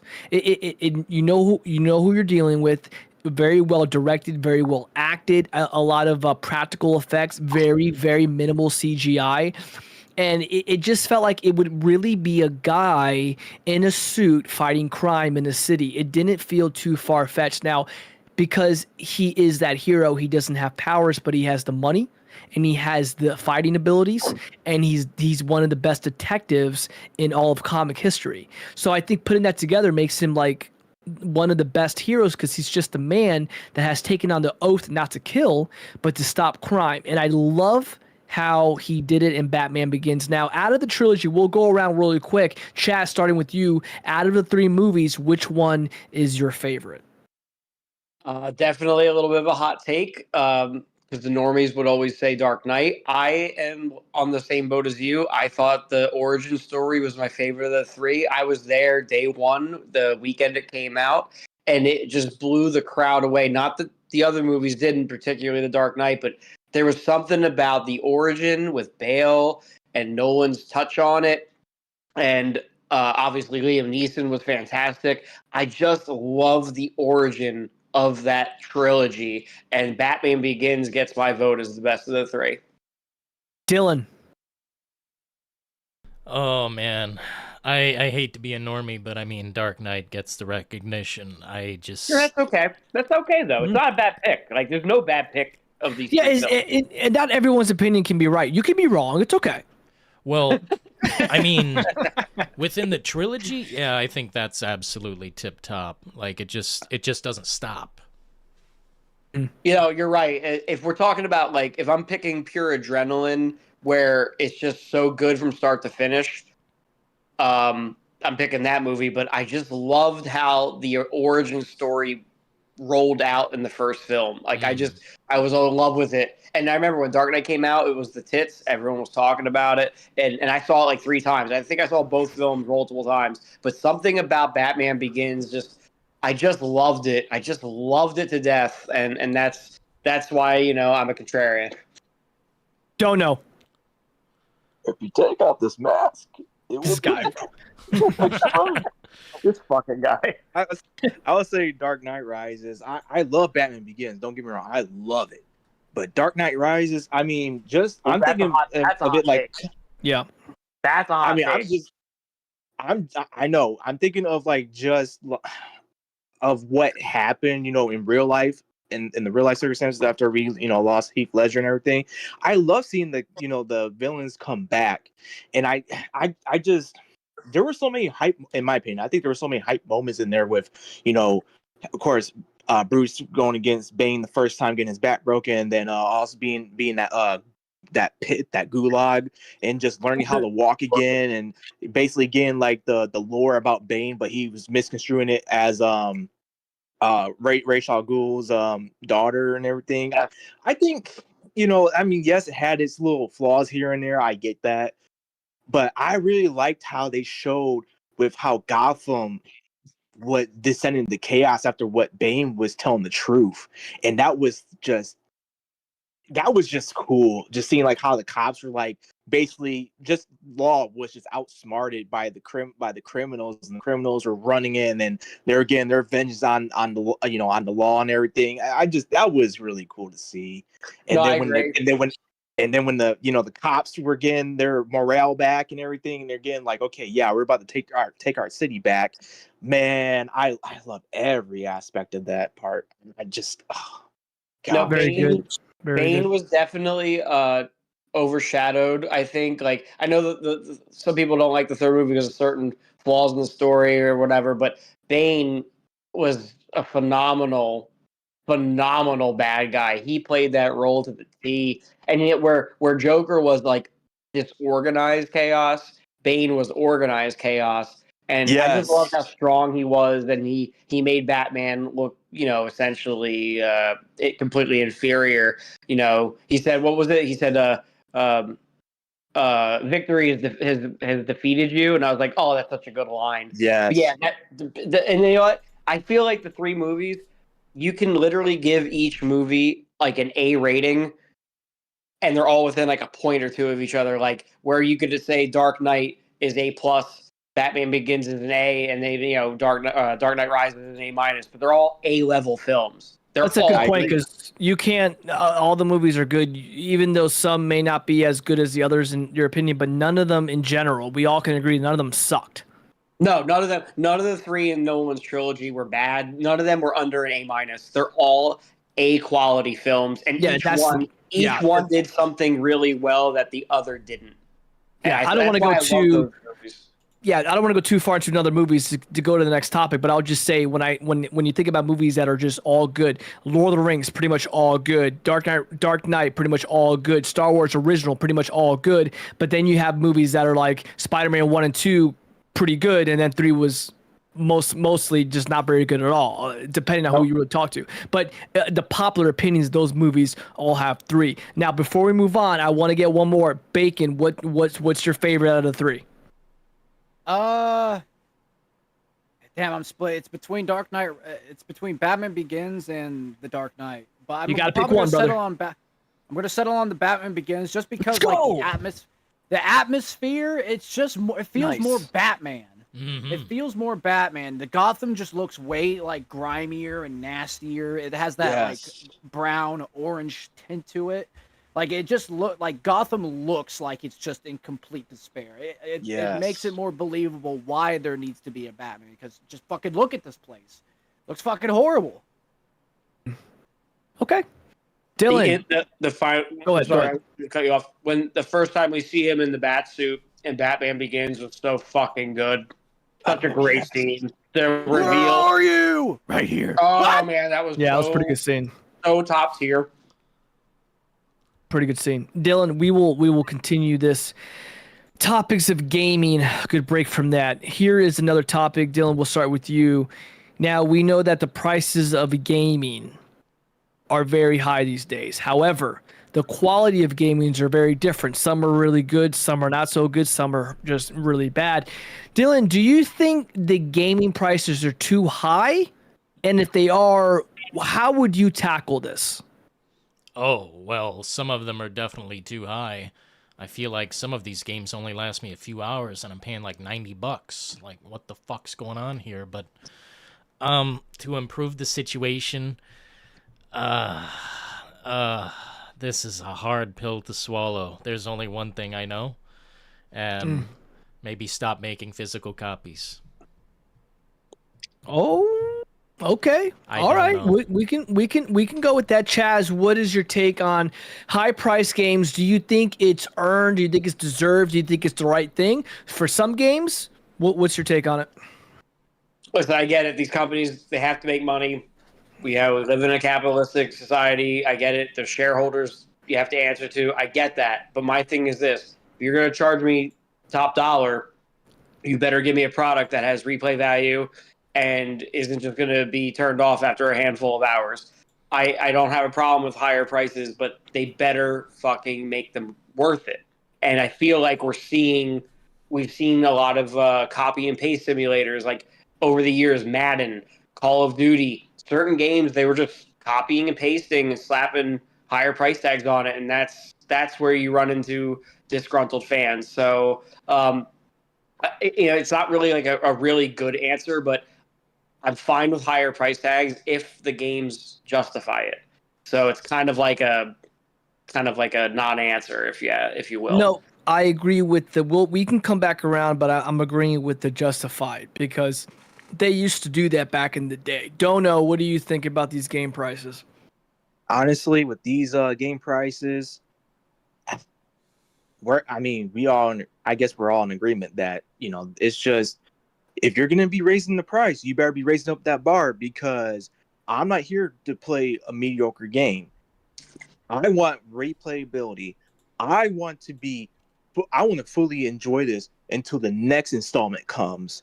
I can't be doing this 6 hours or 5 hours like how Resident Evil 3 remake was, 5 hours and then just be done with it. No. Look, you're held at a higher expectation because you are a AAA gaming company. If you don't meet those standards, guess what? Not only your game is going to tank, your reputation is going to tank, and you're not going to get a lot of sales, and people are going to be very skeptical when the next game comes out. And we're all going to remember, hey, are you going to try and play us like how you did 4 or 5 years ago? Because we're not with it if you're going to be doing that again. So I mean, now with some games, they're copy and paste. Okay, we know what they're like. They're going to be the same thing every year. But the thing is, though, you're saying that, this is the next gen or the new gen, whatever, blah blah blah blah. I can only count on one hand 3 games that seem really like they belong to this gen and don't seem like they belong to previous gen. One game is Stellar Blade. The next one is Pragmata, and darn it, I said 3, and I can't even think of the third one right now. But those are the 2 I could think of that give me that new gen experience. I'm sorry, not experience, but that I'm sorry, I'm getting tongue tied here. Version of it of a new gen, and I'm just. And it's really sad. And maybe I'm not looking into this deep enough because I've been in my own works, and I've been writing books here and there and working as well. But that's what I can come off the top of my head right there is this is we have to put these guys at a higher standard, because if we don't, we all lose in a way. Okay, Bacon, what do you got?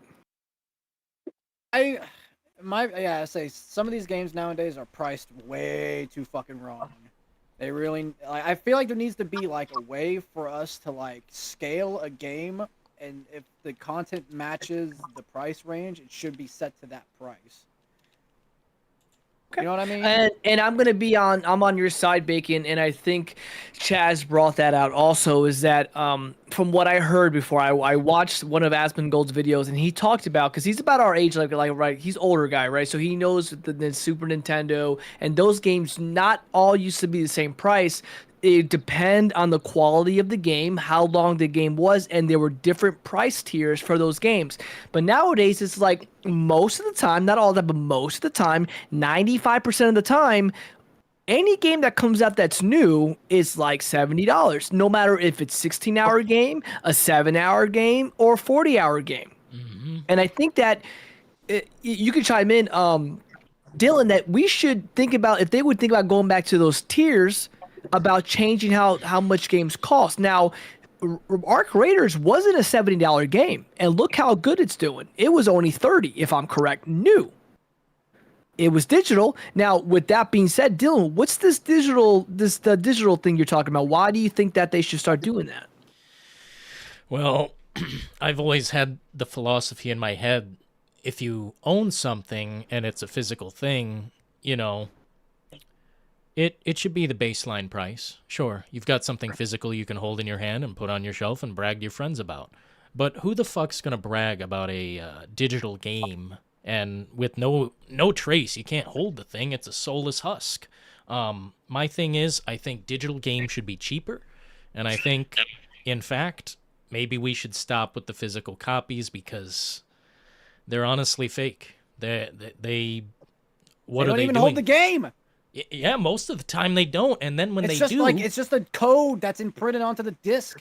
Yeah. What was the first game to do that? Was that Nintendo Switch? Wasn't Nintendo Switch doing that? Like, was it even the box? There was no thing in the box. Is that correct? Yeah, Switch 2. Oh, the codes and stuff. That's crazy, bro. You're literally just buying a box. A license. Yeah. But I mean, they're giving you a box, so you put the box on your shelf, and it's like, oh, it looks pretty.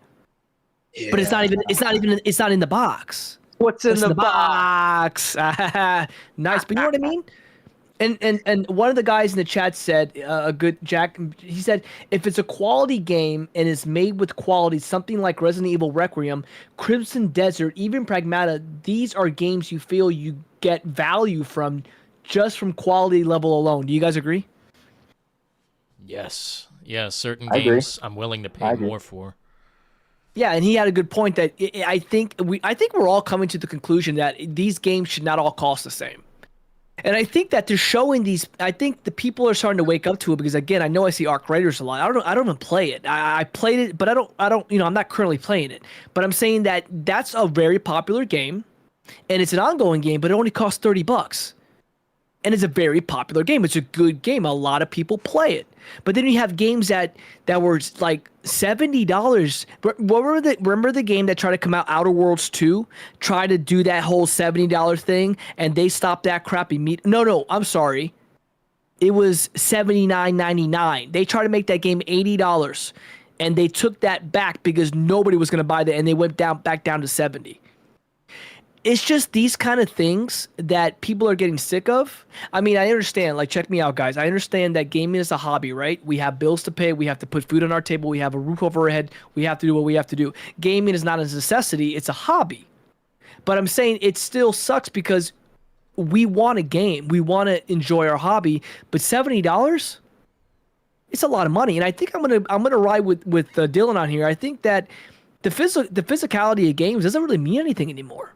And if they're going to start only making digital games, they're saving a lot of money on not having distributing discs, box, cover art, manuals. We don't even see manuals anymore. Nope. You don't. I mean, when you get a collector's edition, there's been collector's editions that the game doesn't even come with the collector's edition. Oh shit. Yeah. It comes with the code. So if you're buying a collector's edition, you are that customer. You are the customer. Now, don't get me wrong. You are the whale. You are not the average customer. The average customer will probably buy it on digital average. You are the guy that's like, I love Resident Evil. I will get the collector's edition. I will get the Statue of Leon, whatever. And then it doesn't come with the game? It's a bad practice.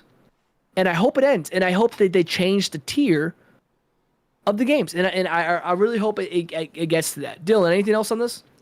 Yeah, actually, I think one of the best priced games I've ever played, both of them, State of Decay and State of Decay 3, were $30. Those are open world games I can repeatedly play or play on Game Pass. You know, there's options. Those options are gone, man. They're gone. Like, unless you're referring to like Helldivers or something that's $40 or Arc Raiders, $30, $40, like, that's great.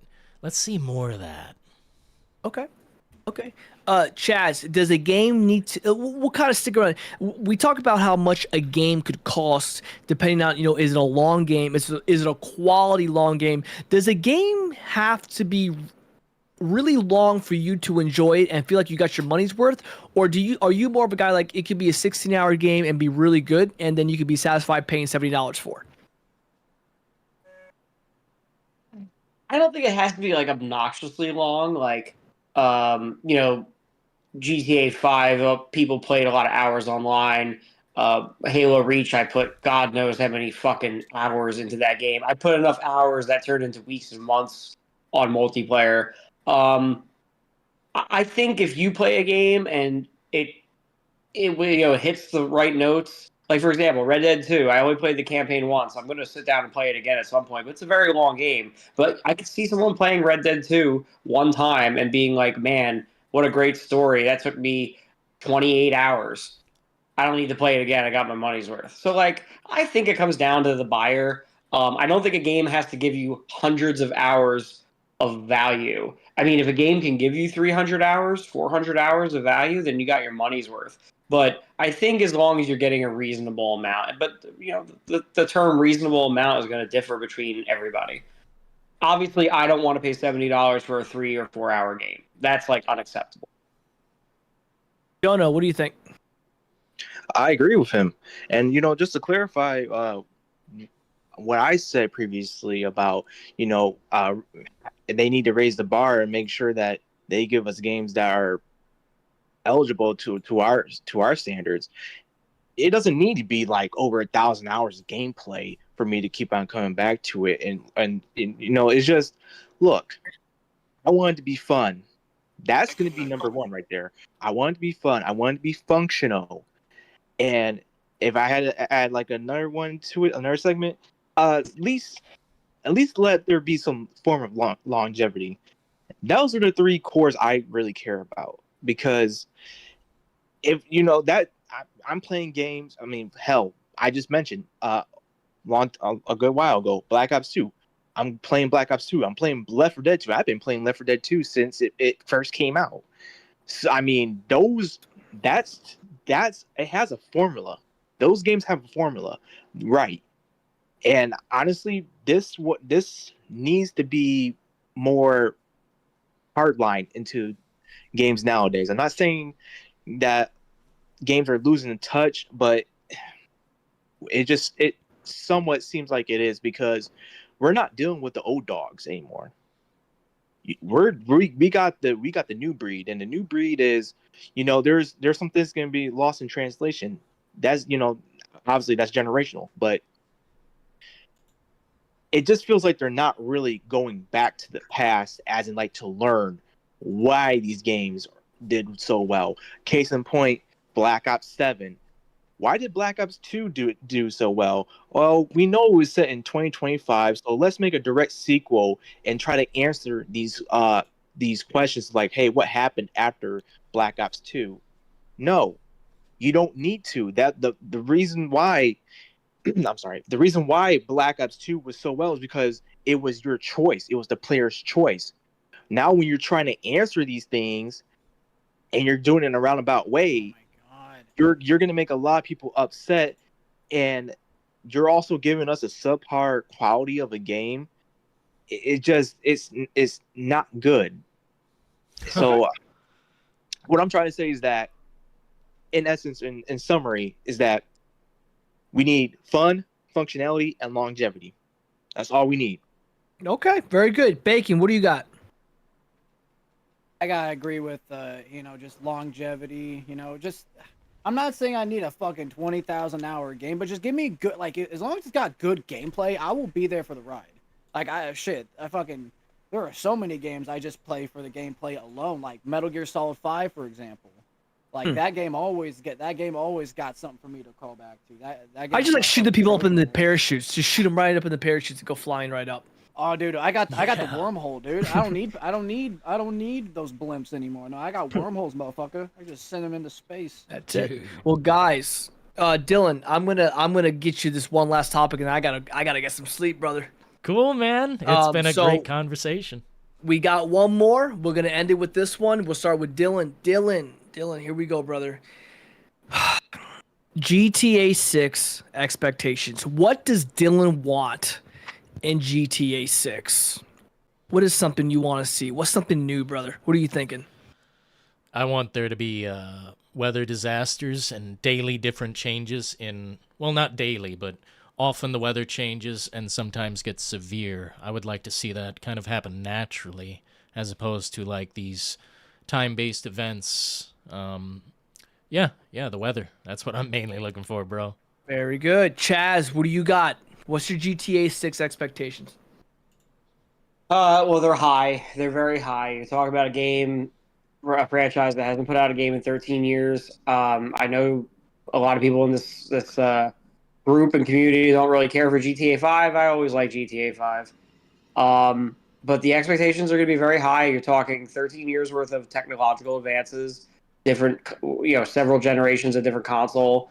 I think there's a lot riding on this, and I'm expecting a very top tier experience. And obviously, like we live in a day and age where an 8 is a very respectable score. I think GTA 6 has got to be as close to a 10 as possible. If it's like a 7.5 or 8, it's going to be viewed as a flop. And make money, but it's not going to be. The hype will not be met. The hype will fall short. All right. Don't know. Just don't lose the identity. No, they gotta know what makes GTA GTA, and they start doing the censorship or anything, know your audience, like right? Know who's buying your game. Know your audience. Yep. Okay. It says it in the title, Grand Theft Auto. That's a key. That's a huge hint right there. That's all I gotta say. Okay, Mr. Bacon, wrap it up. I would say I just keep the soul pretty important. Okay. Guys, look, I've been on. It was like 3 hours. Yeah, dude. It was. It was a lot of fun, Dillon. I'm gonna say real talk, dude. Thank you for having me. I had a lot of fun talking with you guys. I actually enjoy doing this. I'm down to do it again sometime. I don't want to go through all the topics because we'll have nothing to talk about next time. So, guys, thank you very much for having me, added me to the Discord. Dillon, dude, I'm happy for you, bro. You rocked it tonight, man. It was a great stream, bro. But keep it rolling. But I gotta get some sleep, dude. I appreciate you adding me, bro. Really. We appreciate the macho man. He came through heavy. Yeah, I appreciate it, bro. Chaz, Dono, and Bacon. Thanks for chilling, guys. Hey, no problem. Hey, man, you carried this. You carried this, It's all good, man. I just enjoy doing it, bro. It's Dillon's thing, bro. Dillon was nice enough to have us all on here, and it was just a compliment to him, bro. He's got a good channel here, and I hope it gets bigger, and he just keeps on going. So, guys, seriously, thank you very much, Dillon. Have a good night and stay safe. Oh yeah. Damn. Oh yeah. This dude knows his shit.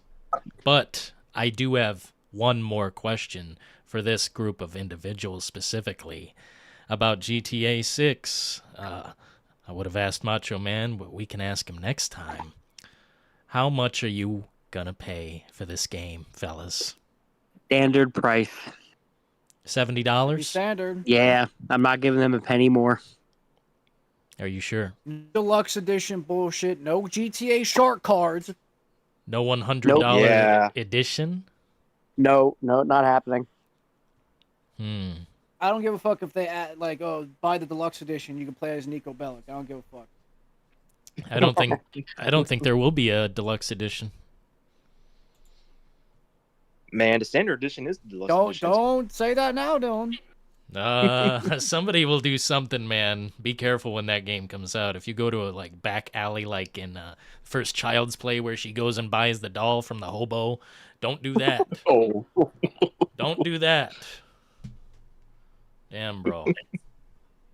Yeah, I could not imagine paying $150 for any kind of GTA Ultimate Edition, $200, 1 million shark card points. I'm not doing any of that shit. Macho says 90, but Christopher says $100 is steep. So it sounds like there's a little wiggle room there for Rockstar if they're listening. Yeah. I don't know. I have a coworker who said he'd be willing to pay $100 for that game. I'm like, dude, okay, whatever. Yeah, man. I could think of way more better things to do with $100 than. Gosh. Well, I just feel like when the day comes, if they do unbelievably make that choice, I will buy it no matter what. I don't care if it's $200. I couldn't. I don't know. Maybe if there's the Lucia underwear simulator, then maybe I'll pay 200. Don't simp. Well, that's why gaming. That's also another reason why gaming's getting ruined right now. The gooners. It's a gooner space, isn't it? Too many. I'm tired of it, dude. Honestly, quit jerking off. There's porn available ready for you guys. Stop. Quit ruining my fucking games with it. Nah. You weren't molded in the dark. You weren't born in it. Hino says Stay add out more of the ass. fucking. Get your legit. I want games with substance. There's a lot of substance in that back region. Like Stellar Blade. yeah, What there's kind a of lot of fucking substance substance, does indeed. that have other than titties? Tell me. Well, That's shit. the plot. How about you stop playing games with one hand? Hey, man. I gotta say, I'm a veteran for a reason. I'm a pro. Dude, man. Disgusting. If Atomic Heart didn't have the hotties, I'd be a little bit sad. It's like I hear people's like, oh, these new Mortal Kombat suck because Katana doesn't have fucking triple Ds like she did in MK9. Yeah, they gave my girl a buzz cut. No. Why? Because they're more of their you know that Katana's Japanese, right? She don't even look Japanese in MK9. I don't care. You know, it's called getting the ethnicity right. But no, I need my titties. I need my titties. Hey, that's been their thing since the beginning, though.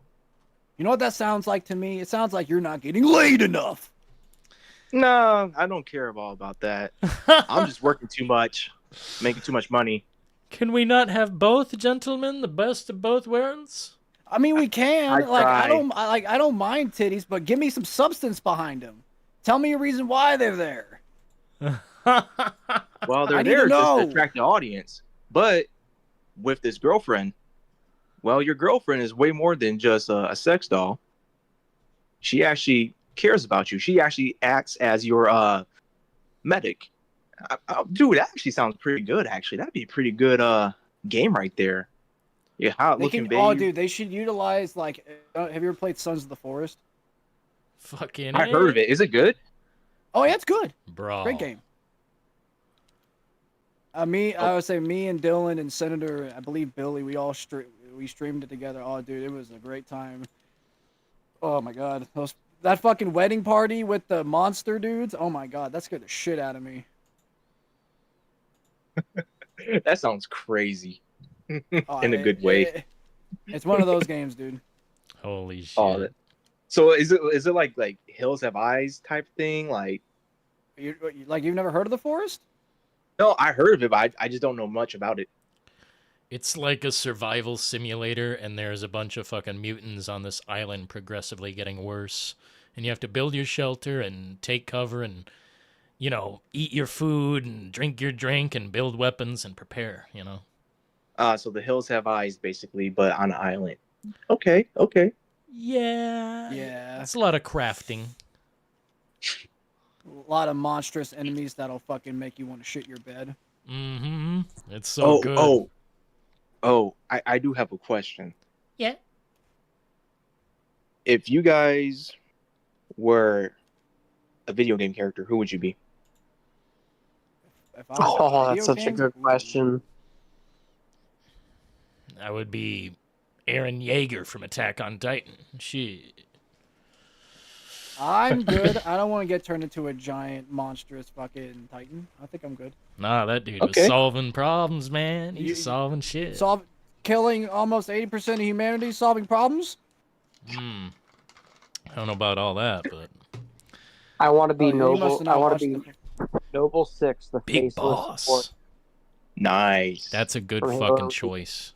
No, yeah, they didn't have a face. It didn't matter. That's what I loved about that game. Noble 6 was supposed to be you.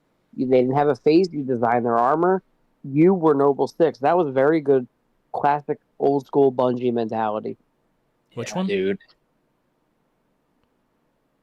Which game? Isn't Noble 6 Halo Reach? Yeah. Oh. Yeah, I had a bad experience with that game. I'm sorry, fellas. I can't have fun. What? My version of the game was fucked up, dude. I'm so sorry. Did you play? Did you play like the original or Master Chief Collection? I played. I don't know. It was off Game Pass. Yeah, I don't know, man. It must have been Master Chief Collection. It must have been a bad download because like I played it on the original 360 and it was like one of the greatest experiences of my 360 life. Yeah, dude. It really was. Maybe it was. You have to go back and play. You have to go back and play it again. I'll try, man, but shit, not on this Series S. I don't think that'll fly. Maybe the Series S doesn't like it for some reason. I promise you, it's one of the greatest Halos ever made. It was probably, I think, arguably the last great Halo game. Damn. Well, I'm missing out. I feel you bad. are missing out. You're missing out, bro. It was, I will say, it was very legendary. I mean, it was a day one classic. So, like, an OG like me would probably enjoy it? Cause yes. Buddy, you will fucking stroke over it. Bacon, did Bacon, did you answer who you would be? To be honest, it's kind of hard for me to name a character in gaming that I'd want to be because most of their lives are just complete shit. I'm trying to think of someone that actually has a decent life that doesn't fucking at the end. Fuck me, man. Damn. Shit, the who courier. has it all? Bro, the courier. Dude, he ends up with it all. Dude, you get shot in the head. So he gets better because of it. Yeah, you max out your stats of whatever. If I'm the courier. Huh? Uh-oh. If I'm the courier, shit, you are the courier.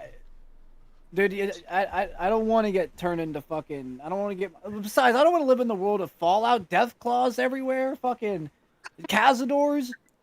Oh shit, that's a bad one. You want to deal with Cazadors? No. Yeah, I'm good, bro. Honestly, I'd rather live in the Institute. I'll stay underground. Fuck that shit. I'm not getting involved with no post-apocalyptic bullshit. Okay. Well, I would say I would love to be Revolver Ocelot. Ooh. Especially when Liquid Ocelot was becoming a thing, and I'd be like, Liquid, out of my mind. So it's like you kind of want to be a little bit of Liquid too, eh? Dude, I love Liquid. And I love Revolver Ocelot. And then when Metal Gear Solid 2 came around and Metal Gear Solid 4, I was hyped. I was like, oh, here we go. These my two favorite villains in Metal Gear Solid. Yeah. Yes, I love Senator Armstrong too, but Liquid and Revolver Ocelot, just you can't just go wrong. Yeah. Which bro, that I love that final sequence, man, when they're fighting. It's just so it's like the build up was so worth it. It's beautiful. It is so beautiful.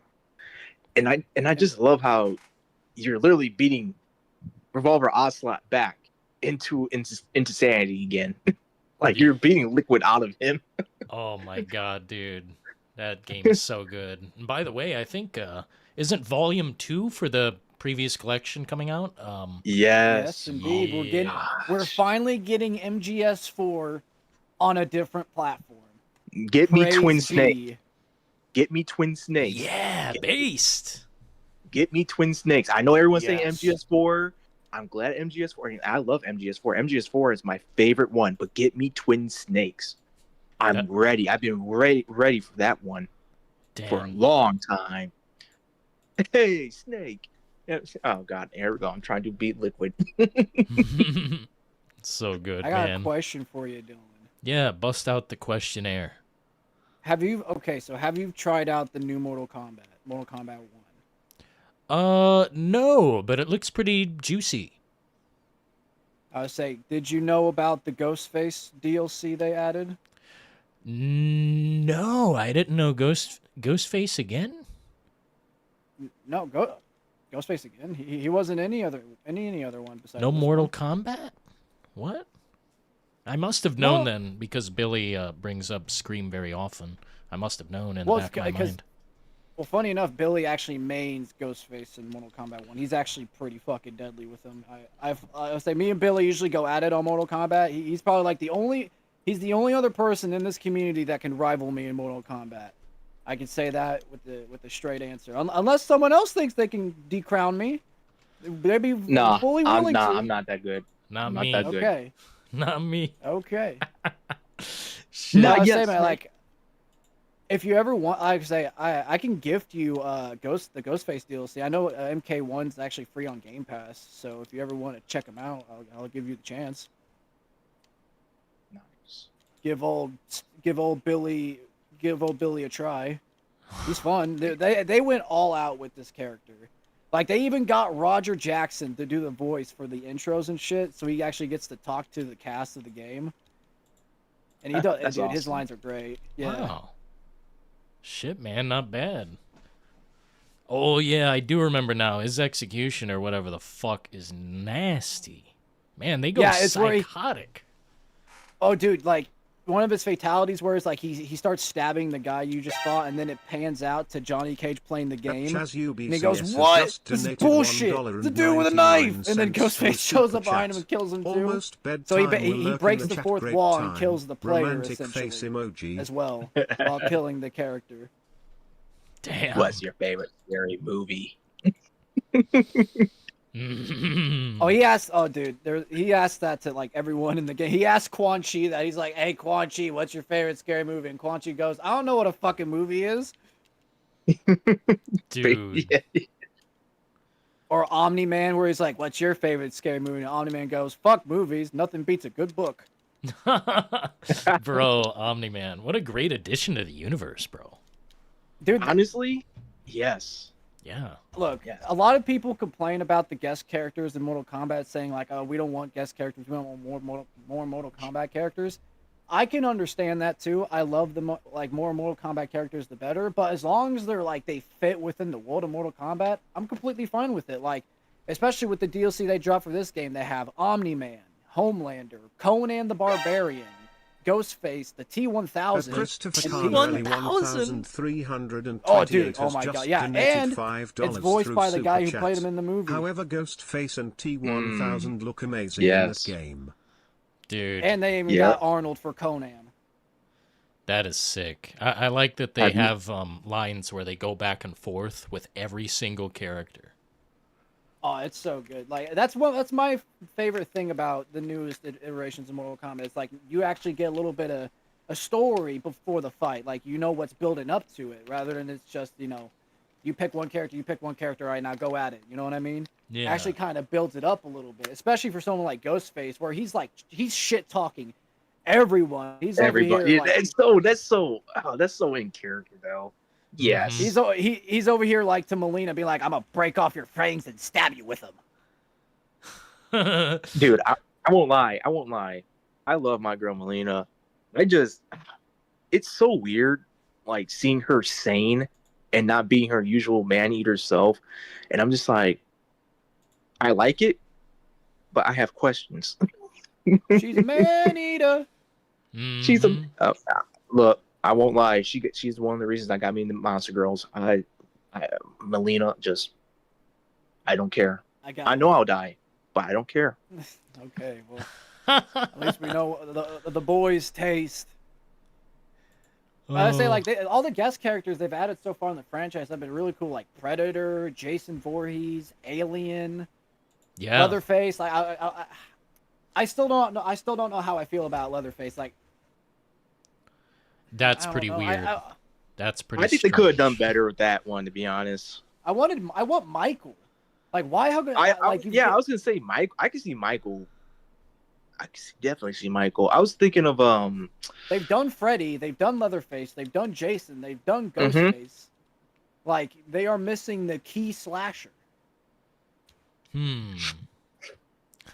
Shit, man. You don't want to put too many in there. Did they ever add art to anything? No, I don't think art. Was... Oh gosh. Oh, dude, art would be great. I think honestly, art might be a runner-up for the next Mortal Kombat. Dude, they should. That would be so awesome. Could you imagine? Oh my god. Yes. Oh yeah. Oh, dude, the fatalities would be so fucking gruesome. Dude, I can see him doing the in the first movie when he was using the hacksaw on that girl. Yeah. I can see him doing that as a fatality. Bro. Oh god. Shit. Every time it could be a little different. Maybe he pulls something out of his garbage bag and it's all randomized or whatever. Flamethrower, fucking Glock, just something, man. Oh, dude, yeah. That'd be so sick. Well, his main weapon is gonna be the freaking whip needle thing. That's always gonna be his main go-to. Ares uses a variety of weapons. I could see them like him just like pulling out weapons from his sack. You know what I mean? He uses the sack to like pull out different weapons, like a chainsaw or a knife or that whip. Yeah. That'd be a really fun like gameplay thing. Like imagine like mid combo, you're changing out weapons. Oh, he would definitely be the perfect combatant in Mortal Kombat history. Just because he's able to change through so many things and has different. I mean, hell, if they bring back wow, what they did in the MK10, like the variants that you could choose from, dude. Oh, the variations. Yes, dude. I think that would work even more too. Dude, God, that would be amazing. They That need to add UBCS Pinhead has just too. donated That'd be interesting. Ooh, yeah. Ooh, yeah. Halloween Like game all the could like he'd be be like a hit and range massive fighter with win. all of his chains and shit. He just like fucking whip chains out from. Oh, dude, imagine if you can like call in other Cenobites, like to help you. Oh, out during they the will. fight. Oh, they definitely will do that. That'd be Yeah. like an X-ray or something. Dude. They were gonna actually add Ash Williams to Mortal Kombat in MK10. Oh, please. But I guess they couldn't score the right. Well, Bruce Campbell said like they were making the Evil Dead game during that time. They didn't want to have like Ash being everywhere, I guess. But honestly, I think that really failed them in the end because Evil Dead the game kind of died within like months. I mean, yeah. I mean, I kind of saw that was gonna. I love Evil Dead. Oh, speaking of Evil Dead, you guys see there's a new movie coming out? Yeah. Yeah. I think the same people that made Rise, right? I mean, it looks like it. I could be wrong, but what do you guys know anything about it? Because I just only saw the little teaser trailer. I'm like, oh, okay. I didn't. No, I just heard it was going to be like very hardcore. They're throwing everything at this one. For real? Yeah, I've heard they're doing everything but the kitchen sink in this shit.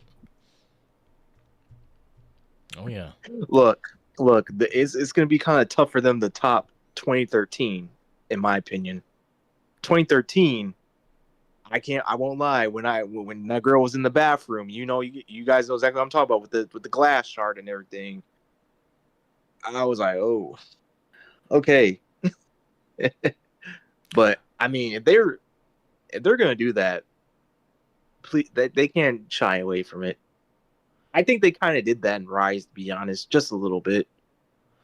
Oh yeah, Rise, wasn't that a bit more mainstream compared to what they've kind of done in the past? It was more something everyone could probably tune in for, as opposed to like the second movie where it was kind of a comedy and it ends with some wild ass visuals, but I don't know, I still like that too, but I don't know, it's a broader audience kind of movie, I think. But what do you guys think about the upcoming Halloween game? Oh, Dillon, I hope it succeeds. Oh, dude, Dillon, you already know. You already know. Well, I'm fucking hype. Oh yeah, we'll be there, man. We'll be slashing and slicing and dicing, but how long do you think it'll last? I hope it lasts longer than Friday 13th. I feel like it's gonna have a bit more staying power than Texas. I feel it's gonna have more staying power because I think the way the game is designed has more staying. Like it's more open. You can do. There's more time. Like Texas Chainsaw, what Friday really had going for it was like you had breathing space to kind of just fuck around for a bit and just kind of talk to people before the Jason would show. Like you had time to interact with the people, look around the cabins. You had time to actually like explore the map, and you had multitude of options to do, which you didn't really have in Texas Chainsaw. Really, the only thing you had to do was just get the gates open and get the fuck out. Like, and the maps were kind of constricted to where you didn't really have time to explore or just kind of like soak in the environment because you're just constantly hiding and running from the killers. Yeah. You get downtime. I think that's very important. Very much so. I would say like At Christopher single Carter, player, I hope they lean into that a little bit. 328 has just donated $5 through Christopher, Super what Chat. I am excited for the new Evil Dead. Oh. I heard that going to be another movie after that. But I heard this movie is going to be continue off the show. DLC, like they can maybe do DLC where it's like Halloween 2 or 4. Let's ignore 5. Let's ignore 6. You know what I mean? Like maybe DLC that like maybe adds in different Michaels from the franchise. That isn't Halloween 6 or 5. Dude, they could easily. Sinvimbi Michael Myers. I would like to see that one. Hey Prime, you sent me something? Oh yeah, I gifted you Ghostface for MK1. Oh, cool, man. Thank you.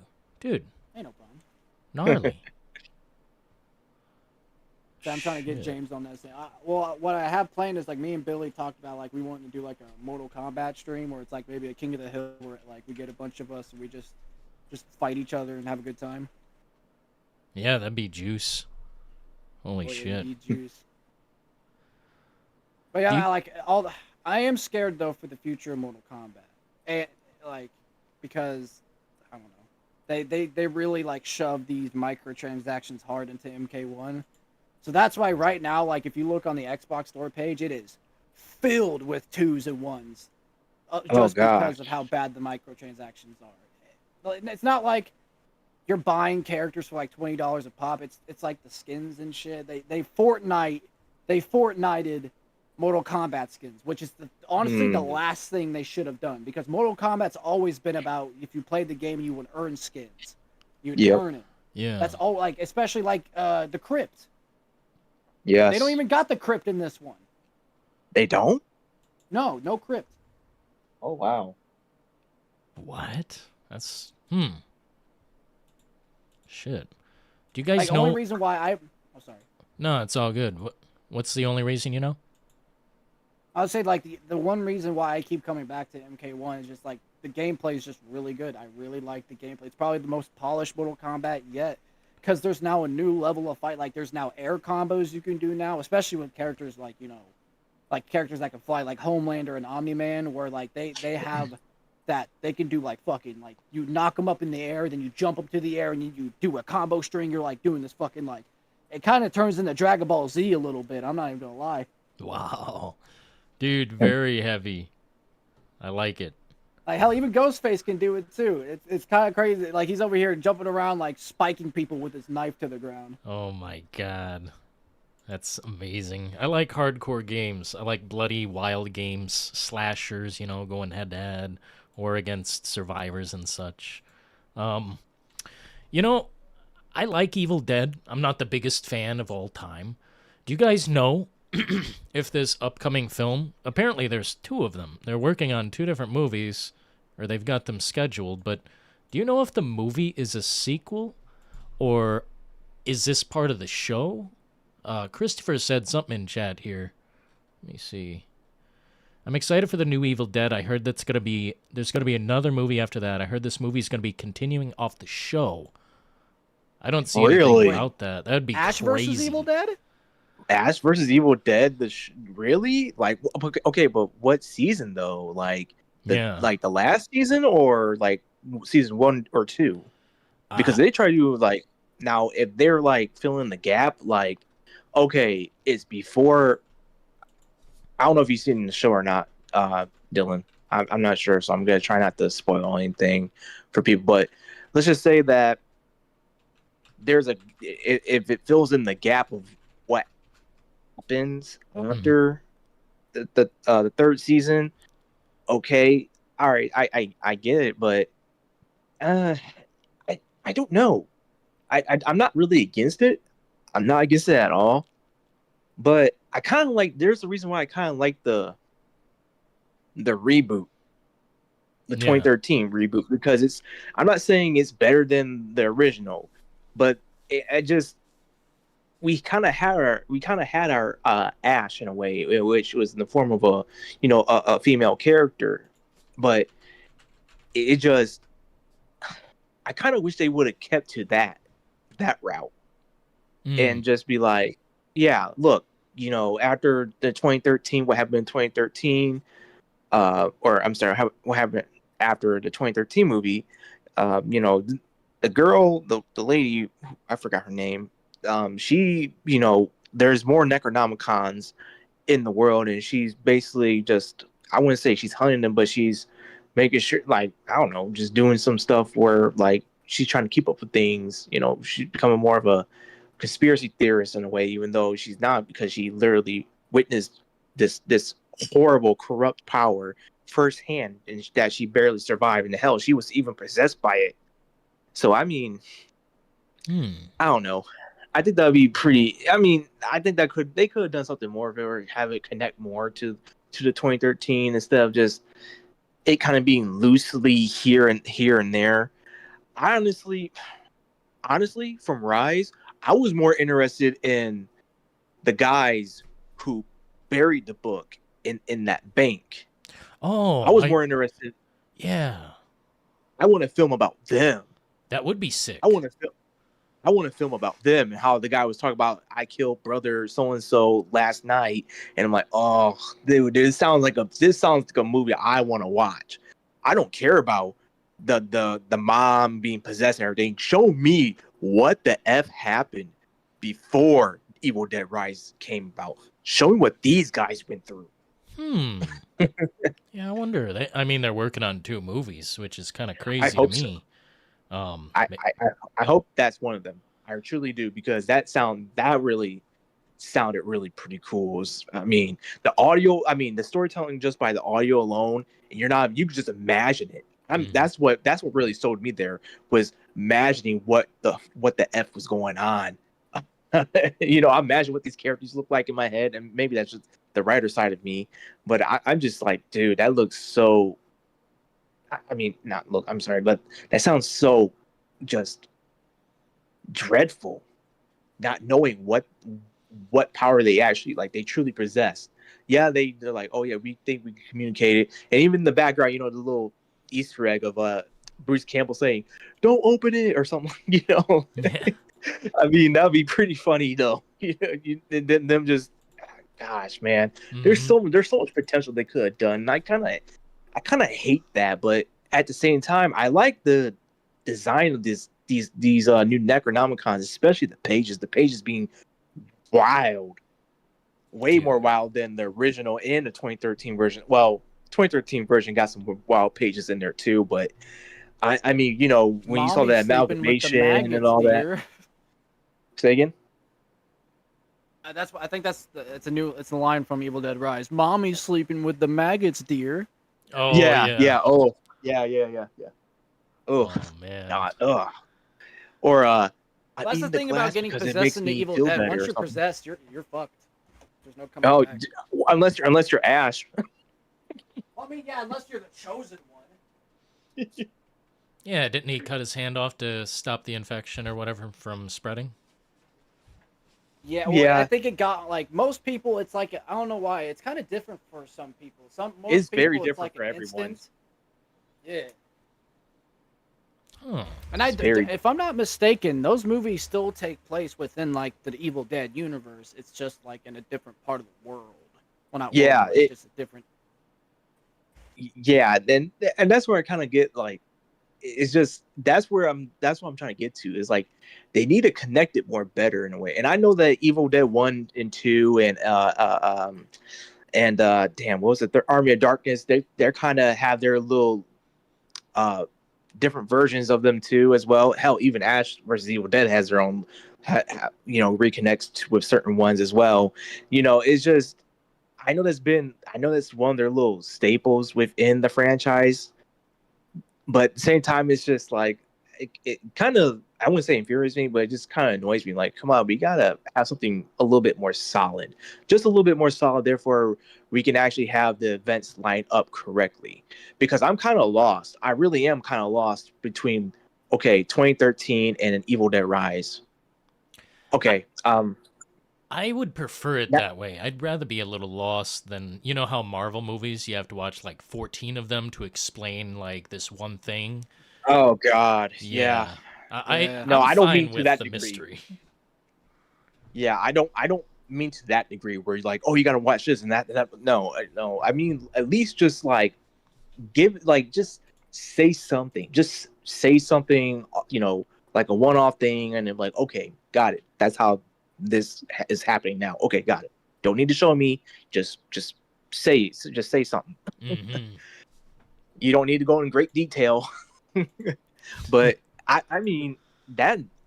My gosh, I don't know. That I look forward to it. I look forward to the movie. Hopefully they don't shy away. Be edgy, be fun, be gory, and I'll definitely look into obviously watching it. And I don't know about does anyone know about the second movie though that's coming after it, the other movie that's coming after it? Is that the one you said that's going to take place after versus Evil Dead? that's just what was spoken in chat a little bit. I haven't found anything specific. It said they're just in the works with a new movie and an additional movie. So either they're trying to, dip into the TV series or whatever and bring a little bit of that back, or I don't know, they can't reboot it again. That would be strange. Yeah, I don't know. Let's see. Release date July 8th. So, July 10th. Never mind. We got some time. Yeah, it's coming out soon. Shit. Yeah. Yeah, that's very cool. soon. Thank goodness. Fucking media right now. I mean, as far as film, I'm not watching anything. Just old school. But, can't wait to see what comes next as far as this gory, intense shit. Yeah. Say, Evil Dead is some good horror, so. Mm-hmm. I will Yeah. comp. Yeah, I Scary Movie 6? Yeah, Scary Movie 6 is coming out this year, right? Yep, I think so. This summer or fall? I can't remember. Let me see. I know there was... It's definitely got to be announced by now. What date? 2026. Huh. Yeah, good question. Should be there front and center. You motherfucker. June 5th. So not far at all. Oh, okay. Okay. We'll see what they're doing with this movie. Hopefully, the only thing that bothers me about this movie is they include a bunch of lingo from the current era, and that just kind of turns me off a little bit. Sigma, Delta. Oh yeah, I'm so Sigma. I live in Sigma. 676767. 6767. Yeah. My God.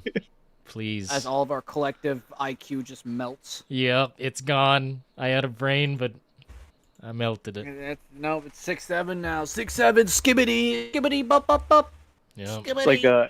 It's like Silent Hill 2. There was a hole here once. That's there my was a Silent brain Hill. here. That's my worst nightmares come true. If I go to Silent Hill, it's just nothing going to be a bunch of fucking kids screaming, skibbity, ha, Elriz, ha, 6-7. Mm-hmm. Forever and No! ever. Get me out of here! Dude, I'll be honest. I'd rather deal with Silent Hill than Raccoon City. Bro, what? No, I gotta disagree with you on that one, bud. Dude, Silent Hill's a personalized hell. Yeah. That shit works around what you don't like the most. Zombies, okay, they suck, don't get me wrong, but at the end of the day, they're just zombies. Nah, Silent Hill, it fucks with you. It is meant to break you. Most of the time, it don't want to kill you. It just wants to drive you nuts. Yeah, you depending on what you do, you can't escape. I'll definitely go with Silent Hill route. I definitely will. Bro, yeah, you can't even die in Silent Hill. It just repeats, man. No, that's James you're thinking of. I'm not no James. Oh, so I didn't put no pillow up to my wife's. Bro, so what you're saying is you want to be like an NPC in Silent Hill? That'd be fine? No, I'd definitely be like, yep, just driving. Then next thing I know, it's fog, and I'm like, huh, okay, what's going on here? Then just I don't know, counter something. I'm like, okay, I'm definitely in a horror game. Damn, bro. No, I'm good. I'll take zombies. Fuck Silent Hill. I'm good. It's a cool looking. I'm just gonna have fucking Phil Spencer show up in Silent Hill and torture me. Nah. Because even with zombies, they're living. You just one scratch, one bite. I mean, you're done. You're done. So yeah, no, and I'm not trying to have Mr. X follow me around and the Hunter Gamma, and the Hunter Beta, William Birkin. No, I'm cool. Damn, dude. Yeah, that's a tough one. Imagine trying to escape and you go into the sewers and meet those fucks from, I think it was the second game. Oh. Fucking hell, man. Yeah. Any of that. Thank you. Oh. Damn. Well, gents, it's been a lovely fucking 12 rounds and a half. It looks like 4 hours. Indeed. 12 rounds. Wow. Let's well see. round, dude. Yeah, look at this. Damn. Fucking A, guys. That's amazing. Hell yeah. Any final thoughts for the compartment bay as we close this baby down? Who would be your Great video game stream. waifu? That's all I gotta say. Say again. Project Helix will not save anything. Oh. Yeah. Yeah, Project Helix. Fun times. I don't even know what Project Helix is. That's how much I've been under a rock. You don't want to know. You don't want to know. Oh, good. Yeah. Don't need that in Silent Hill. Yeah, you just bask in the glory of Silent Hill for now. We don't need to talk about no Xbox shit. But yeah, appreciate you gentlemen for having a long conversation about all this juicy material. Ain't no problem, man. I'm glad to be here. It was fun.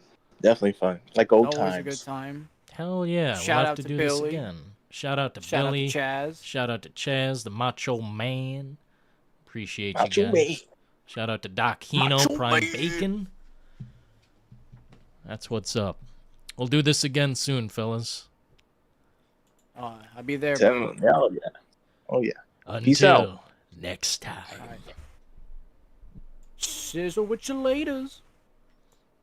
Dude, what a good show tonight. Dude! It was almost too good. Thank you so kindly for tuning in and getting down to the brass tacks. We appreciate people with brains actually spinning their truth. Appreciate that. We'll spin it again here on the Midnight Oils. Shout out to these lovely individuals. Christopher Cardarelli. Chaz, the bass UBCS.